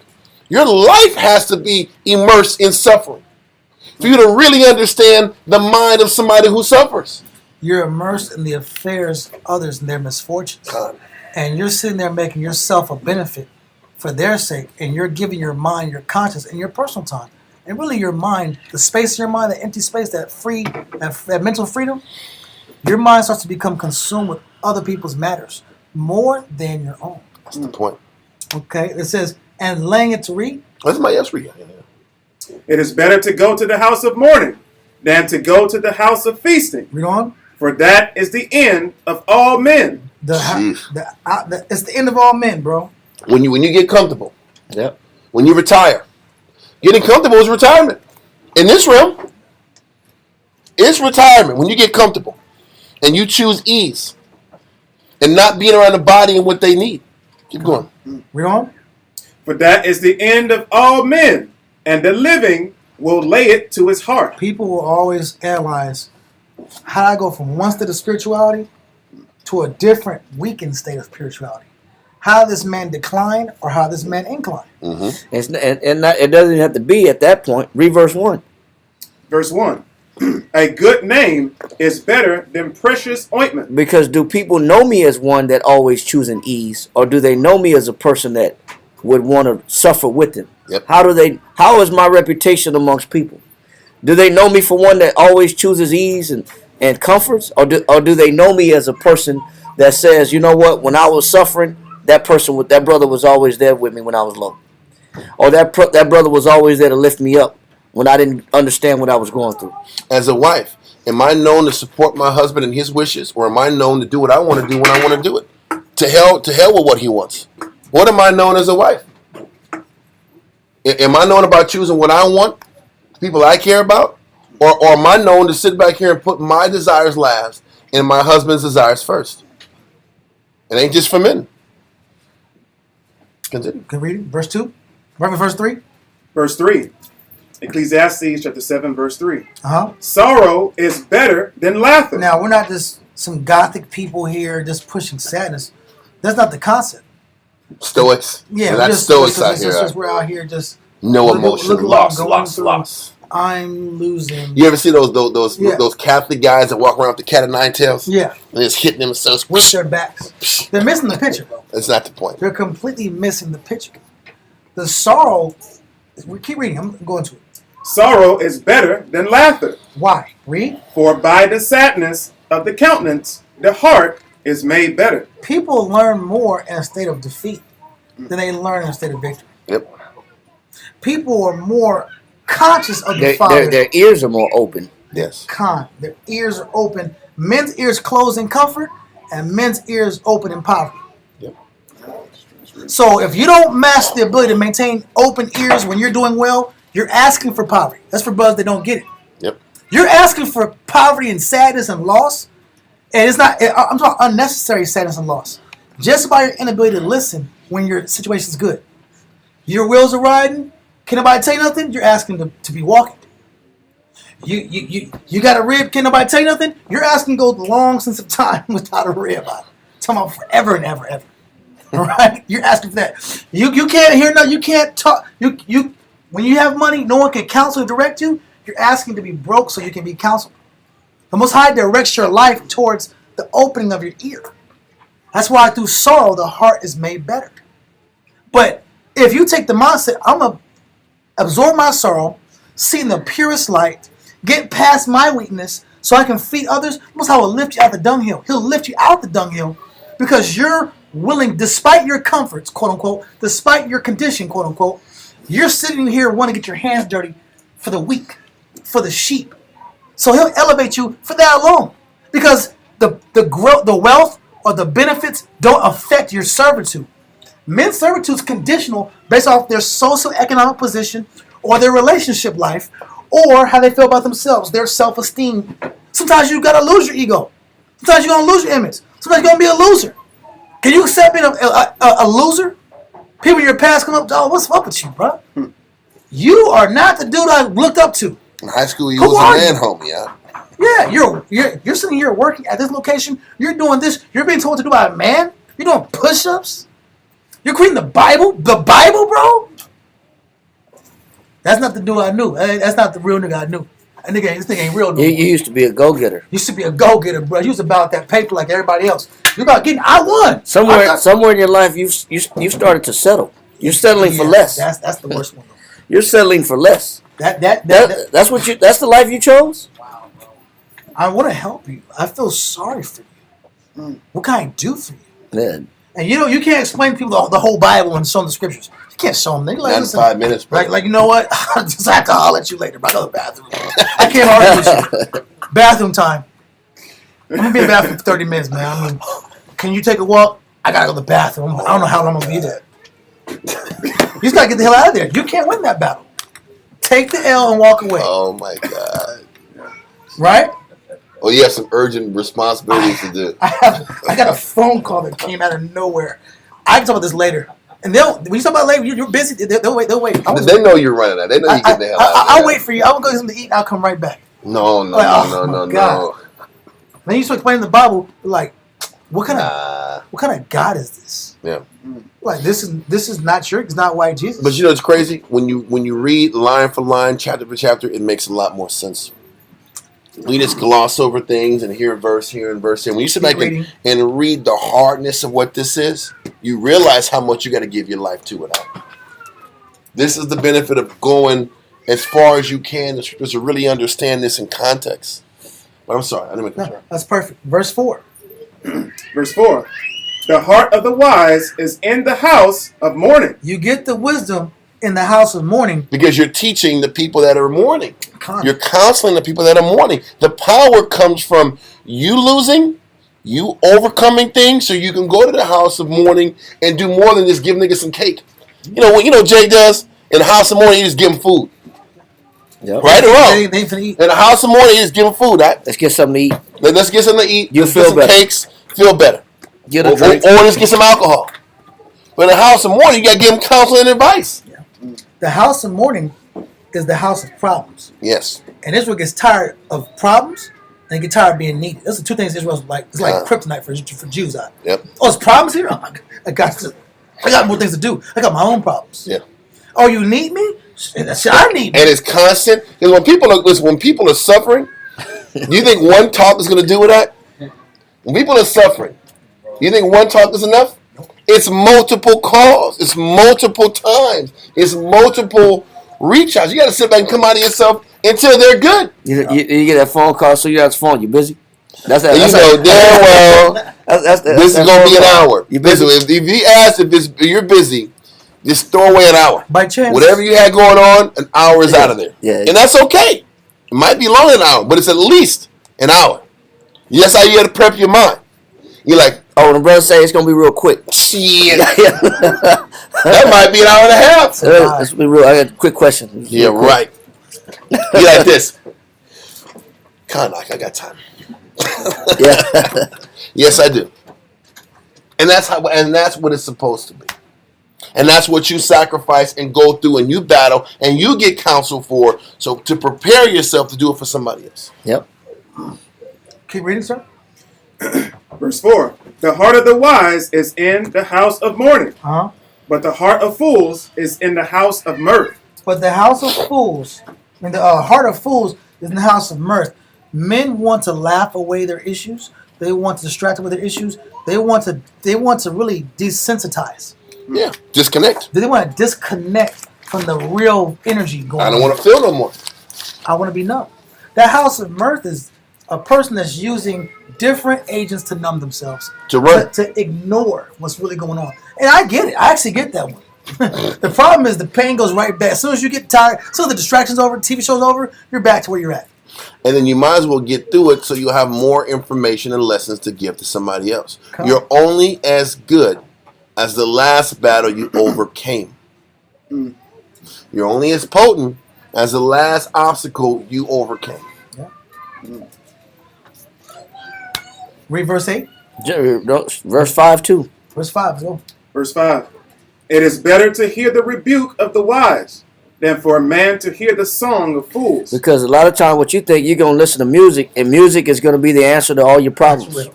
And you know, so also say, if you're the person that's mourning, it's time to hear that rebuke of the wise. He went to your house to cut you. Yep. To show you how to get through your battle. I didn't ask for this. Because that's what I want to go into earlier. Is this, you go in the house some more, do you think everybody's going to agree with you?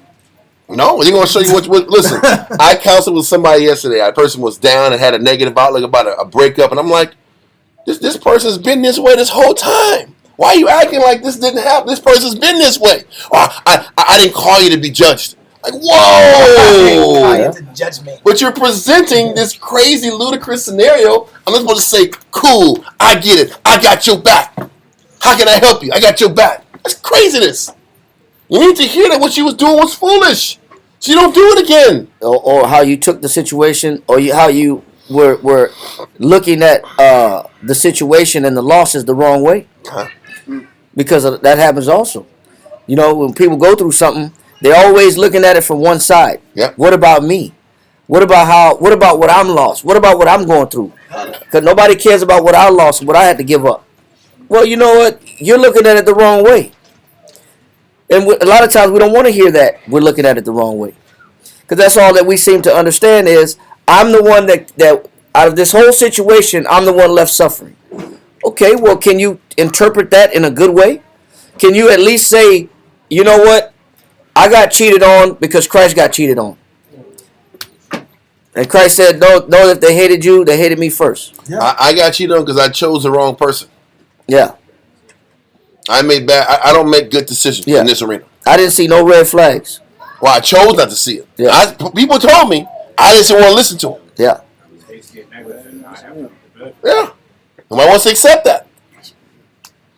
Anyway, continue. Or you burning and you're pregnant, and now you don't want to hear how you got in that situation. God. That's for sisters too. That's what I'm thinking about. You know what I'm saying? But you got to know how to process what you're going through. And sometimes we don't want to hear the rebuke of the wise. Well, you know what the rebuke of the wise does? It helps you not make the same mistake. Yep. And it helps you change your circumstance, your understanding in that situation. So you know, okay, let me go ahead and interpret this situation the right way. Let me look at it as good. Maybe it's a life lesson for me. Maybe it's meant that I give this to somebody else and share it to help their life. So be it. You know it makes even I just say adultery. You know what makes it good in a way? That you can relate to those that it happened to after that. Yep. And you have to spin it one way or the other. Yeah, you got to be able to spin it the right way. Maybe this needed to happen to me so I can help others when it happens to them. It's got to be twofold. Yeah. Or you can hate to say it, but you know that RAPE word, you know, because that happens a lot too. Well, you know what? I have to say, you know what? Let me see if there's any good I can get out of it. Then let me become an advocate for those that has also happened to. Yep. Let me be an advocate for those to pull them out of that situation. For when this type of damage has been incurred on them as well. But most people don't want to accept that they're living a life that doesn't benefit them. In order to get through a lot of the things that you go through, you have to own to the fact that your life is meaningless. Besides the fact that what you go through can benefit somebody else. You're just going through scenarios so that other people can benefit from what you went through. Can you accept that deal? Is the life you chose in Christ? Because that really is the life that we chose in Christ. Everything that I went through were written to benefit, and I go through it so others can benefit and grow from it. Can I accept that that's what your purpose on earth is? Is that others, if they listen, can overcome a lot of the obstacles that I went through faster because they have help. That, truth is, that's the only way you can break generational curses. Yes, sir. How else can you break generational curses but by you living a life and living a pattern life that the next generation can learn from? So whether it's your children can grow from it or the camp can grow from it. The truth is everything that we saw men before us not do right, we're trying to fight our tails off to not do what they do so the next generation can see it the right way. This is why all the ranking is established the way it is. This is why the teaching has been augmented the way it is. So we can show men, hey, we're not going to make the same mistakes as our predecessors. And can you live a life that's disciplined so that the next generation can say, this is the template to follow, and then you take the template and improve from us? And can you accept that your life was patterned and established so others can follow it and be better than you? That's what a spiritual life is about. It ain't about what you're getting out the deal. It's the tone you're setting, the examples you're setting, the life you're living so others can sit back and do it better than you. And can you find joy in that reality? So, Verse 8, though, you have bringing it up. Verse 8. Better is the end of a thing than the beginning thereof. I'm going to go to verse 6 real quick. Verse 6. Ecclesiastes chapter 7, verse 6. Uh-huh. For as the crackling of thorns under a pot, so is the laughter of the fool. So a lot of us want to hear, people tell us what we want to hear and make us cheer us up. Sometimes it ain't time to be cheered up. comfort is, listen, spiritual comfort and worldly comfort are two different things. Spiritual comfort, we talked about earlier, is people showing you how to overcome your battle. Laughter is not given to how people can overcome their battle. You don't just give somebody what they want and think that's going to fix them. Anyway, keep going on. Yeah, a lot of us want to be comforted in the carnal manner. And I'm not trying to out sisters. But when they got kids that is off in a negative, what does a mama want to do to her kid when the kid is obviously showing behavior problems? Let me sit back and love on them. Let me make some caldo for them.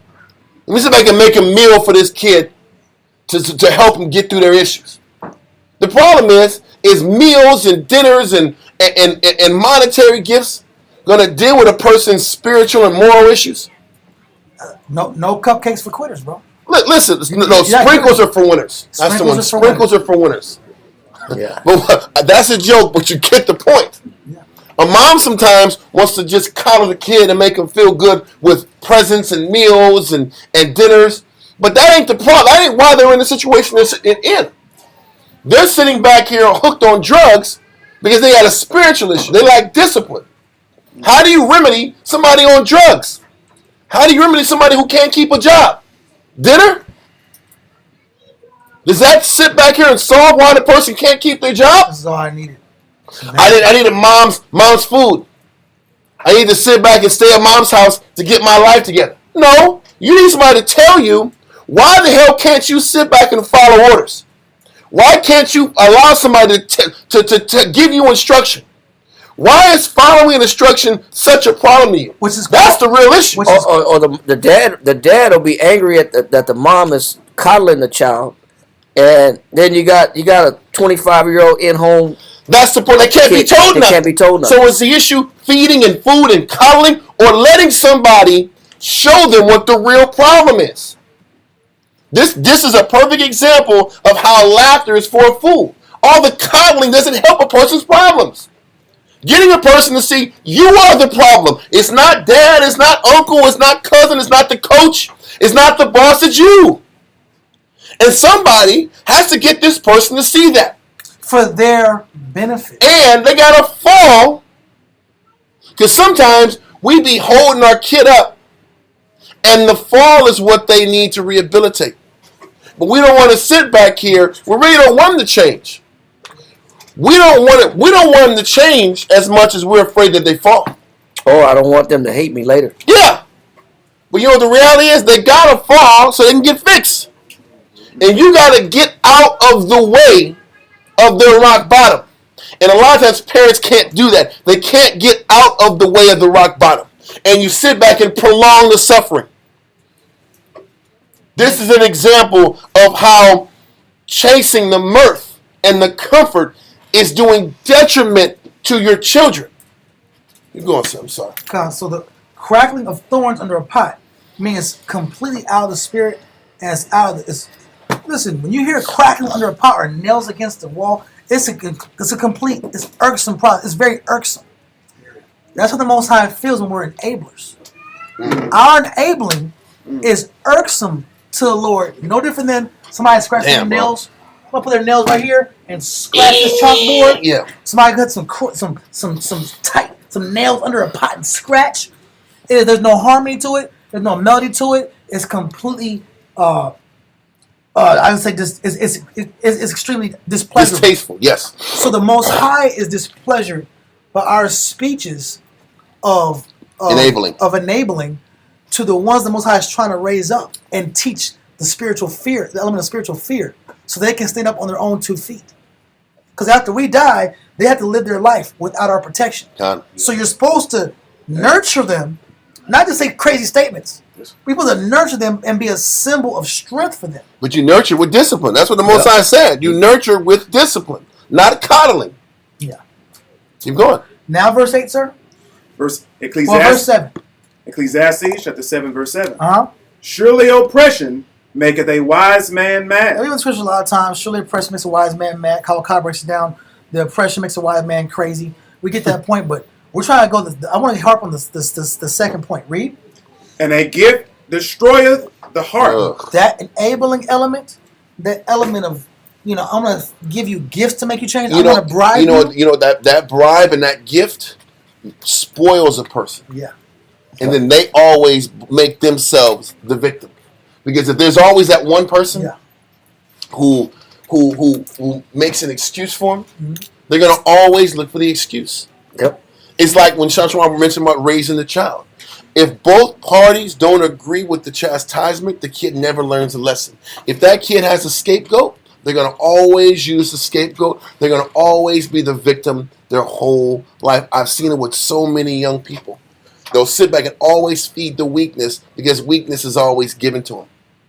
If you want to fix somebody, there's got to be a unified front of not giving in to the weakness. That's the only way a person even begins the process of rehabilitation. Keep going. That's perfect. Read on. Read that point again. Surely. No, a gift destroys the heart. Yeah. And a gift destroyeth the heart. You're destroying the heart, which is their ability to problem solve, their ability to self-motivate, their ability to be introspective, and their ability to adapt. Fight them, their weakness. Their ability to adapt to difficult circumstances. Mm-hmm. That's the development of their heart. The heart is the motor of the body. You're destroying their ability to be motivated or motivate themselves, which they're going to need after you pass, in reality. And then their children will need that strength from them, and they won't be able to give it. Mm-hmm. So you're really destroying the grandchildren, to be honest with you. If you want to be dead-ass honest. You're destroying the grandchildren, and the gift is the pacification. It's a pacifier. It's a pacifier to not force you to face your real issue. Yeah. Mm-hmm. It's to say, you know what, just go shopping, but here's some money. Go shopping. You'll be all right. Not to embrace or encounter the issue the real problem that you have. So even like you said, after you're dead and gone, they're still looking for pacifiers. Yep. And there ain't no pacifiers. Enablers. Yep. They're looking for something to take the edge off. They'll find cool guys. There's a lot of cool guys out there. Yeah. That's where the drugs kick in. That's where the danger is. The drugs intensify. I can't keep a job. The bosses don't understand me. They don't care. It's always that. Yeah. I'm sorry, bro. I'm sorry. Verse 8. Uh-huh. Better is the end of a thing than the beginning thereof. It's really better to go in this house in the morning and gradually, day by day, step by step, counsel by counsel, moment by moment, up and down by up and down, hope and lack of hope. Mm-hmm. Ride that wave with those spirits, and your own damn waves. It's better to get to the end of that process and have a testimony, have spiritual solutions and answers that you can handle, that you can pass down to multiple people. Read. And the patient in spirit is better than the proud in spirit. A person that's proud in spirit does not want to accept their circumstance. So they're going to go to the house of mourning. Yep. The house of mourning is associated with pride. Yep. I'm beyond having to change. I'm beyond having to self-introspect. I'm beyond having to listen to some orders from some grown-ass man. I'm a grown-ass man. So, therefore, I'm going to go to this house of mirth. I'm going to enjoy myself, bro. I don't know what you're talking about. I have problems, but I'm going to ignore them for a couple years. I got a nickel to throw away. Got 5 years to throw away in my life. That's cool. Wow. Go do your 5 years in the house of mirth, and then when you crash again and you're 25 years old, but really your spirit's 20, that's on you.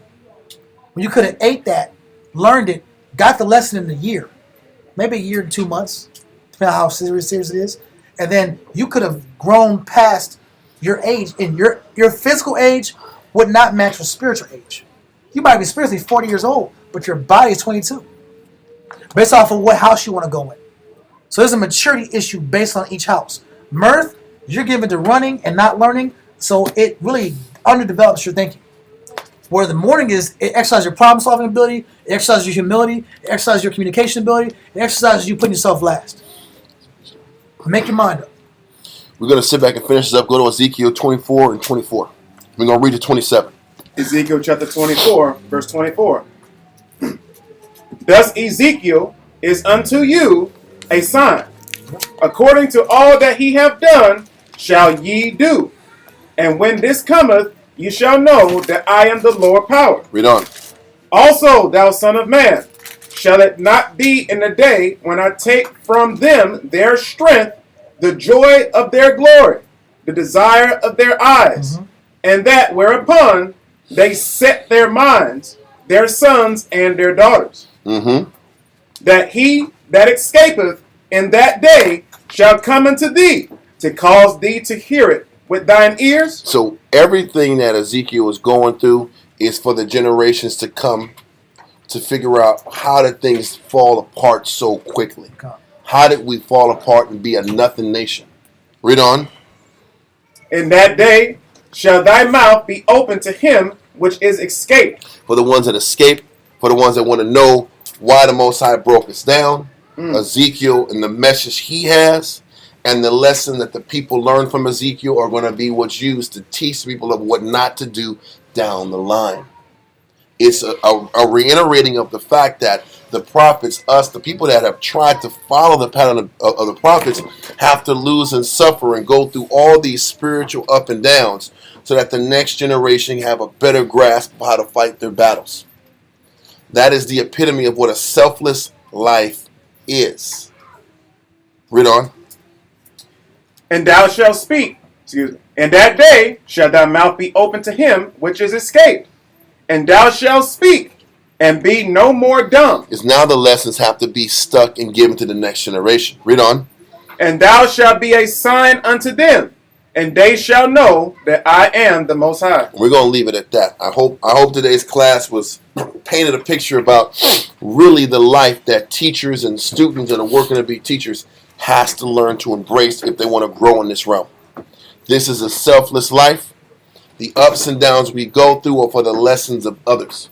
We're supposed to be in that house of mourning. We shouldn't be looking for comfort. Every experience that we go through is an opportunity to teach our people about their battle, to give them what they need to overcome their battle. If we can embrace that, we can be great in Christ. With that, Amajim, Waponya, and Rosh Shalom. Manifest Jerusalem.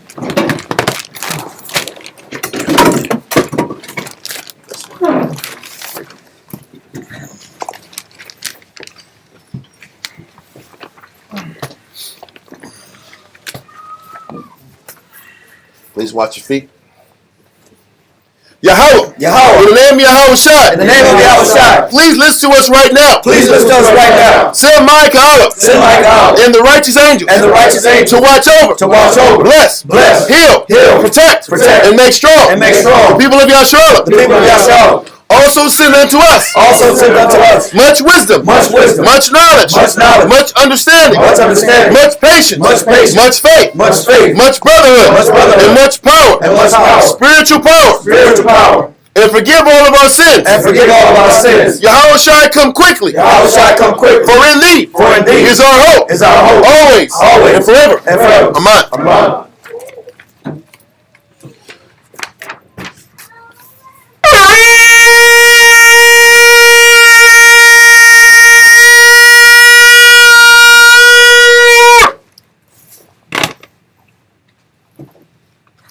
Barakatah Yahweh B'Hashem Yahushai.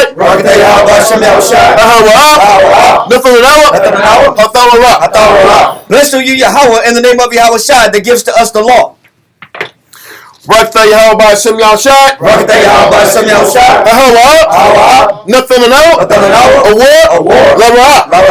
Blessed are you, Yahweh, in the name of Yahweh Shai that gives us the light to see. Barakatah Yahweh B'Hashem Yahushai.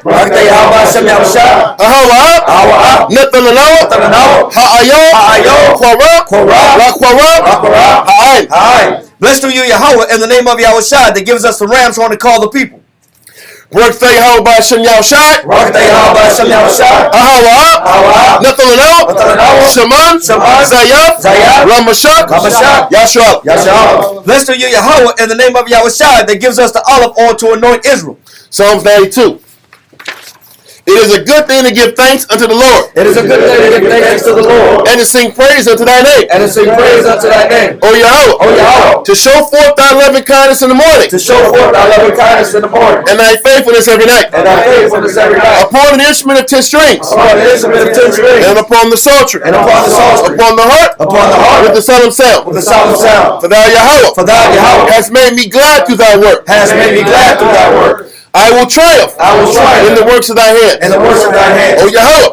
How great are thy works. How great are thy works. And thy thoughts are very deep. And thy thoughts are very deep. A brutish man knoweth not. A brutish man knoweth not. Neither doth the fool understand this. Neither doth the fool understand this. When the wicked spring is the grass. When the wicked spring is the grass. And when all the workers of iniquity do flourish. And when all the workers of iniquity do flourish. It is that they shall be destroyed forever. It is that they shall be destroyed forever. But thou Yahweh. Art most high forevermore. Art most high forevermore. For lo thy enemies. For lo thy enemies. O Yahweh. For lo thy enemies. For lo thy enemies. Shall perish. All the workers of iniquity. All the workers of iniquity. Shall be scattered. But my horn shalt thou exalt. Like the horn of a unicorn. I shall be anointed with fresh oil. Mine eye also shall see. My desire. On my enemies. And my ear shall hear. My desire. Of the wicked. That rise up against me. The righteous shall flourish like the palm tree. He shall grow like a cedar in Lebanon. Those that be planted in the house of the Lord. Shall flourish in the courts of our power. They shall still bring forth fruit in old age. They shall be fat and flourishing. To show that the Lord is upright. He is my rock. And there is no unrighteousness in him. B'Hashem Yahushua. Psalms 133. Shayar, Hama'ayawa, La Dawad, Hana, Ma, Tawab, Wama, Na'ayam, Shabbat, Akim, Gum, Yachad, Kashaman, Hatuwa, Ayo, Hara'ash, Yarad, Ayo, Hazakwan, Zakwan, Aharad, Shayarad, Ayo, Hayah, Manawafiwa, Qatar, Haramwan, Shayarad, Ayo, Haroria, Tazayawan, Kaya, Sham, Tazawah, Yahweh, Habaraka, Hayayam, Hamulam, B'Hashem Yahushua. Psalms 133 in English. Behold, how good and how pleasant it is for brethren to dwell together in unity. It is like the precious ointment upon the head that ran down upon the beard, even Aaron's beard, that went down to the skirt of his garments, as the dew of Hermon, and as the dew that descended upon the mountains of Zion. For there the Lord commanded the blessing, even life evermore. Amen. Amen. Yahweh Ba'ashem Yahushai. Yahweh Ba'ashem Yahushai. Yahweh Ba'ashem Yahushai. Wa'achno. Wa'ashronim. Rabbi Yaf. Support. Turn. Yahweh Ba'ashem Yahushai. Wa'achno. Wa'ashronim. Rabbi Yaf. Support. Turn. Yahweh Ba'ashem Yahushai. Wa'achno. Wa'ashronim. Rabbi Yaf. Support. Turn. Yahweh Ba'ashem Yahushai. Wa'achno. Wa'ashronim. Rabbi Yaf. Support. Barak Thy Yahweh. Barak Thy Yahushai. Barak Thy Yahweh. Barak Thy Yahushai. All knowledge, all wisdom, all understanding, all mercy, all compassion, all fire, all love, all mercy, all power from your house. All power from your house. All power from your house. Ba'ashem Yahushai. What? Yad. Come on. Circle up. You got it? Saluting out in the heavenly order. Yahweh, wa Yahushai, wa call Yashai Allah, Mina Israel, Majim, Barak. Yahweh Ba'ashem Yahushai. Kum Yashai. Kum Yashai. Kum Yashai. Lodge on the top. Turn faces sisters. Sisters, please stand. Watch your foot. Saluting out the daughters of Zion. Mina Israel, Majim, Barak. Yahweh Shema Ba'ashem Yahushai.